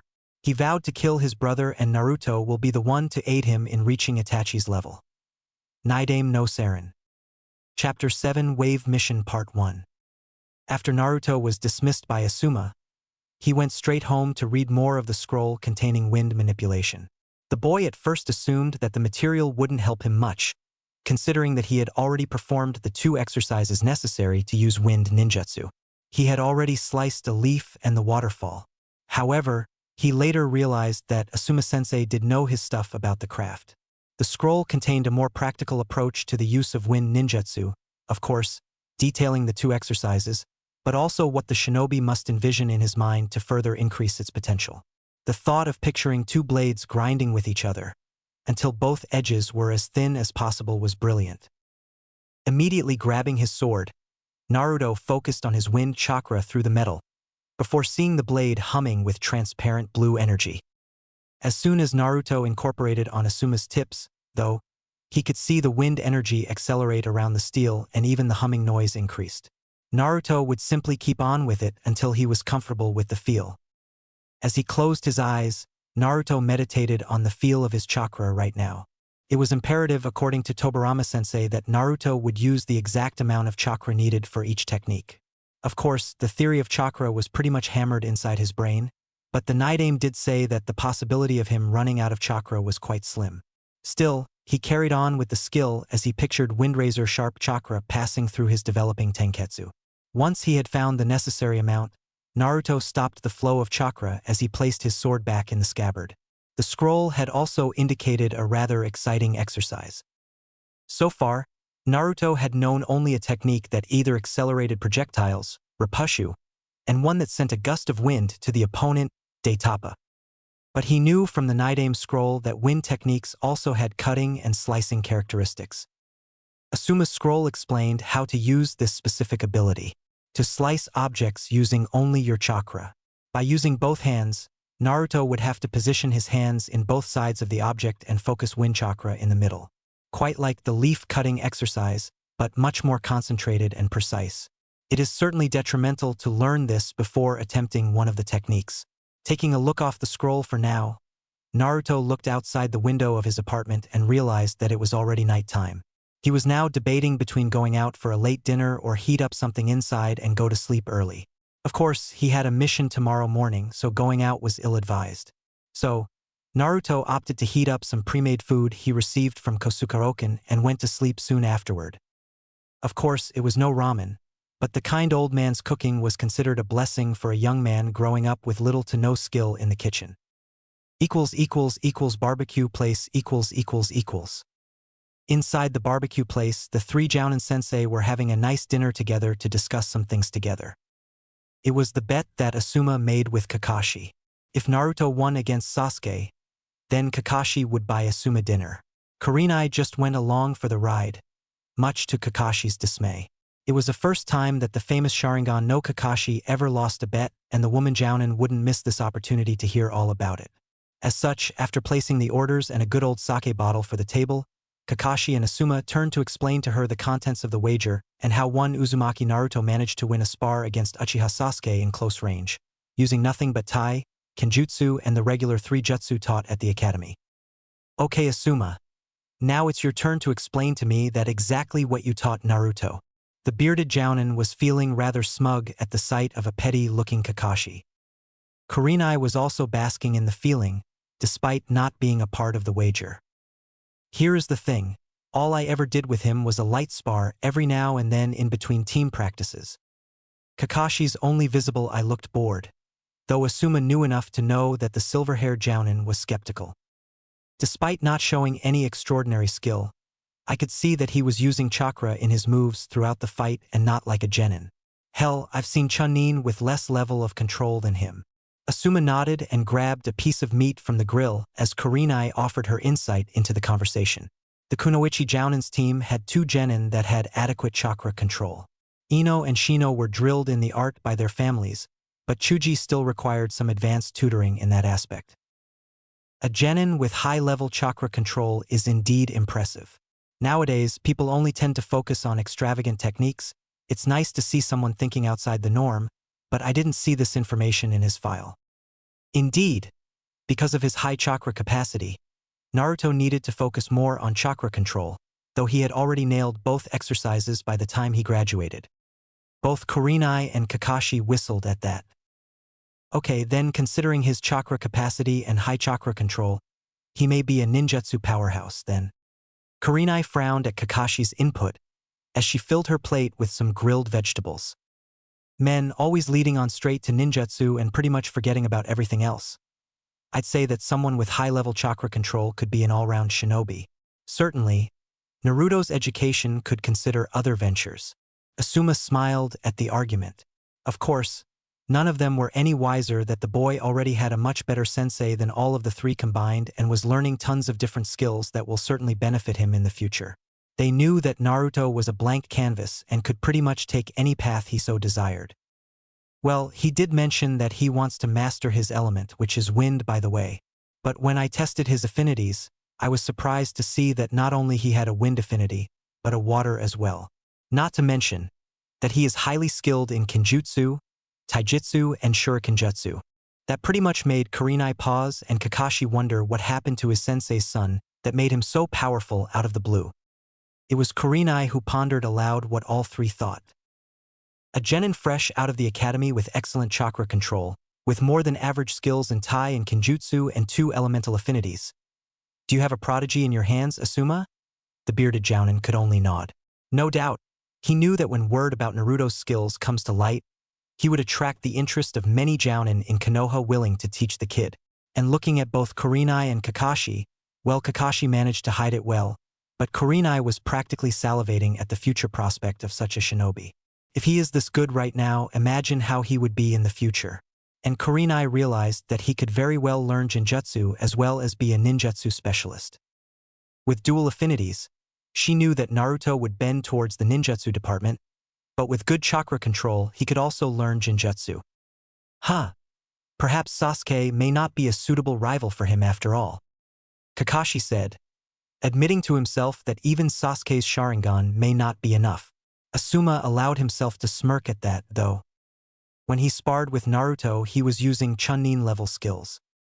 The rest of the dinner then resumed with the three jounin talking about other mundane things, before all three went to their respective homes as Kakashi and Asuma both had a joint mission tomorrow. Next day When Naruto awakened the next day, he realized he still had quite some time before he was due to present himself at the gates. Usually, he would take this opportunity for some training, and he decided to do just that. This happens to be the first time he would be leaving the village, and it was quite exciting. He would venture into wave country. As such, it would be prudent to get into some training regarding Suiton manipulation. Getting a quick breakfast and to make sure that he had everything he needed for the mission sealed into a storage scroll, Naruto opened the door to his apartment as he watched the sun about to rise on the horizon. Normally, this time most in the village would be asleep with the exception of those that had a nightlife sort to speak.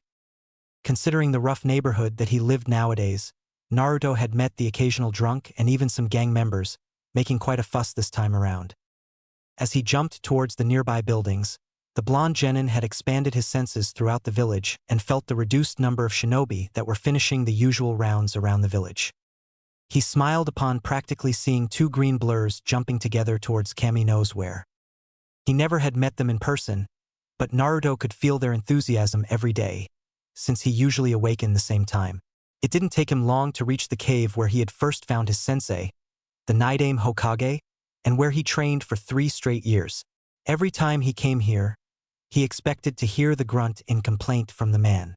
It was actually a nostalgic sight as he got mesmerized by the cave's reflection from the crystalline waters. If the boy closed his eyes and focused, he could feel his sensei's presence with his customary frown. As such, Naruto had allowed himself a couple of minutes of simply doing nothing as he remembered with fondness the experience of being taught by such a legend. If you waste more time just standing there, you will be sorry. Naruto was surprised for a moment as he looked around, only to remember that he was alone inside the cave. Letting out a nervous laughter at the memory, he stepped on the waters until he was in the middle of the cave lake. Focusing on the ram seal, Naruto closed his eyes as he went through every and all Suiton manipulation exercise he was taught. As such, first, he focused chakra throughout the lake and started swirling the current until he created a whirlpool around him.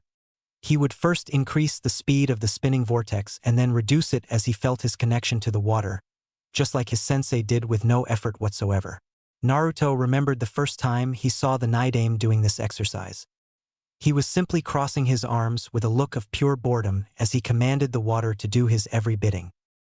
Thus, Naruto, with his eyes closed, pictured his sensei standing there by his side with his arms crossed and a proud smile on his face. "Sensei, despite not seeing you, I can still feel your presence." Going up a notch, Naruto then focused on a different set of hand seals and finishing with the bird hand sign as water goblets lifted from the lake, surrounding his body like suspended grenades in mid-air. Of course, being a C-ranked mission, Naruto didn't expect to be pushed enough to consider revealing his hidden ninjutsu knowledge. However, it would be a disservice to the Naidame if he wasn't prepared for the eventual necessity. Considering the mastery he had in Suiton, Naruto could truly use at least some of what he learned if either him or his teammates were pushed. As he opened his eyes, Naruto allowed himself to relax his chakra coils somewhat as he saw the water molecules in the air slowly falling back to the lake as if it was raining inside the cave. Each droplet caused small ripples on the water as Naruto then left the water towards the cave's exit and then towards the location when he would meet his team and Kakashi's team as well. The gate . Upon arriving at the designated place, Naruto saw Sasuke there already. "Hi there, Sasuke." The Uchiha in question was with both his hands inside his pockets as he turned to see Naruto approach. The blonde genin found it humorous that Sasuke was looking at him with the Sharingan activated. "Naruto," a short but formal greeting as Sasuke turned to look around once more, perhaps getting adapted to his new tool. Quickly extending his senses throughout the region, Naruto couldn't sense anyone approaching, so he just took a seat close to a tree as he observed Sasuke looking around. "So, how is it?" Sasuke turned to Naruto's question. "How does the Sharingan work, exactly?" Sasuke, though, had simply smirked at the question. "Why, scared that you will be beat next time we fight. Naruto snorted at the comment. Tobirama-sensei did comment about the Uchiha clan's drive for constantly get into provocations. Well, Naruto was truly looking forward to testing himself against the Sharingan, so it was fair game. Oh, I know about bits and pieces. You would be amazed at what some books and scrolls in the library says about the clans of Konoha. I was more interested in knowing about how it feels to have such a tool. Sasuke sked as he deactivated his eyes. It still consumed too much chakra to use for longer periods. I'm still adapting to it. As I look around, I can perceive movement before the person starts moving. Also, there are traces of chakra saturated in the air. Naruto hummed in recognition and Sasuke found himself feeling strange at receiving recognition from him. To this day, Sasuke never bothered acknowledging anyone in the village, not even the Jounins. He had a target in mind and nothing in this village would deter him from getting stronger for the single purpose of killing his brother and avenging his clan. Amazing, indeed. Does it hurt? But, strangely so, finding out about Naruto's skills made Sasuke strangely so yearn about competing with him. Somehow, the knowledge of being acknowledged by a rival made his mind focus on something else aside from Itachi. Only when I use it for longer periods of time. I see. Well, I will admit that I'm quite eager to see your improvement. Naruto got up and dusted his clothes as Sasuke could see others approaching. He observed as Naruto greeted Shikamaru and Hinata. Sasuke keenly observed how at ease Naruto was in his posture as he conversed with his team. He could see confidence exuding from the genin and it intrigued him greatly. Good morning Sasuke-kun / hi there Sasuke. The Uchiha then saw Sakura and Kiba also arriving together with Akamaru on top of Kiba's head. The two Jounins followed in last, accompanied by the client Tazuna, who was once more seen carrying a canteen with sake inside. Kakashi was nominated by the Hokage as the mission leader, so he quickly explained the drill towards Wave Country. Considering Hinata's Byakugan and Kiba's effective nose, the Inuzuka would take point with Sasuke. Shikamaru and Sakura would be close to the client in the middle and Hinata would be in the rear with Naruto acting as her backup. Meanwhile, the Jounin would simply observe the genin as they perform the protection mission. Considering it was a C-ranked assignment, neither believed that the group would be attacked. The most they would find were thugs and low-life criminals. So, the group cleared at the gates their departure and each genin fell into their assigned position, while progressing in a civilian pace. Along the way, Naruto paid very little mind to the conversation shared between Sakura and the client. The girl was actually asking about the existence of ninja villages in Wave Country. It was baffling the lack of focus, but Naruto couldn't simply allow himself to these feelings. The rest of the teams were more or less focused at the very least in their respective assignments. Kiba and Sasuke were up front, scouting up ahead with Kiba's nose. Shikamaru appeared aloof, but Naruto knew that he didn't need to worry about the Nara genin. His eyes may show boredom, but he was looking around for traps and eventual opposition. Hinata was activating her Byakugan every now and then and reporting to the Jounin her findings, or lack thereof. As they progressed towards Wave Country, Naruto could better feel the humid climate in the area. As he extended his senses throughout the air, he found that his range of sensory ability increased. After a while of walking, the teams passed through a puddle of water on the ground. Neither of the genin appeared to notice, though the Jounin looked towards each other and nodded.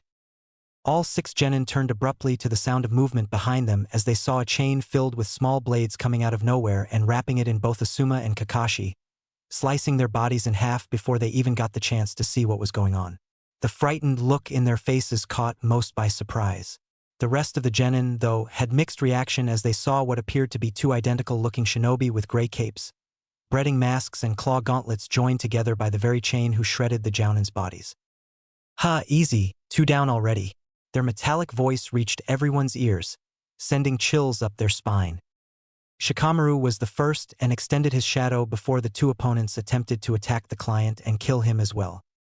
The old man was terrified to his very bone and Sakura wasn't faring much better herself, having seen 2 Jounin falling victim just like that.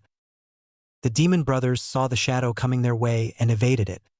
However, Sasuke took the opportunity and charged with his Sharingan activated. Naruto noticed that the Uchiha's speed increased as Sasuke managed to slice the chain in half with his kunai. Kiba and Akamaru went straight to the one on the right, who, after being separated by Sasuke's attack, managed to dodge the Inuzuka's attack and overpower Kiba's taijutsu with his own gauntlet. Akamaru came to his partner's aid and kept the demon brother occupied, before Sasuke came in and joined the fray. "Let's go, Hinata, we'll take the one on the left." Naruto was already moving with extreme agility with his sword drawn. Hot hi. Hinata followed right behind Naruto with her Byakugan activated. Shikamaru saw both Sakura and the client shaking in fear and sighed as he stood by to protect them. Sasuke did quick work of his foe with taijutsu and the use of kunai to prevent the claws from reaching him as well as it did Kiba's. Naruto and Hinata coordinated well in facing the other one. With Naruto's Kenjutsu and Hinata's Byakugan strikes, the other demon brother was being pushed quite severely, while trying to figure out just what's going on. When they started this, the first targets were the Jounin, who were killed instantly. And now these genin were keeping them on their toes. The moment of indecision was enough for Naruto to pierce the man's stomach with his sword and Hinata to land some fierce Juken strikes on his Tenketsu points, shutting down his entire chakra network instantly. No sooner after the last demon brother dealt with, Asuma and Kakashi appeared looking no worse for wear. Kakashi had his hands in his pockets and looked bored, while Asuma applauded his team for the efficiency. Everything happened in less than a minute and Sakura looked at the two Jounin, clueless about what was going on, which Shikamaru breathed a little more deeply at having to explain. "Relax, Sakura, they used Kawarimi as soon as the chain was pulled. You don't remember seeing blood after they were attacked, did you?" Kakashi smiled at that and Asuma looked around for the two down Chunin on the ground. The one from Sasuke had bruises all over the place, and the one that Naruto and Hinata dealt with was bleeding profusely from Naruto's sword strike.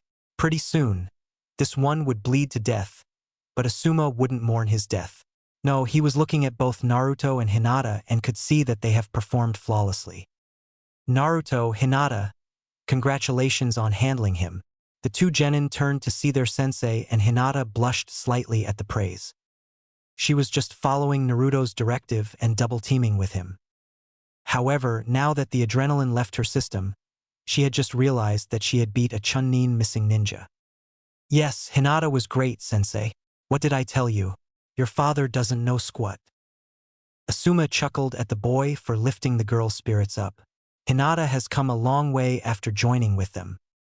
"Ah. Thank you, Naruto-kun." Despite no longer seeing the same Naruto from before anymore, Hinata still felt safe around him and the blonde had always lifted her spirits. Shikamaru soon approached them as well. Kakashi, for his part, was handling his team and was now busy berating Kiba for attacking head-on. "Kiba, it appears you got yourself poisoned." The Inuzuka looked frightened at his sensei, while Sasuke released a sigh in embarrassment for his teammate. Sakura looked frantic at that. "Easy there, Sakura. Remember to breathe." Sensei, you were killed back then. I saw your body being shredded." Kakashi now realized that perhaps his actions may have scarred a fresh out of the academy genin, but the others seemed fine, though. "Don't worry, Sakura, it would take a lot more than mere Chunin to defeat us. Now Kiba, come here and we'll take care of the poison. A bit of heads up though, it will hurt a bit, so bear it with me." The Inuzuka, though, was attempting to show some bravado, but failing miserably. "Huh, I can take some pain, sensei." That hurts. Why didn't you warn me?" Kiba started boasting about his pain tolerance, but then flinched once Kakashi used a kunai in key places on Kiba's hand to release the accumulated blood with the poison, before it could spread to his body. Kakashi found it humorous the look of pain and jumping eye sockets from the Inuzuka, while Akamaru was whimpering on the ground, possibly in embarrassment for his partner, just like Sasuke. After ridding the poison, Kakashi asked Sakura to close his wound and wrap it up while he would join Asuma in checking the enemy's bodies. The bearded Jounin, for his part, had Naruto and Hinata help to close the rest of their tenketsus and strap them in the trees. "You're good here, Asuma?" Asuma nodded as he looked back at the Chunin. "Both of them are unconscious right now, but you can question Tazuna about it." The old man was silent so far, simply busy enough to try and slow his own beating heart, when the two Jounin looked at him accusingly. What? Do you want to question me?" Kakashi snorted and turned to the enemy Chunnin as he talked to Tazuna. We did what we did because we wanted to see just who they were after. It wouldn't be any of the genin, since they are fresh out of the academy. Then it became clear that they were after you. You must thank Hokage-sama for adding a second team to this mission, or else I fear the consequences would be more severe than one of our genin getting poisoned.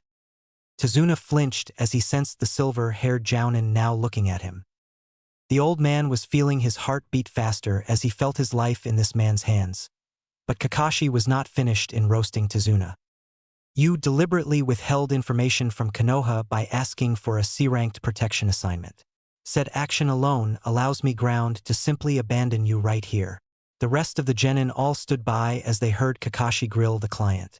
Naruto, though, couldn't help but notice that Asuma-sensei had a slight smirk on his face, despite also assuming the role of a pissed jounin at the client lying about the mission. For him, though, all that counted as replaying the fight he had just now. This was actually his first fight outside of training. Of course, Tobirama-sensei would always fight him using extreme killing intent, but it was not the same. This time, Naruto faced an enemy in battle and felt the rush of battle firsthand. He was focused in his movements, though. The Chunnin he battled against, with Hinata's help, didn't even have Sasuke's level of agility. Also, Naruto managed to target the precise points that Tobirama-sensei instructed him to go for that would instantly debilitate his opponent. He didn't hesitate even for a second, which counted as a big win in his book. Naruto, no matter how much you train, no matter how much strong you become, at the end of the day, a simple kunai can still kill you. Never drop your guard on a mission and never underestimate the enemy. The words of his sensei still echoed in his brain, now more than ever. I'm sorry. He then turned to Tazuna as he turned to explain the truth to Kakashi. My country is poor. We are struggling just to get by. They are counting on me to build a bridge that will finally link our country to the mainland. And Gato has killed everyone that amounted something of an opposition to his plans. I'm the only one left to save my country. I need protection. I can't come home alone or else I will be killed for sure. My grandson will be without a grandfather, my daughter. Oh, my daughter. Kami, what's going to happen to her? Please, Shinobi. I know that I lied about the mission, but I don't have enough money for a higher-ranked mission. Kakashi and Asuma heard the man's plea with a tough enough face, but on the inside, they were struggling to keep it together as neither could see deceit in Tazuna's voice. Gato, you mean Gato of Gato Industries, the shipping magnate? Tazuna nodded at Kakashi's question with a downed visage. Yes, he had killed my son-in-law, the man who first dared to oppose Gato's plans. He will certainly kill me for sure. Tazuna briefly looked upward as he heard Kakashi's sigh. Excuse us for a second, will ya? The old man nodded as he saw the two grown-up shinobi walking away to discuss. The genin, in the meantime, were busy tending to Kiba's wounds. Sakura had done a fine job patching his hand, but the wound from the kunai was extensive in order to fully remove the poison. Sakura and Hinata were the ones that inspected the wound. Sakura had some knowledge on first aid kits and Hinata was using her Byakugan to inspect Kiba's chakra system for some poison remains. Shikamaru, Naruto and Sasuke were simply content in waiting for the Jounin's decision to either return to the village or proceed with the mission, though Naruto could venture a guess that his lazy teammate wouldn't mind going back home. Kakashi and Asuma . What do you think, Asuma? The bearded Jounin took out a cigarette and lighted up before considering his comrade in action. Man sure has placed us in tough spot with the guilt trip. Kakashi nodded with a sigh. Certainly, news about Konoha abandoning a client in the middle of a mission wouldn't bode well for the village, but the Jounin were responsible for the genin under their supervision. As such, they had many plausible reasons to simply walk away and let the Hokage deal with the consequences. That was even more truth, considering that in this mission, they had 4 heirs of Konoha's main shinobi clans and 2 of them were the most prestigious, Uchiha and Hyuga clan. Neither Kakashi nor Asuma would be blamed for taking the safe round and return to the village. However, neither of them felt alright abandoning the old man right now. For sure, if we proceed, this mission would be at least A-ranked. Gato wouldn't settle for a couple of Chunnin to kill Tazuna. Obviously, there is at least a Jounin waiting. That was quite obvious conclusion, and Asuma grunted. One jounin would be wishful thinking. Gatu has deep pockets. For sure, he wouldn't save money on something like this. Kakashi's eyes were focused on Tezuna's tense disposition as well as the genin teams. Okay, if they have more than one jounin, we will have to deal with them. And if they had more chunin as well, then Sasuke and Naruto will have to assume a secondary leading role in this mission. What's your intake with Naruto? What exactly do you wish to know, Kakashi? The silver-haired jounin looked straight at Asuma for this one. Asuma saw a rare, but focused disposition on the leading jounin. Assuming that we are occupied with the jounin, Naruto would have to assume a more leading role to the genin if we are to face other chunin as well. Sasuke is strong as well, but I can feel that Naruto is the more experienced of the bunch. Asuma finished his smoke and threw away with a smile on his face at Kakashi's inquiry. Right after stepping away from the chunin's initial onslaught, Asuma turned his focus on how his team handled it in his absence. Naruto could have dealt with his foe by himself without much trouble, but he inspired Hinata into facing and defeating the enemy together using teamwork. He is ready if it comes to that, though Sasuke could certainly operate together with him. Kakashi nodded. So, shall we proceed? Asuma though merely snorted. Sure. Just send in a message to the Hokage informing of the change in parameters, but I am good to go. The jounin had already summoned a nin dog by the time and quickly scribbled a message to be sent to the Hokage. Back with the genin . The rest of the team got up as Asuma and Kakashi arrived from their discussion. Tezuna's heart was beating fast in apprehension for their answer. Kakashi was certainly taking his sweet time with his answer. Despite already deciding to go ahead, he for sure would make the man sweat for a while. Konoha may be benevolent like that, but he didn't want to see other clients thinking that they could simply walk inside the village and fool them. If Tezuna decides to do the same thing again, he could very well get a comrade killed. Tezuna, we shall proceed for now, and we just communicated the Hokage about the mission parameters. For sure, Konoha will demand a compensation for an A-ranked mission afterward. The old man turned from downright fearing for his life to being upbeat about the situation. Oh, for sure. Thank you very much. I'm sure that once the bridge is complete, trade will resume in my country, and I can come up with an agreement with the Hokage as compensation. Kakashi nodded as Asuma instructed the genin. Okay, everyone, listen up. From here on out, this is an A-ranked mission. These two were chunin level shinobi, so we should expect to face jounin level up next. Kakashi and I will handle them, but Naruto and Sasuke, you two shall be our next line of defense. Sasuke and Naruto turned to eye each other briefly and nodded. Kiba and Hinata will be our scouts ahead. Shikamaru and Sakura will be close to Tezuna for his protection. The 6 genin all complied with the next set of orders as they moved once more for a while, until the group arrived to see a boat there waiting for Tezuna to arrive. Since the boat wasn't big enough for everyone, only Shikamaru, Hinata, Sakura, Sasuke and Kiba joined in with Tezuna in tow. The area was heavy in humidity to the point that a heavy mist surrounded them. Naruto could practically perform all kinds of Suiton jutsu without much concentration. Despite opting to keep his secret for now, Naruto could use the high humidity in his favor to increase his sensing ability. Then, much to everyone but Hinata and Shikamaru's surprise, Naruto walked on top of the sea by Kakashi and Asuma's side. Sasuke was looking at his blonde rival in hidden awe at the skill. Oi! How the hell do you know how to do this? Kiba screamed in demand, but actually received a scolding from the man who was roaming the boat. Hey! Keep your voice down. You want to get us all killed. Kiba had the decency to look apologetic, but he was still looking at Naruto and remembering the one he knew from the academy. Chapter 8 Wave Mission Part 2. The boat kept on navigating throughout the sea waters amidst the heavy mist all around them. Neither of the shinobi could very much rely on their physical senses as sight, taste, smell and hearing were impaired in many ways. In fact, only the man that guided the small boat appeared to have any knowledge of direction. Naruto, Asuma and Kakashi were each busy expanding their own senses so as to catch sight of an attack. If the demon brothers were any indication, then the chances of the jounin coming also from Kirigakure was a high probability. As such, the shinobi from Konoha were at extreme terrain disadvantage. It was imperative that they finalized the crossing as soon as possible. Naruto, in the meanwhile, was having fun on his own. By each step he took on top of the water, he expelled short bursts of chakra through the tenketsus localized on his feet. Doing so, he could feel himself connected to the very nature he is most attuned to. Asuma and Kakashi were both focused on both the protection of the boat and the possible existence of threats, but Kakashi occasionally looked at the blonde walking by their side, apparently without much trouble. Of course, chakra capacity wasn't an issue to Naruto, being not only an Uzumaki but also the jailer of the Fox.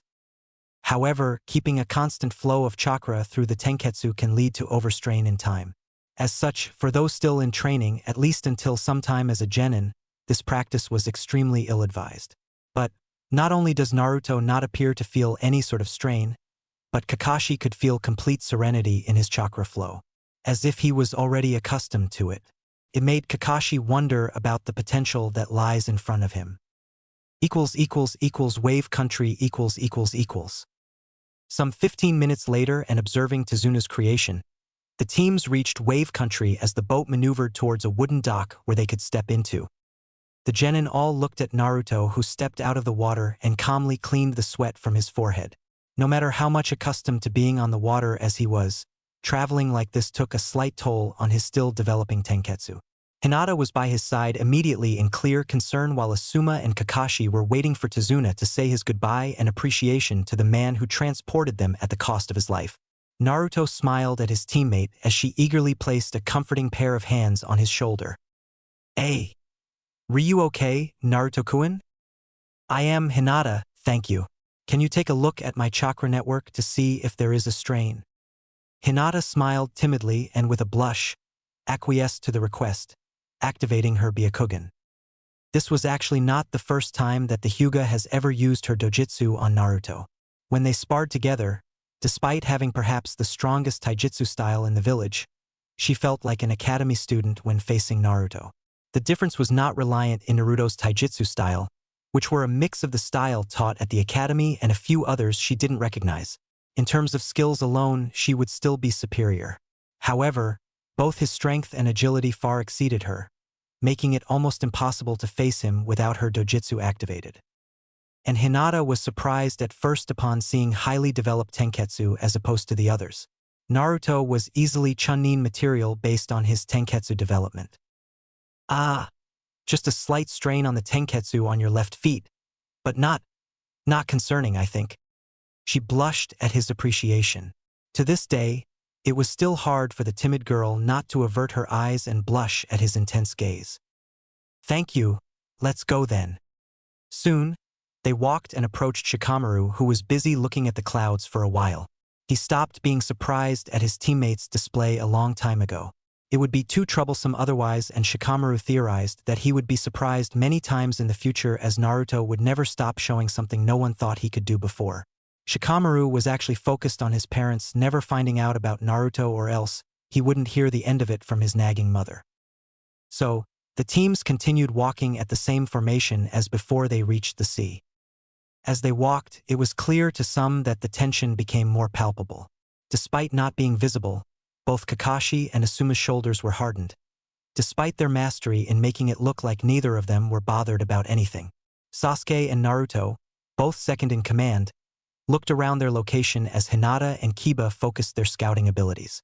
Hinata was activating her eyes every now and then, while Kiba was using his extra-sensitive nose to spot on possible enemies. Though, their skills were impaired by the heavy presence of mist in the air slowly creeping on the group. Because of this, Kiba and Akamaru's nose were hindered. Also, the mist made it difficult for Hinata to look around. Soon, the group turned to a halt when Akamaru bolted towards a nearby bush, alerting everyone and making Tezuna and Sakura's heart rate skyrocket. Kiba, control your mutt." The Inuzuka snarled at the pink-haired genin, before the teams went to see where Akamaru went to. As soon as Kiba stepped inside the bush that Akamaru went, he was surprised to see his partner snarling at a white fur rabbit, who looked scared for his life. Kiba then grabbed the rabbit by the neck and showed to the group, earning another scolding from Sakura and even Tazuna, who was focused in controlling his heartbeat. The Jounin both looked at the creature in Kiba's hand, and then looked at each other with an understanding nod. This species certainly did not belong to Wave Country, which meant that perhaps their new foe shall make its appearance soon. Naruto certainly felt the spike in their chakra in response and got ready, as well as Sasuke. The sudden and swift movement from the heavy forest alerted Kakashi and Asuma, before Kakashi screamed for everyone to get down just as a boomerang came charging at them, threatening to slash them in half. Everyone went down as the sword passed through them, before being lodged on the tree in front of them, before a grown-up appeared standing on top of the Zanbatsu sword handle. Kakashi, Asuma, and Naruto looked up immediately at the sudden spike of chakra, and rest soon followed. This newcomer wore bright blue pants and black and white camouflage arm guards and leg guards. His face was hidden by white tape, and the scratched Kiri headband was plainly visible for everyone to see. Naruto saw this man's eyes looking down upon them, as he could feel the amount of chakra and killing intent from this guy. While not close to Tobirama's, this one was on par with the Jounin sensei easily. That alone made him cautious. Those Chunin from before were nothing compared to this guy. Kakashi.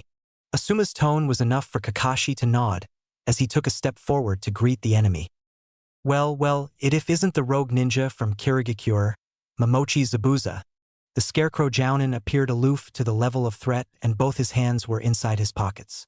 The man named Zabuza just looked at both Jounin from his vantage point as he saw Kakashi about to lift his headband that covered his right eye. I assume you are Sharingan no Kakashi and Sarutobi Asuma. Well, no wonder the demon brothers failed in their assignment. The man's rough voice echoed around the clearing, and it brought chills up the green genin's spine. Certainly, Sasuke was appalled at the nickname he heard from his sensei and looked at Kakashi for clarification. Meanwhile, Zabuza was more interested in focusing on the Jounin as he finished talking. Sorry, but I'll have you hand over the old man. If you do, then I promise not to kill any of your precious little genin. If you don't comply, though, well, their lives will be forfeit. Asuma and Kakashi stood in front of the genin as they stared at the level of threat. Facing a member of the Seven Swordsmen of the Mist certainly wasn't what they expected at all. Everyone, form a perimeter around the client. None of you shall fight him. This one is above your league. The genin were alerted by Asuma's orders as Kakashi focused his entire attention on Zabuza. Well, I'm honored to be meeting the famous Sharingan so soon. The genin and the Jounin looked around as the mist began to envelop the clearing even more. Zabuza noticed as the genin all circled the client to protect him. He then focused on Asuma and Kakashi, before vanishing from his position and landing on top of the small river by their side, before focusing on the ram seal. Everyone could sense the spike in Zabuza's chakra as the man began his assault. Ninpu Kirigakure no Jutsu, ninja art, hidden mist technique. Whereas the mist was already thick around them, now it became almost impossible to even see a thing. Asuma by this point had both his trench knives on his hands, and Kakashi stood in front of the group as they tried to see where Zabuza was. The heavy mist made it impossible for they to see past a couple meters. Hinata used her Byakugan and relied the information that Zabuza was no longer on top of the river, but she couldn't tell where he was. His chakra was all over the place. Momochi Zabuza, the expert in silent killing, indeed. The genin looked at Kakashi. As the name suggests, it's a killing skill that's implemented in an instant in silence. By the time you realize it, you are dead. The genin flinched at being in the presence of such a foe, though Naruto quickly expanded his senses, taking advantage of the high humidity in the air. As he closed his eyes, he extended his senses past his position. Before he could pinpoint Zabuza's location, the group was surprised to hear his voice echoing once more. 8 spots: larynx, the spine, lungs, liver, the jugular and the subclavian veins, the kidney, and ultimately the heart. Now, which vulnerable spot would be good? The casual way in which he spoke sent shivers up Tazuna's throat at perhaps feeling himself being stabbed in each and every one of these spots in his body. Certainly, the amount of killing intent spiked in the area, making most of the genin tremble in slight fear. Sasuke and Naruto were better off as Sasuke had his Sharingan activated. Still, his one-tomo Sharingan was more useless than Hinata's Byakugan. The most that Sasuke could count on right now was slight better reflex, but only helped him if he could actually see the enemy. Asuma, try clearing the mist. The old Sarutobi nodded as he quickly made some hand seals and ushered a heavy gust all around him. Kakashi did a similar with his own chakra, spiking it to review his own killing intent so as to match Zabuza's. The end result was that the mist cleared for a while, but because they were surrounded by the ocean, Zabuza's mist easily enveloped them once again. Also, the area now became even more saturated with killing intent, not only from Zabuza, but from Asuma and Kakashi as well. Sasuke felt it immediately, and it made him remember the bad events of his life at the hands of his brother Itachi. The pressure in the air was unbearable, and it made the Uchiha gag, having trouble breathing. Sasuke's troubled mind didn't even register when a kunai appeared in his own hand. The Uchiha was about to take the easy way out when he sensed a hand on his shoulder. Sasuke, use your chakra and ease your mind. The Uchiha turned to Naruto, who was narrowing his eyes at him. Wah, Naruto. This is killing intent. They are spiking up their chakra to match Zabuza's. Flare up your chakra to regulate your breathing. It may have been a tip for Sasuke, but the rest of the genin all suffered more or less the same thing and did what Naruto instructed. Kakashi and Asuma smiled at the kid from their position. Well said, kid, though it's time for you all to die. The sudden voice alerted everyone, and Naruto could now pinpoint Zabuza's position as being actually inside their own circle of protection. Still, even before he began moving to take Tazuna away from Zabuza's swing, Kakashi had already looked straight at Zabuza's eyes and charged with a kunai, piercing Zabuza's stomach. Still, the fact that from the wound, it leaked water instead of blood alerted Naruto to the usage of a Mizu Bunshin, before he saw another Zabuza surge behind Kakashi and slash his body in half. Though, just like it happened with Zabuza, water erupted from Kakashi's body. Naruto was surprised and in awe upon seeing the speed in which Kakashi had used a Mizu Bunshin as well. This is it. This was a fight between jounin. Kakashi then positioned a kunai from behind Zabuza, but this Zabuza turned out to be Bunshin as well and appeared behind the shocked Kakashi. Asuma took this time and charged with great agility and stopped Zabuza's Zanbatsu before it could reach Kakashi. The swordsman of the mist sked at the sudden intrusion to his fight as he parried Asuma's trench knives. He then dodged a swing from one of the knives, but was surprised when he sensed his face being scratched and blood coming out. Zabuza then looked at the trench knives and at Asuma's knowing smirk. So, you are using wind chakra through that weapon of yours, Sarutobi Asuma. How unoriginal.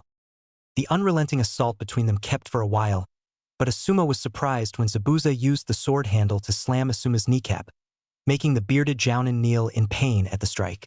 Zabuza was about to follow with a swing with his sword, when Kakashi appeared and parried with his kunai. The vein popping on Zabuza's forehead was evidence enough of his frustration. You two are starting to get on my nerves. Zabuza snarled as he used brute force to force Kakashi backward, before swinging at Asuma once more, this time with no one to stop him. Asuma saw the attack coming, but the weapon was too big for him to completely evade. Zabuza's swing ended up hitting Asuma's leg, causing a deep gash at the bearded jounin's left thigh, earning a scream in pain. Zabuza suddenly had to evade a continuous assault as he saw a great load of shuriken charging at him and not from Kakashi's position. When he looked, he could see the blonde kid with the hand-throwing motion. Zabuza snarled at the genin, before Kakashi came in once more, this time, in short-range fighting. Only once more, the swordsman used the Mizu Bunshin exchange once Kakashi managed to break Zabuza's guard. The real Zabuza appeared behind Kakashi and tried to kill him with the Zanbatsu, but he had to evade because of Asuma's knife flying towards him carried by wind chakra. Still, Zabuza was unrelented as slammed his sword on the ground and used the handle to propel his body, before aiming a strong kick at Kakashi's chest that sent him flying towards the lake. Kakashi was disoriented because of the blow and sank below water immediately, instead of using water walking to skid on top of the water. Asuma tried getting up, but the wound on his leg was too deep and rendered him useless against Zabuza, who for his part had ran straight towards the lake to deal with Kakashi. The scarecrow jounin, for his part, emerged from the lake and looked around, wondering Zabuza's location. He realized a second too late the sudden increase in chakra around the lake as Zabuza appeared behind Kakashi. Ha, fool! Suetun Suru no Jutsu? Water release. Water prison technique. Kakashi looked backwards at the smirking Zabuza as he was suddenly enveloped by a dome of water. The scarecrow Jounin cursed his carelessness as he should have climbed on top of the water immediately. With Zabuza, he couldn't allow himself to get captured. As he noticed, then, the mission had suddenly went against them. Before, they were two Jounin against Zabuza, and now Asuma was gravely injured and Kakashi was trapped. I guess I will have to deal with you later, Kakashi. I have an old man to kill to finish my mission and perhaps even kill Sarutobi Asuma. His bounty will serve me plenty. The silver-haired Jounin looked at Zabuza with dread, not at all expecting this level of skill from him. Asuma didn't even need to hear the conversation to know that Zabuza would come to them next. It was times like these that he cursed not knowing Iryu ninjutsu to at least stop the bleeding from his leg. The bearded Jounin turned his eyes back to the lake and saw that Zabuza had just summoned two Mizu Bunshins, no doubt, to deal with the genin and the client. Turning to the genins, Asuma needed to formulate a suitable strategy to not only rid of the Bunshin but also free Kakashi. Right now, only he can deal with Zabuza head-on. Listen up everyone, Hinata and Sakura. The girls looked at the bearded Jounin, wondering what they could do if the Jounin were being thrashed by this enemy.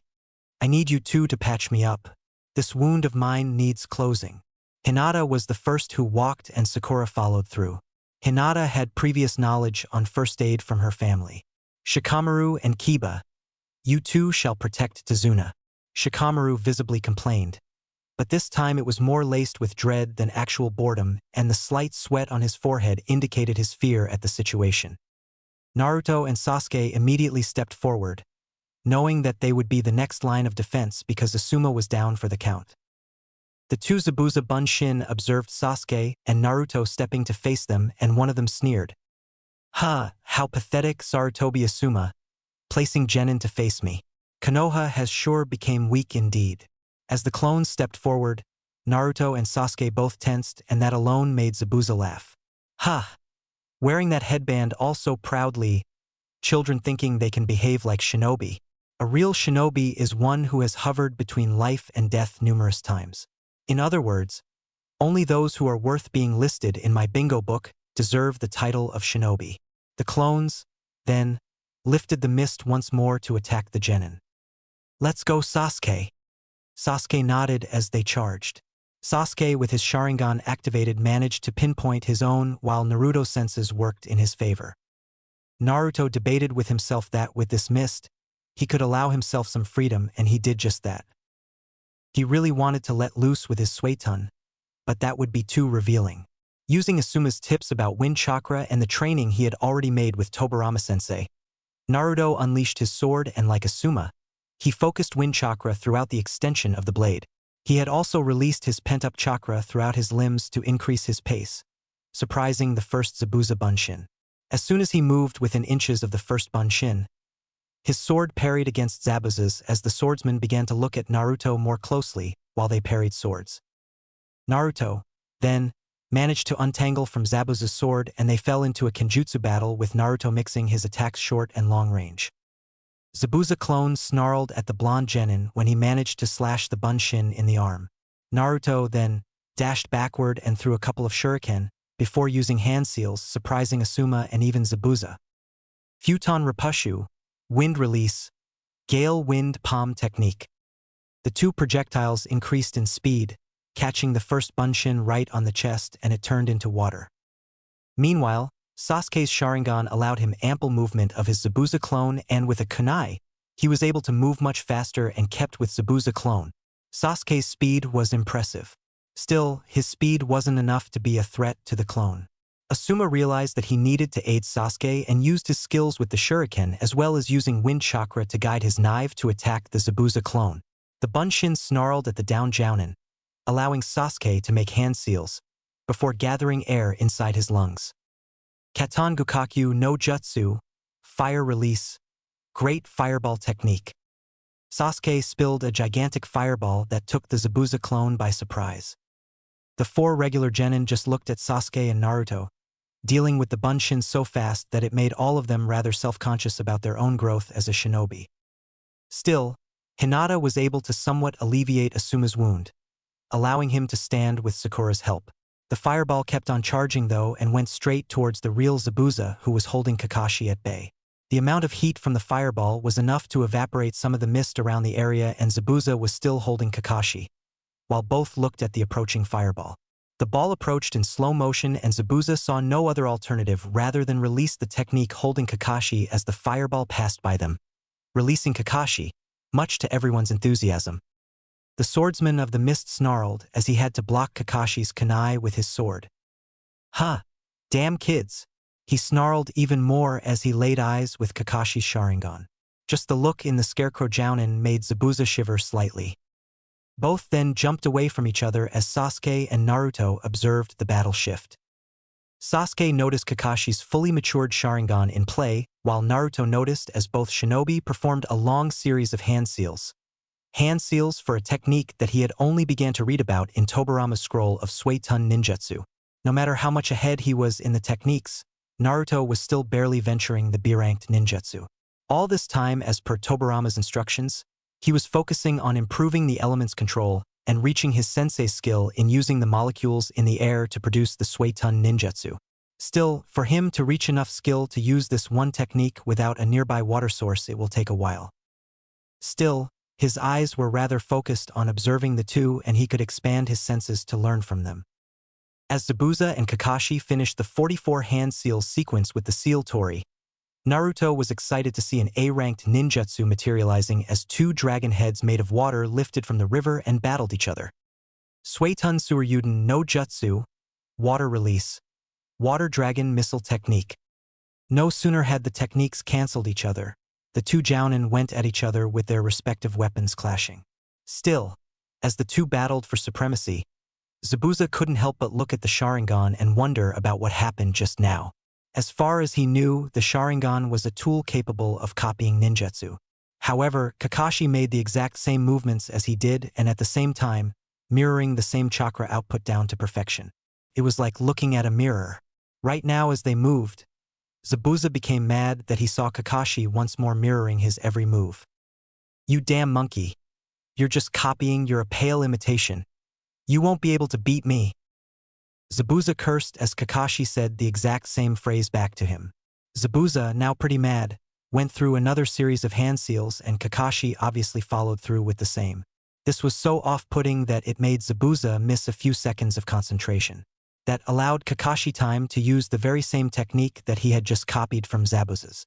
The water below Kakashi started spinning like a swirling typhoon, before growing towards the irate-looking swordsman, hitting him square on. Suetun Daibafuku no Jutsu, water release, water vortex technique. Zabuza cursed Kakashi's existence as the swordsman was dragged away from the river.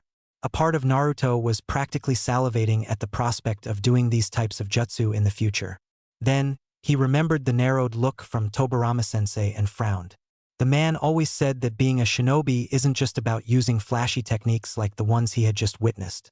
The Night-Aim Hokage would have just obliterated Zabuza with half the necessary chakra wasted by Kakashi just now and in half the time. Back to Zabuza. He was dragged by Kakashi's jutsu until his body was slammed on a thick tree. He cursed in pain as many ribs were broken and he was practically out of chakra. Still, Kakashi wasn't about to let the enemy time and finish the fight with 4 kunai in each of Zabuza's limbs. Kakashi had one more kunai on his hand for the final hit to end Zabuza's life when he saw 2 Sunban hitting Zabuza in the neck, surprising everyone. The man's eyes widened to impossible proportions, before dropping dead on the ground like a sack of potatoes. The Scarecrow Jounin looked surprised and then turned to the source of the projectiles. Naruto narrowed his eyebrows at the newcomer, taken aback that he didn't sense this person, before he appeared and attacked Zabuza, and that scared the genin. To see someone sneaking up on everyone like that and no one being any wiser, made Naruto wary. Kakashi jumped from where he stood and he landed near Zabuza's body as Asuma and the rest approached him as well. The Scarecrow Jounin placed 2 fingers on Zabuza's neck and found no pulse. Well, he's definitely dead. Kakashi then saw the newcomer closer. Long silk black hair gathered in a white bun holder. The outfit consisted of the standard Kirigakure pinstriped outfit which stopped at his knees. Over this he wore a green haori with white trimmings and around his waist a brown sash with a fringed trail wrapped around his waist twice. He also wore light brown platoon sandals with straps in the same color as the kimono. The Hunter-nin mask was a dead giveaway for Kakashi, as he somewhat recognized this person's assignment. The Hunter-nin bowed in respect towards Kakashi. "I thank you. I have been waiting for the chance to kill Zabuza." Kakashi narrowed his eyes at the intel. "By your mask, I presume you're a hunter ninja from Kirigakure." The nin in question merely nodded as he eyed Kakashi warily. "If you don't mind, I shall take his body now. I must get rid of his body, because it contains many secrets." Kakashi and Asuma nodded as the Kirinin lifted Zabuza's body and shined away from there. With Zabuza gone, then the atmosphere in the area lessened considerably as the genin breathed easily. Even Tazuna now carried a much healthier disposition with his heart rate in more adequate levels. Asuma was still being carried by Sakura while Shikamaru and Kiba followed them. Naruto and Sasuke were closer to Kakashi as the Scarecrow Jounin covered his Sharingan eye, before returning his hands inside his pants pockets as if the fight just moments ago never happened. "Okay, then this mission isn't over yet. We still have to take Tazuna to his house." The old man let out a heart-filled laughter. "Yes, thank you all for saving me. You can all rest in my house." As such, the group started walking once more. However, as soon as Kakashi took a step forward, his entire body had frozen and he simply fell on the ground.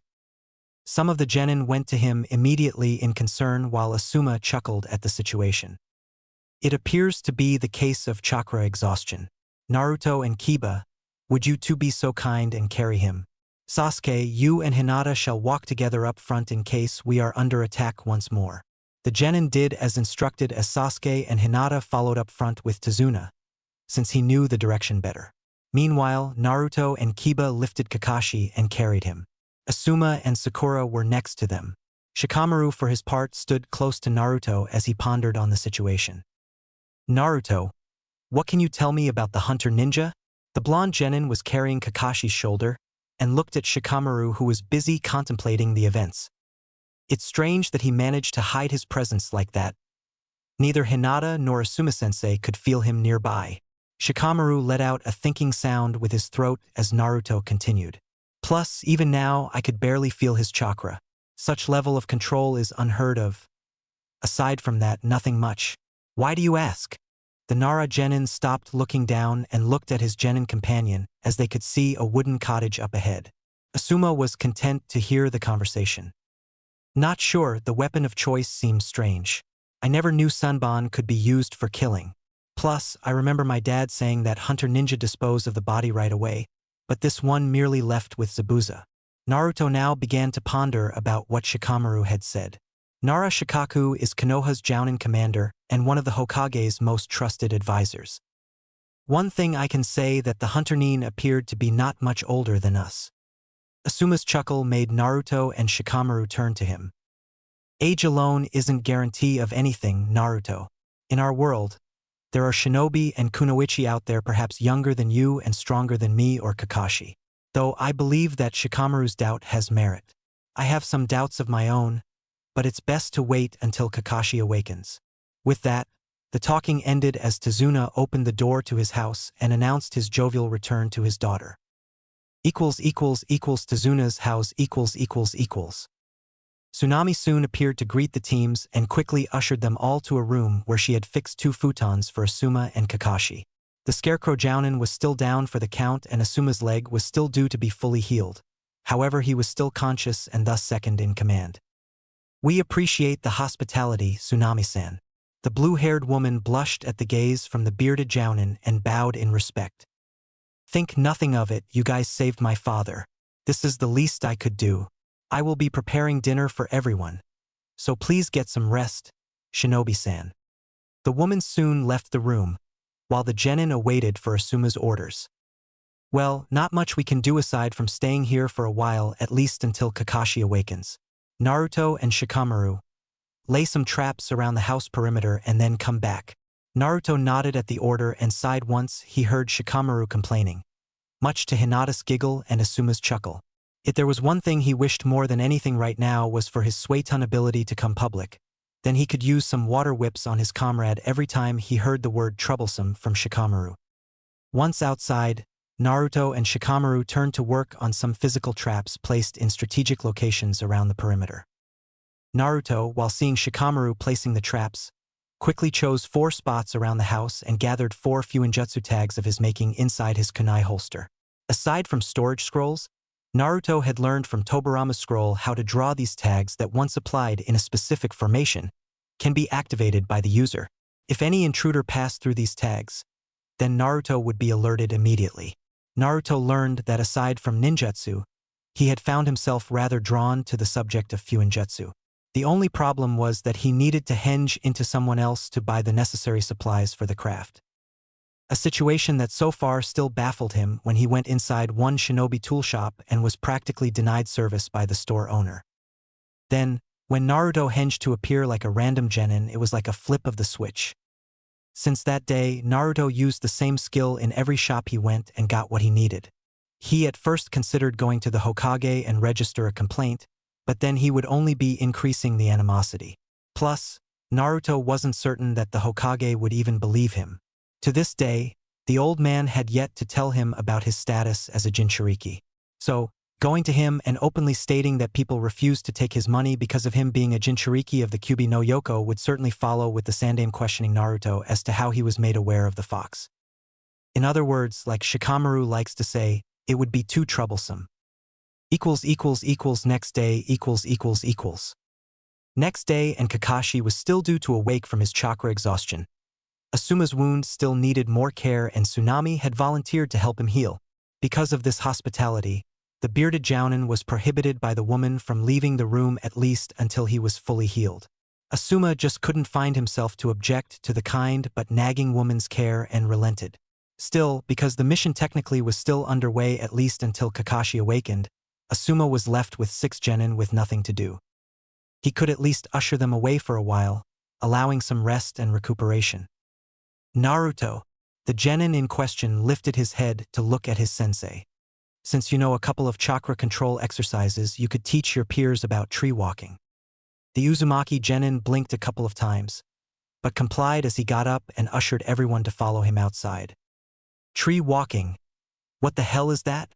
Asuma could only hear Kiba's boisterous voice echoing at the house's halls, followed by Naruto's short answer mixed in humor.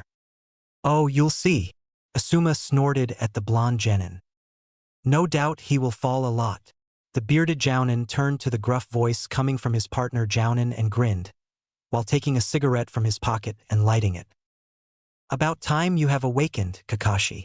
Kakashi slowly got up from the bed as he looked at Asuma. Actually, I had awakened 2 hours ago, Asuma. I just didn't want Tezuna's daughter nagging at me like she does with you. Asuma chuckled at that as he released a good old smoke. So, what shall we do from here? Asuma laughed once more as he saw the change in Kakashi's tired disposition. Back when he was Umbu, the scarecrow jounin was all business and rarely complained about anything. Now, though, it became clear that Kakashi very much preferred to rest. The bearded jounin found himself wondering just when did they stop focusing on their careers and started slowing down. Certainly, Asuma's time with the Fire Daimyo's royal guard came to mind. He knew that Kakashi had his fair share of bad experiences as well. Not sure, though I'm afraid to say that our good friend Zabuza is still amongst the living. Asuma's cigarette fell slightly as Kakashi confirmed his own suspicions. And now we can assume that he will not face us alone next time. Asuma took a long drag from his cigarette before throwing it away. He was already regretting continuing this mission. Chapter 9, Wave Mission Part 3. Beta, Skephinator. Uzumaki Naruto was busy taking a seat by the clearing close to Tezuna's house, while he observed the other 5 genin going about their respective tree walking training. Well, 6 if you count Akamaru. Naruto had given Team 7 a quick explanation about chakra control and the exercise they would be performing. Sakura offered her own 2 cents about the more theoretical applications of chakra, and even went as far as to supply her teammates with an explanation about the usage of chakra in ninjutsu and jinjutsu. Hinata and Shikamaru had already began this training before, and Sasuke looked to be more in tune with the exercise concept, though he even used his Sharingan to copy Naruto's demonstration. Of course, that alone wouldn't help Sasuke much, considering that Naruto had way more chakra than him.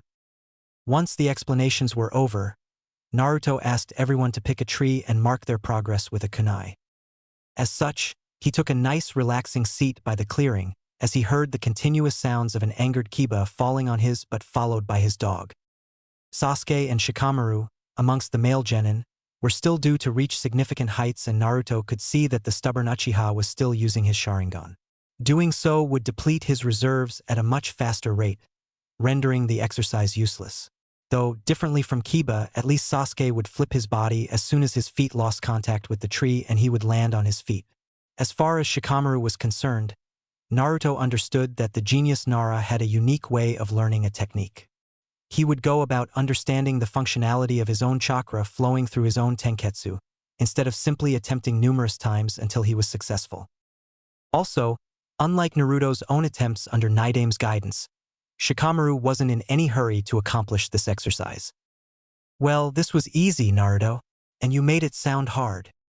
The genin in question turned to Sakura's tree and saw the pink-haired genin boast about her accomplishment. Kiba snarled at his companion reaching the top before he did. Hinata was next to Sakura's tree and was also on the verge of reaching the top. "Hinata, Sakura, excellent job. Sakura, from what I can see, your chakra control is the best because of your small chakra reserves." The pink-haired genin frowned at the jab but kept listening. "You could go up and down the tree using chakra until you run out. That is a fine way to increase your chakra capacity." Sakura released a sigh at that, before doing as commanded. She turned to see Sasuke noticing her improvement, and that alone gave an inspiration and drive for her to try harder. Naruto then turned to Hinata, who had scratched the tree quite high, before flipping her body and landing on the ground safely. She was about to go once more when Naruto approached her. "Hinata, a moment please." The Hyuga heir nodded as she waited for her genin commander. "As I understand, the Hyuga clan is famous for its knowledge in chakra and how it flows through the tenketsus. I would imagine you would have beat Sakura in this exercise, even if your chakra capacity is much higher than hers. Is there something wrong?" Hinata, though, merely looked down in slight shame at the question. That gesture alone answered his question, and Naruto silently slammed his face for such thoughtlessness. Of course, her feelings of insecurity got in the way. "I'm sorry, Naruto-kun. I'll try to improve." The Hyuga flinched at feeling his hand on her shoulder. Upon looking up, though, she only saw a gentle smile at her. While it was not that full-out smile that illuminated her world in the past, it still managed to relax her posture. "There is no need to improve something you already know, Hinata. You just need to show more conviction, that's all. I want you to try again, and this time, do not think if you can do it, you know you can." Hinata looked in awe for a while, before holding her kunai more firmly and accepting Naruto's advice. This time, Hinata activated her Byakugan and took some distance before running towards the tree and placed the first step. As soon as she did so, Naruto smiled upon sensing the correct amount. The girl then climbed her tree like a pro, only looking at her destination.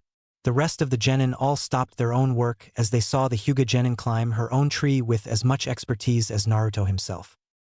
When Hinata managed to reach the top of her tree, she was surprised at herself while looking at the view from up there. "Way to go, Hinata! Congratulations!" The Hyuga blushed at the praise, but her facial expression showed contentment at her own achievement.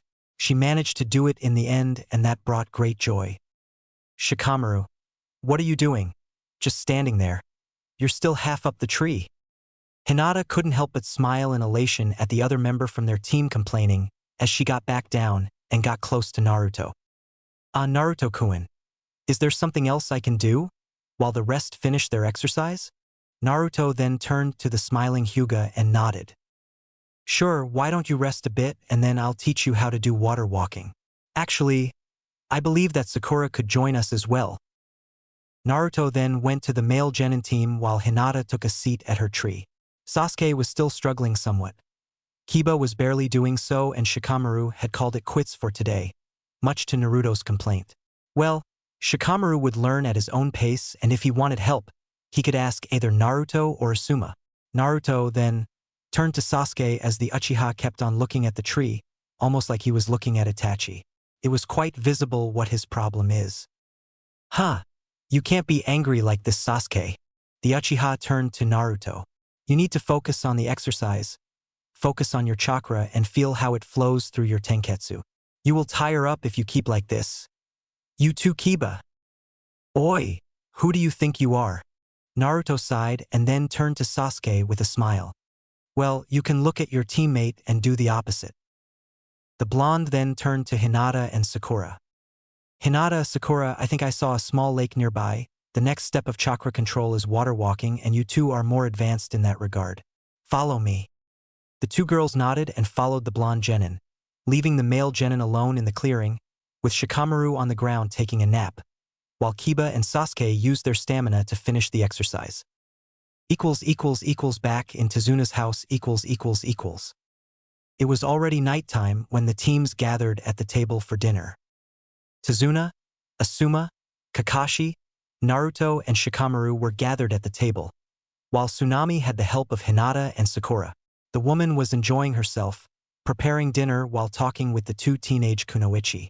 It made her remember the times when she was Hinata and Sakura's age in Wave Country. She would smile upon seeing Sakura swoon over the boy called Sasuke. The way that Hinata was blushing when asked about the subject, Tsunami wanted nothing but to hug the cute little genin kunoichi. Back at the table, Kakashi was still having trouble moving and his chakra was in complete disarray. Asuma's injuries were already healed and as such, he took command over the mission. Naruto, where is Sasuke and Kiba? The genin looked at Kakashi in annoyance. Still outside trying to finish the exercise. Sakura tried talking to them, but they are quite stubborn, though I don't know if each one is trying to outdo the other at this point. Kakashi released a sigh at that and scratched his head. Yes, I believe they are. Having a rivalry is fine and all, but not on a mission. I do wonder why you thought it was wise to teach water walking to Hinata and Sakura. I did recall Asuma asking you to focus only on tree walking. Kakashi's remark lacked any tone of reprimand, so Naruto casually explained. Seeing as they finished tree walking in record time, I figured that water walking would benefit them, plus Sakura needs to increase her chakra capacity. Naruto was highly impressed by both women's knowledge of both the theoretical and practical applications of chakra, up to the point that they had managed to not sink in their first attempt. By the end of the day, both had already managed to stand on top of the water by dully regulating their chakra. By his estimate, it would take 2 more days for them to finish. I see. Well, next time, please run by either me or Asuma before teaching them anything this advanced. Naruto merely nodded, before accepting a bowl from Hinata. Once everyone took a seat, Asuma cleared his throat to gather everyone's attention. Well, I was hoping that Kiba and Sasuke were here to hear this, but they will hear later. It appears that you're right, Shikamaru. The Nara genin mumbled at that as Asuma continued. We have reason to believe that Zabuza is still alive. The news came as a punch in the gut for Tezuna and Tsunami as well as Hinata and Sakura. At this point, Naruto learned never to question Shikamaru. But sensei, how is that possible? Kakashi-sensei did check him for a pulse. Sakura questioned as she took a seat close to Hinata. This time, Kakashi took over the explanation. Yes, Sakura, I did, and there was no pulse. However, considering the ability of the Hunter Nin and the weapon of choice, it's safe to assume that the Hunter Nin managed to place Zabuza in a death-like state. Hunter Nin are qualified as the elite of the elite. As such, they possess enough knowledge about the human anatomy and which weapons are best suited for their purpose. Also, a Hunter Nin's job is to dispose of the target's body right away. However, he instead took Zabuza's body away. The explanation made everyone's mood shift negatively, especially Tezuna and Tsunami, who were specifically targeted by the business magnate Gatu. Everyone was surprised when the door opened abruptly as a beaten Kiba and Sasuke walked inside. In no time, both genin ran towards their respective seats and ravaged their respective bowls. I take it the two of you managed to finish the exercise. Kiba and Sasuke had their mouths full, but both managed to nod at Kakashi's question. Sasuke and Kiba were then briefed on the news, before Asuma surmised their mission onward. Okay. Now Kakashi and I have talked about it, and we shall remain here to protect Tezuna as he finishes his bridge. The old man and his daughter visibly relaxed and appreciated Konoha for their effort. However, Kakashi is still in need of recovery, so he will take over the genin's training, while me and Naruto will accompany Tezuna. Zabuza will not attack us right now. You can't simply recover from a death-like state. The body needs time to recover, but we'll have to face him once more as well as the hunter Nin. Not to mention the possibility of Zabuza gathering more to the cause. The information made everyone quite tense. The thought of facing others like Zabuza was quite terrifying, indeed. Next day. Next day, while Naruto and Asuma followed Tazuna to the bridge construction, Kakashi had approached the rest of the genin with his directive for the day. Okay, seeing that Hinata and Sakura are already training in water walking, you two are to continue. I understand that the boys are still due to finish, even if Sasuke and Kiba claim to have already finished. So, you three shall keep on doing tree walking until I can attest the completion. Hinata and Sakura were already heading towards the lake where Naruto last took them yesterday. Sasuke, Kiba, and Shikamaru stood side by side, and it was clear to Kakashi that both his genin subordinates looked irate at his command. Hey sensei, we already finished yesterday. Teach us something useful, like a cool jutsu. Kakashi's eyes never changed from plain boredom, however. Kiba, I do believe that Naruto had explained to you all the importance of chakra control, but I can repeat it. The Scarecrow Jounin stopped talking once the Inuzuka complained once more. Yeah, a good chakra control is adamant for using ninjutsu and stuff blah blah, but we did finish. The Jounin sighed, half hoping that Sasuke wasn't of the same mind as Kiba. Debatable, considering that your chakra reserves were almost depleted last night. Having almost none to control isn't the same as finishing the chakra control exercise. Now, continue. True to Kakashi's theory, Kiba attempted to show off and run towards one of the trees and then go all the way towards the top, until his feet slipped and the Inuzuka at least managed to flip in midair and land on his feet. Sasuke, for his part, cursed having to perform this kami-forsaken exercise one more day. Shikamaru, for his part, looked at his tree with both hands inside his pocket, before he began his own climb, placing one foot after the other. Only this time he was able to walk all the way to the top. Kakashi couldn't help but sweat drop at the lazy display. The kid could really put more effort into it, but then Shikamaru wouldn't be called a Nara. Well, nice job Shikamaru.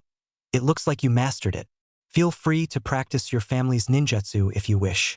I also understand from Asuma that you're studying genjutsu. If you want any help, please ask. The Nara genius nodded and took a seat by the tree, before picking up the genjutsu scroll that Asuma gave him. With Naruto . While the genin were training, Asuma and Naruto were at the construction site, while they observed Tazuna and his crew at work. Along the way, Naruto saw the condition of the country and frowned in concern. After seeing it, his respect for the old man rose.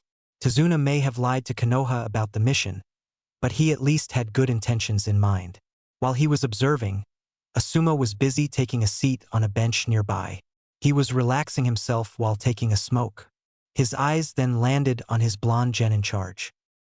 Hey Naruto, come here for a second. Naruto looked at his Jounin sensei and saw him picking a leaf from the ground. What is it, sensei? Asuma was busy twirling the leaf before giving it to Naruto. I gather that you managed this exercise already, but show me. The genin understood and grabbed the leaf before placing it in between his hands, before focusing wind chakra. It didn't take 5 seconds for him to show a leaf sliced in two, to which Asuma smiled in recognition. I figured, in your fight against Zabuza, you even used a wind technique and did so perfectly. Naruto briefly wondered if the man had a question in mind, but when none came, he just nodded in enthusiasm. Your scroll helped a lot, Asuma-sensei. I have been practicing the two techniques constantly until I got the hang of it. The Jounin finished his smoke and then threw it away. So, you're also practicing the Daitapa Great Breakthrough? To Naruto's nod, Asuma urged him for a demonstration. Show me then. Try clearing this mist so that we can help the workers. The genin then got into position and performed a considerable sequence of hand seals, while molding wind chakra through his tenketsus, before gathering air inside his lungs. As soon as he released the pent-up air, Asuma's eyes widened at the torrential blast of wind that erupted from Naruto's mouth, ridding the area of the heavy mist for a while. The workers all thought it was a weird natural phenomenon, but continued their work as if nothing happened. The Jounin simply whistled in approval. How is that? The Jounin looked down at Naruto and hummed in appreciation. Good, better than I thought, though you took a bit longer on that hand seal sequence. Keep on practicing. It will be easier once you finish the second wind chakra exercise, but that will have to wait for a while. The genin nodded, not bothering to point out that he had already finished the second exercise and performed the techniques a couple more times, while Asuma turned to watch the crew at work. Tazuna's house . At the end of the day, Naruto and Asuma walked inside the house, only to hear the ramblings of a child directed at the members from Konoha. Why are you all trying so hard? In the end, Gato will murder you all. Tazuna saw his grandson Inari screaming at the shinobi from Konoha and ushered him to stop antagonizing them. What's the point, Gigi? In the end, everyone who tries to stand against Gato dies. The boy visibly complained once Tsunami scolded him and sent the boy to his room. Tazuna looked at the boy's back in sadness. I apologize for his behavior, everyone. Inari was such a sweet boy, very energetic. Tsunami looked down as she had no more tears left in her eyes because of what happened. It all changed after he witnessed his father being killed by Gato's goons. The bridge I am building represents the hope of Wave Country. Without it, our county has no connection to the mainland. And Gato controls the ports and harbor in the area, not to mention connections in the Waterlord's office. This bridge is our only chance to save this country. After that, no word offering was needed and Tsunami went back into the kitchen to fix dinner. Naruto was then seen walking through the house corridor before he heard the noise of a child crying. He looked inside the door to see the kid Inari sitting on a table and crying his heart out while looking at the picture of a man. Excuse me, can I come inside? The kid Inari grabbed the picture and held it close to his chest as he looked towards Naruto in anger. The genin showed his hands up in peace. Sorry to intrude, I just wanted to talk, if that's okay. Inari then wiped the tears from his face and turned into a cold exterior. I have nothing more to say. Naruto smiled in sadness as Inari diverted his eyes to the ground. The genin took a seat by his side as he looked at the ocean from Inari's room window. This picture is from your father, right?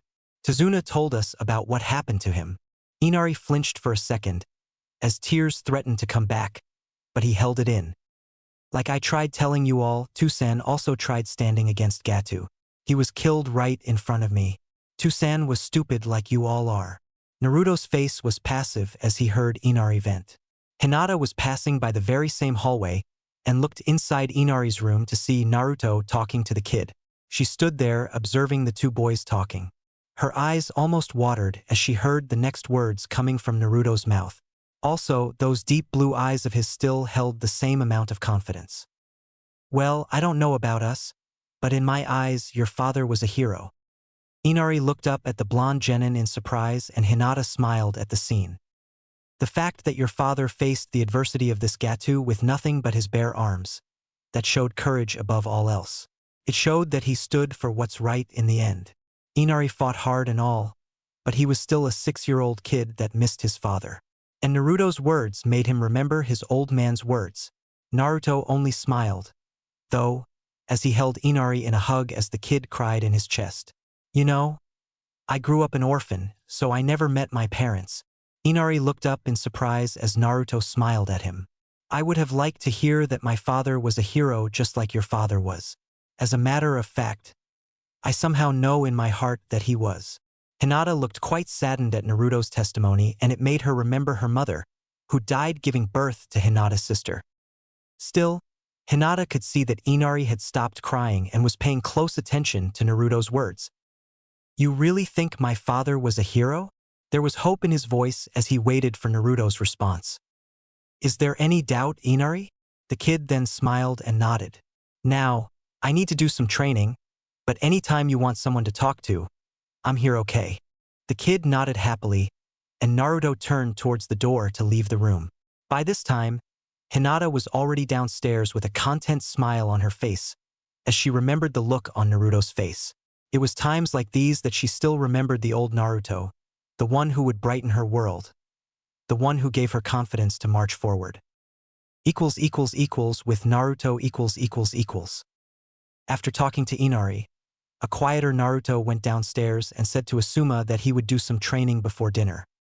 As he left the house and walked towards a more secluded clearing, Naruto pondered about his parents. Naruto was speaking from the heart when he said that his father was a hero, though every time he asked the Sandaime about it, the man would say that he didn't know. Though Naruto already knew that Sarutobi Hiruzen hid the information about the Kyuubi from him, so it stood to reason that the pattern would be the same regarding his parents. It was the only explanation, considering the boy's status as a Jinchuriki.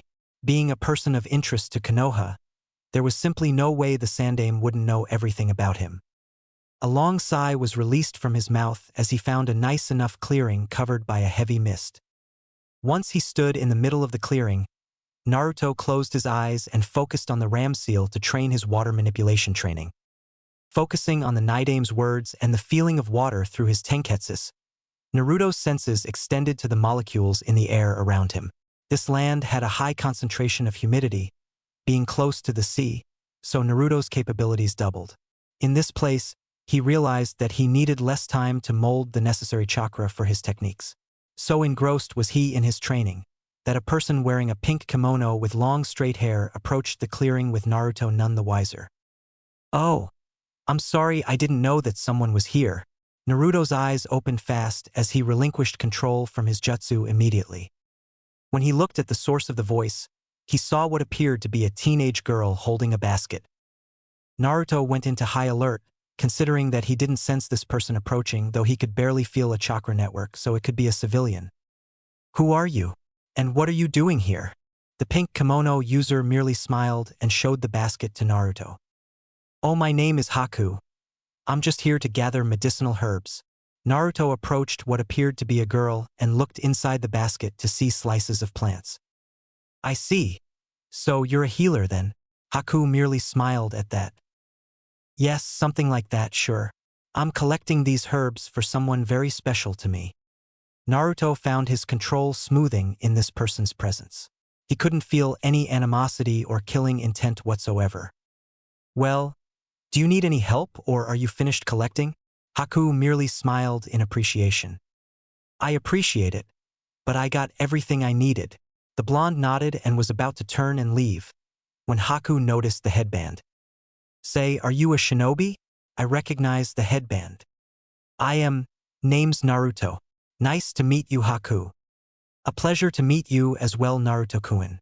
"So, what are you doing here, if I may ask?" Naruto debated on what to say at first, but answered. "Training, that's all.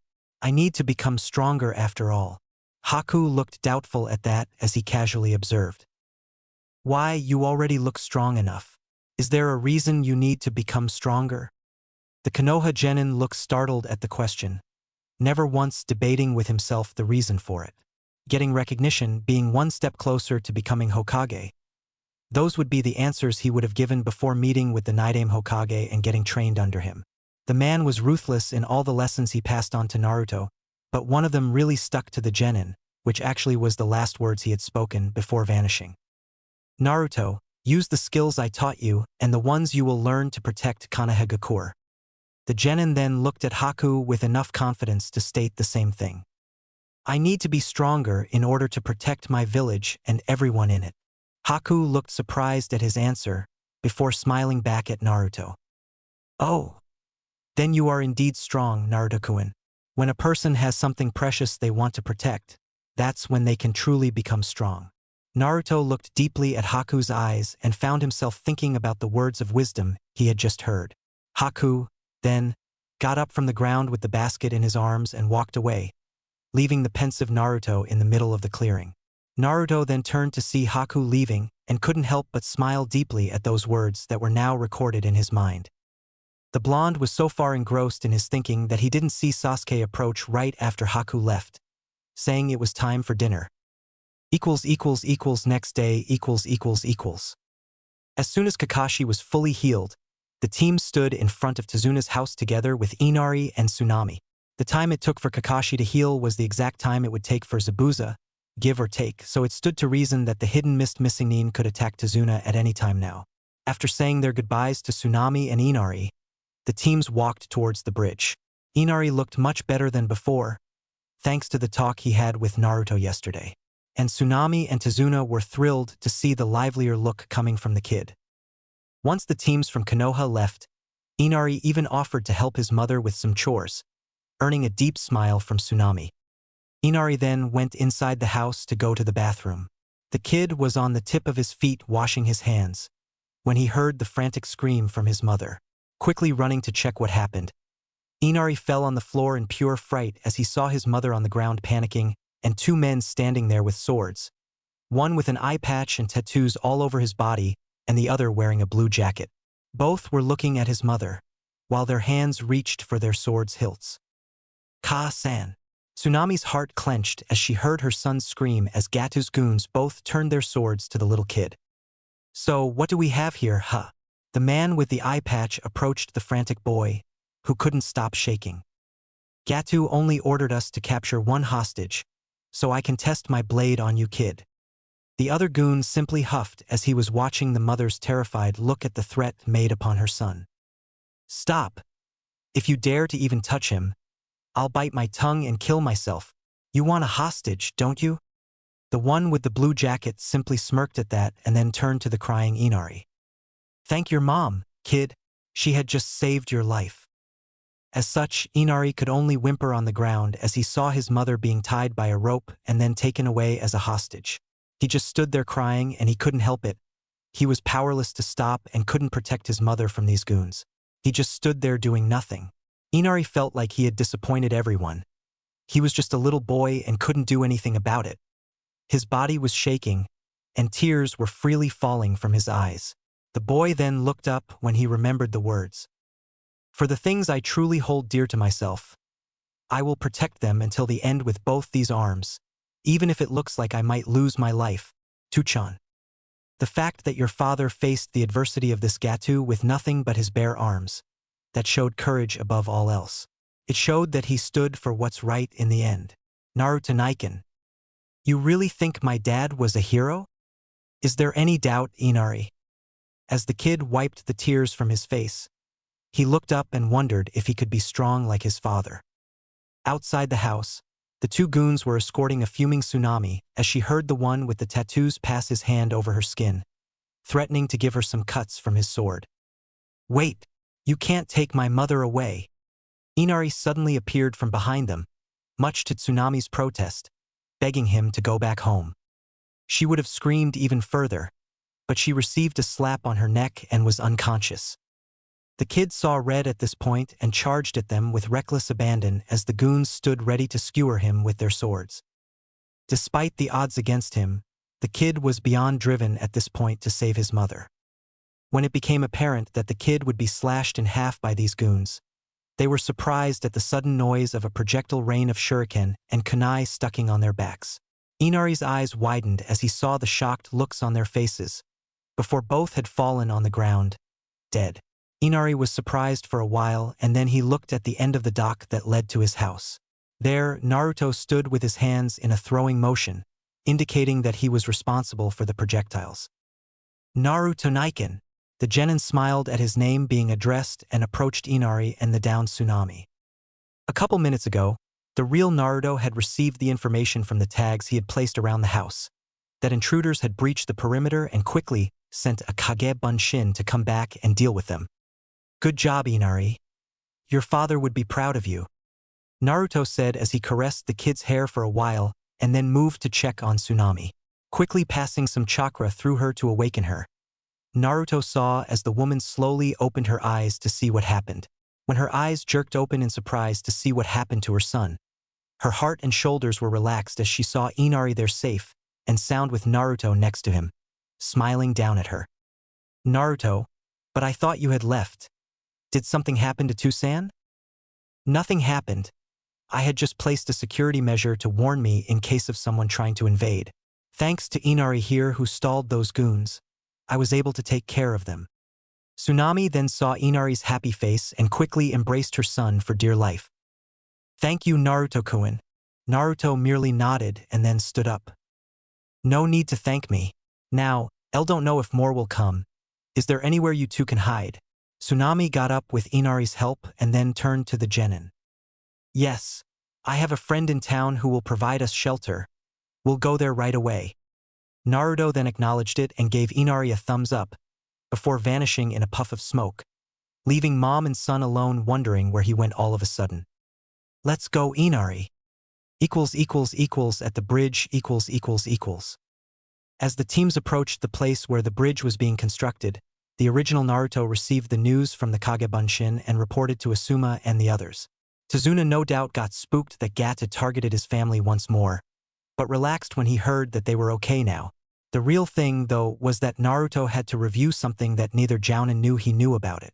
Both the Kage Bunshin and the rudimentary use of Fuinjutsu tags. He had no choice, as Tsunami and Inari would no doubt tell them what happened. The Fuin tags, despite being advanced stuff, could be excused as Naruto could have had access to them through the library. However, the Kage Bunshin was a Jounin-level technique and a highly dangerous one to use. In the end, he had invented the history of him breaking into the library a couple years ago and finding the technique.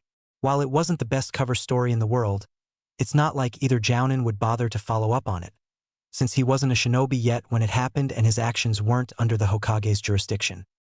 As soon as they stepped foot on top of the bridge, Tazuna's eyes widened at the workers on the ground, dead. The heavy mist had immediately surrounded them all as the genin surrounded the client while the two Jounins stood in front of the group, waiting for Zabuza to approach. Their eyes widened as they heard footsteps approaching. In their right mind, Zabuza would come at least with the hunter nin that helped him escape before. However, neither were prepared to hear 3 sets of footsteps followed by many others as well. When the mist cleared, the Jounin's eyes widened at the sight as there was Zabuza, the hunter nin and another former member of the 7 swordsmen of the mist, Kurisuke Raiga. And right behind the 3 shinobi, there was a group of at least 10 goons bearing swords, making it clear that Gatu was not saving expenses to get rid of Tazuna for good. Kakashi and Asuma all tensed at the sight of not 1 but 2 members of the 7 swordsmen. This mission rapidly bumped to at least A ranked. What do you think, Kakashi? The silver-haired Jounin looked straight ahead at the army in front of them. Each one of us will have to face one of the swordsmen, Asuma. Naruto and Sasuke shall have to handle the hunter nin and the rest shall cover the client and deal with the goons. Asuma released a sigh in dismay at the thin odds right now. As he looked back, he at least got comfort in knowing that Sasuke and Naruto could work well together in dealing with the hunter nin. Now, he needed to assign a 3rd chain of command for the other genin as they will be quite occupied. Hinata and Shikamaru.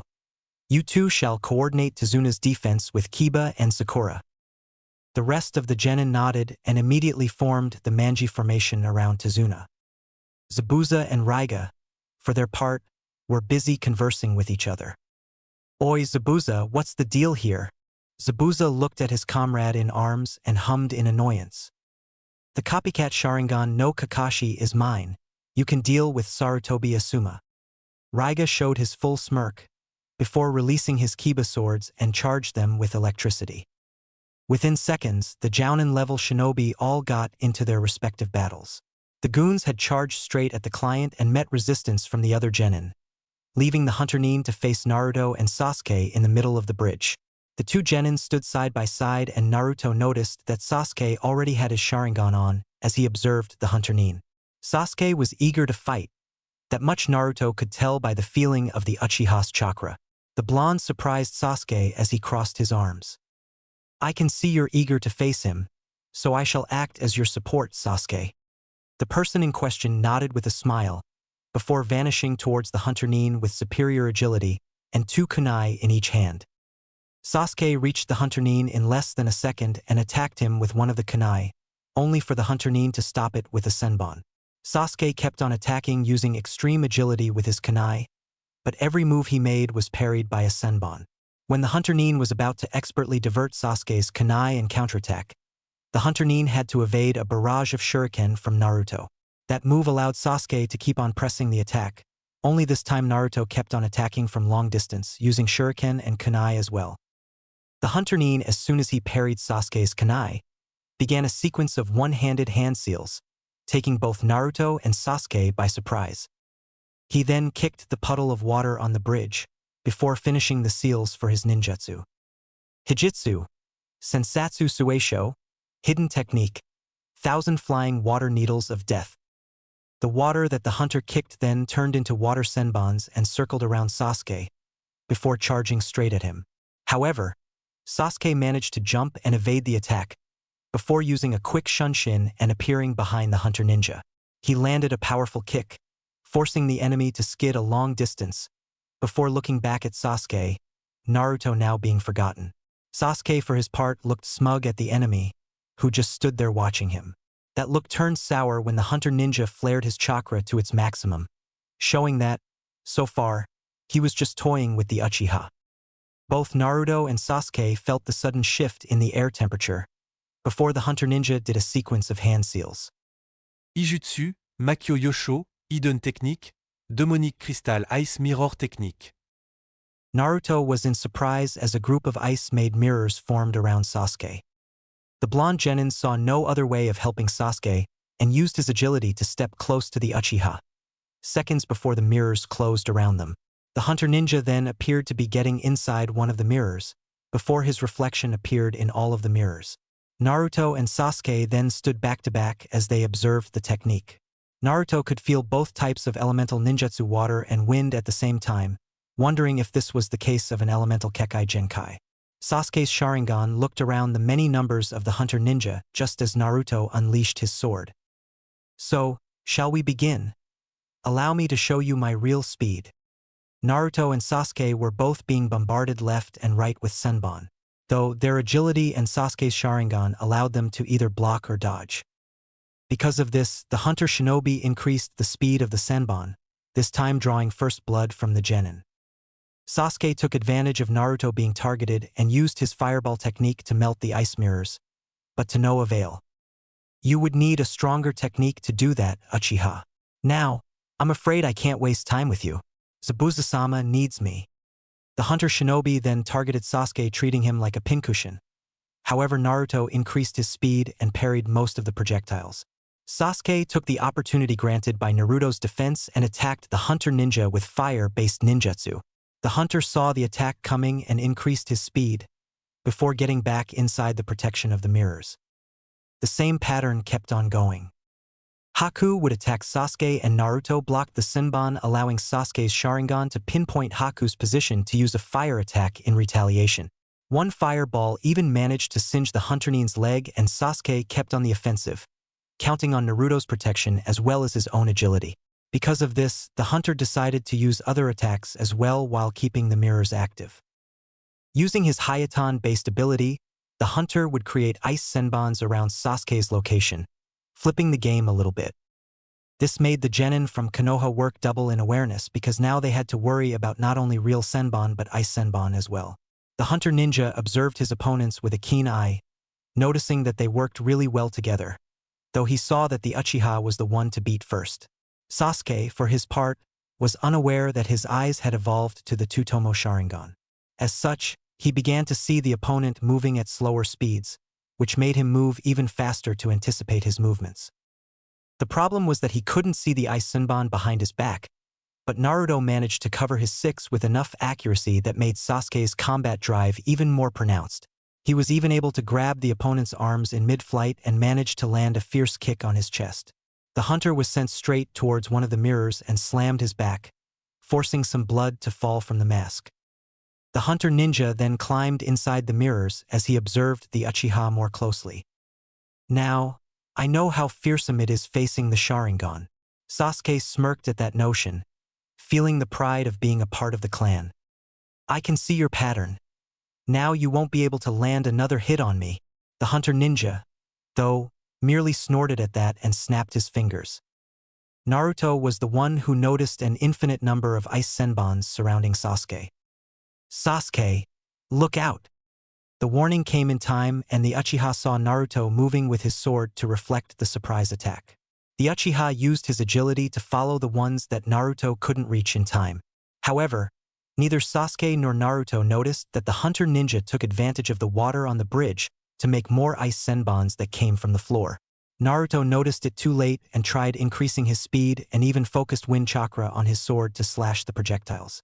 A couple of them ricocheted, however, from his protection and ended up piercing Sasuke's neck, earning a violent scream in pain from the Uchiha, before he succumbed to it and fell on the ground. Naruto was still parrying the needles coming his way, before looking at the downed Uchiha. Naruto then went close to Sasuke and checked him up for a while. He is dead. There is no need to mourn him because you will be next. The blonde could feel, though, Sasuke's chakra circling through his tenketsu. I'd gather you did the same as you did with Zabuza, placing Sasuke in a death-like state. The hunter ninja then looked at Naruto more seriously, who cracked his knuckles and neck. I guess I can let myself loose with you now. Asuma x Raiga . Kakashi and Zabuza both met in the middle with Zabuza's sword and Kakashi's kunai battling for dominance. The Sharingan made it impossible for Zabuza to focus on ninjutsu, so he battled against Kakashi in close range. While Kakashi was able to anticipate Zabuza's movements, the swordsman was taking advantage of the heavy mist. He was more used to this terrain than the Konoha Jounin, so the fight was more even. Also, Asuma and Raiga danced with each other as Asuma's wind chakra knives battled against Raiga's lightning kiba swords in a show of sparks.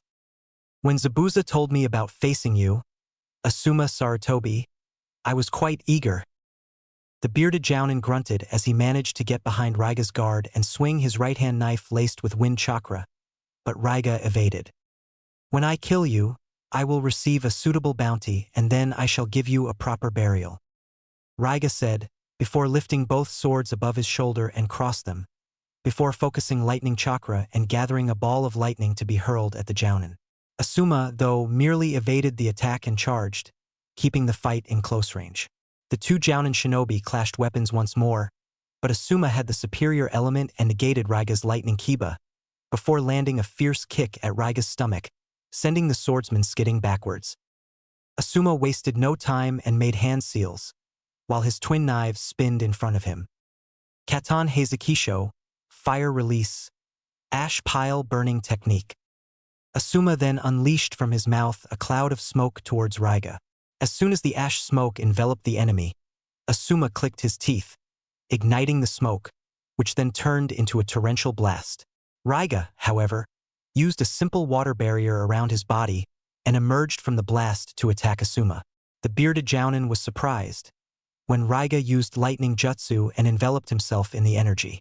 Asuma, then, focused more wind chakra and his knives extended to become close to a sword's length in wind chakra to block Raiga's attack. Once more, the element won and Asuma managed to nullify Raiga's lightning armor. As a result, Raiga received a couple of slashes on his arms and torso. You can't win this fight with lightning, Raiga. The swordsman cursed and used Kirigakure no Jutsu to use the mist in his favor. Asuma frowned as Raiga vanished just like Zabuza.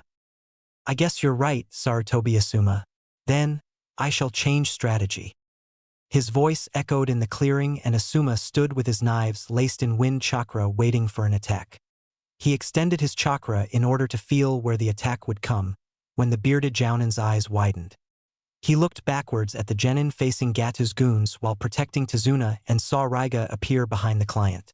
Working fast, Asuma placed his knives inside the kunai holster and made a sequence of hand seals, before placing both hands close to his mouth horizontally. This technique needed to be aimed properly or else he would accidentally hit the client instead. Futon Fujin no Jutsu, wind release, dust cloud technique. From Asuma's mouth, a high-velocity wind surged, containing dust particles. Raiga had only 1 second to try and place his kiba swords in front of him to protect himself from the blast. The hit caused great pain in Raiga because his element was lightning, thus weak against wind-based techniques. Asuma kept on the offensive, taking the opportunity and picked up his knives once more and laced it with wind chakra, before piercing Raiga's chest. Asuma looked at the enemy bleeding from his mouth and it appeared to be the killing blow, before Raiga smiled and turned into water. Asuma cursed seeing that he must have replaced himself with a water bunshin at the last moment. Asuma, then, blocked Raiga's kiba swords that came from his back. Yes, indeed, you don't disappoint, Sarutobi Asuma. I shall give you my strongest technique now. Asuma cursed and once more slashed Raiga's body, who was another water bunshin. He then felt a strong surge of chakra close to him and saw Raiga lift his kiba swords up in the sky and received lightning from the dark clouds. before his body once more was enveloped in a lightning armor. Raiga then began to spin his body fast. The element began to grow in a vortex of wind upward. Asuma's eyes widened as he saw the vortex of wind shift into a dragon's head, heading straight to the bearded Jounin.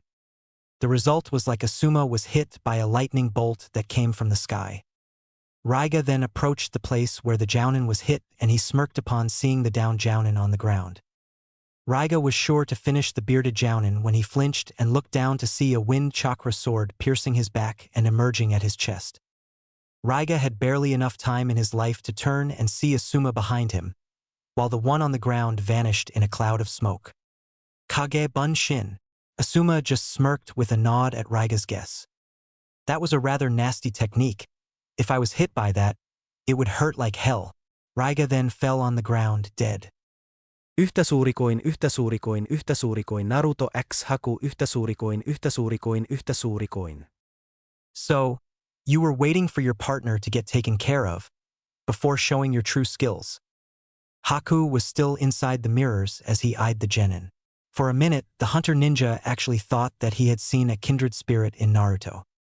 Naruto stood with a fighting pose, though his thoughts actually drifted towards what the hunter ninja was implying. No, actually, seeing the pattern of your senbon, I was protecting it from reaching his vitals. Sasuke here is actually quite stubborn and would be a pain in the ass if he saw me taking the initiative. Now, I can feel this technique of yours taking a lot of chakra from you. I bet it takes too much chakra to maintain, doesn't it? The hunter said nothing in reply and used his superior agility to attack Naruto from presumably all over the place. The hunter was surprised when Naruto's speed doubled, allowing him to block all the senbon from reaching him. I see that you're indeed faster than before, but it won't be enough to stop me. Naruto flinched as his eyes followed the hunter leaving one mirror and landing on the other using speeds even superior to his own. The senbon had even increased in speed, making it difficult to block them all. He needed to use his own agility to avoid the projectiles.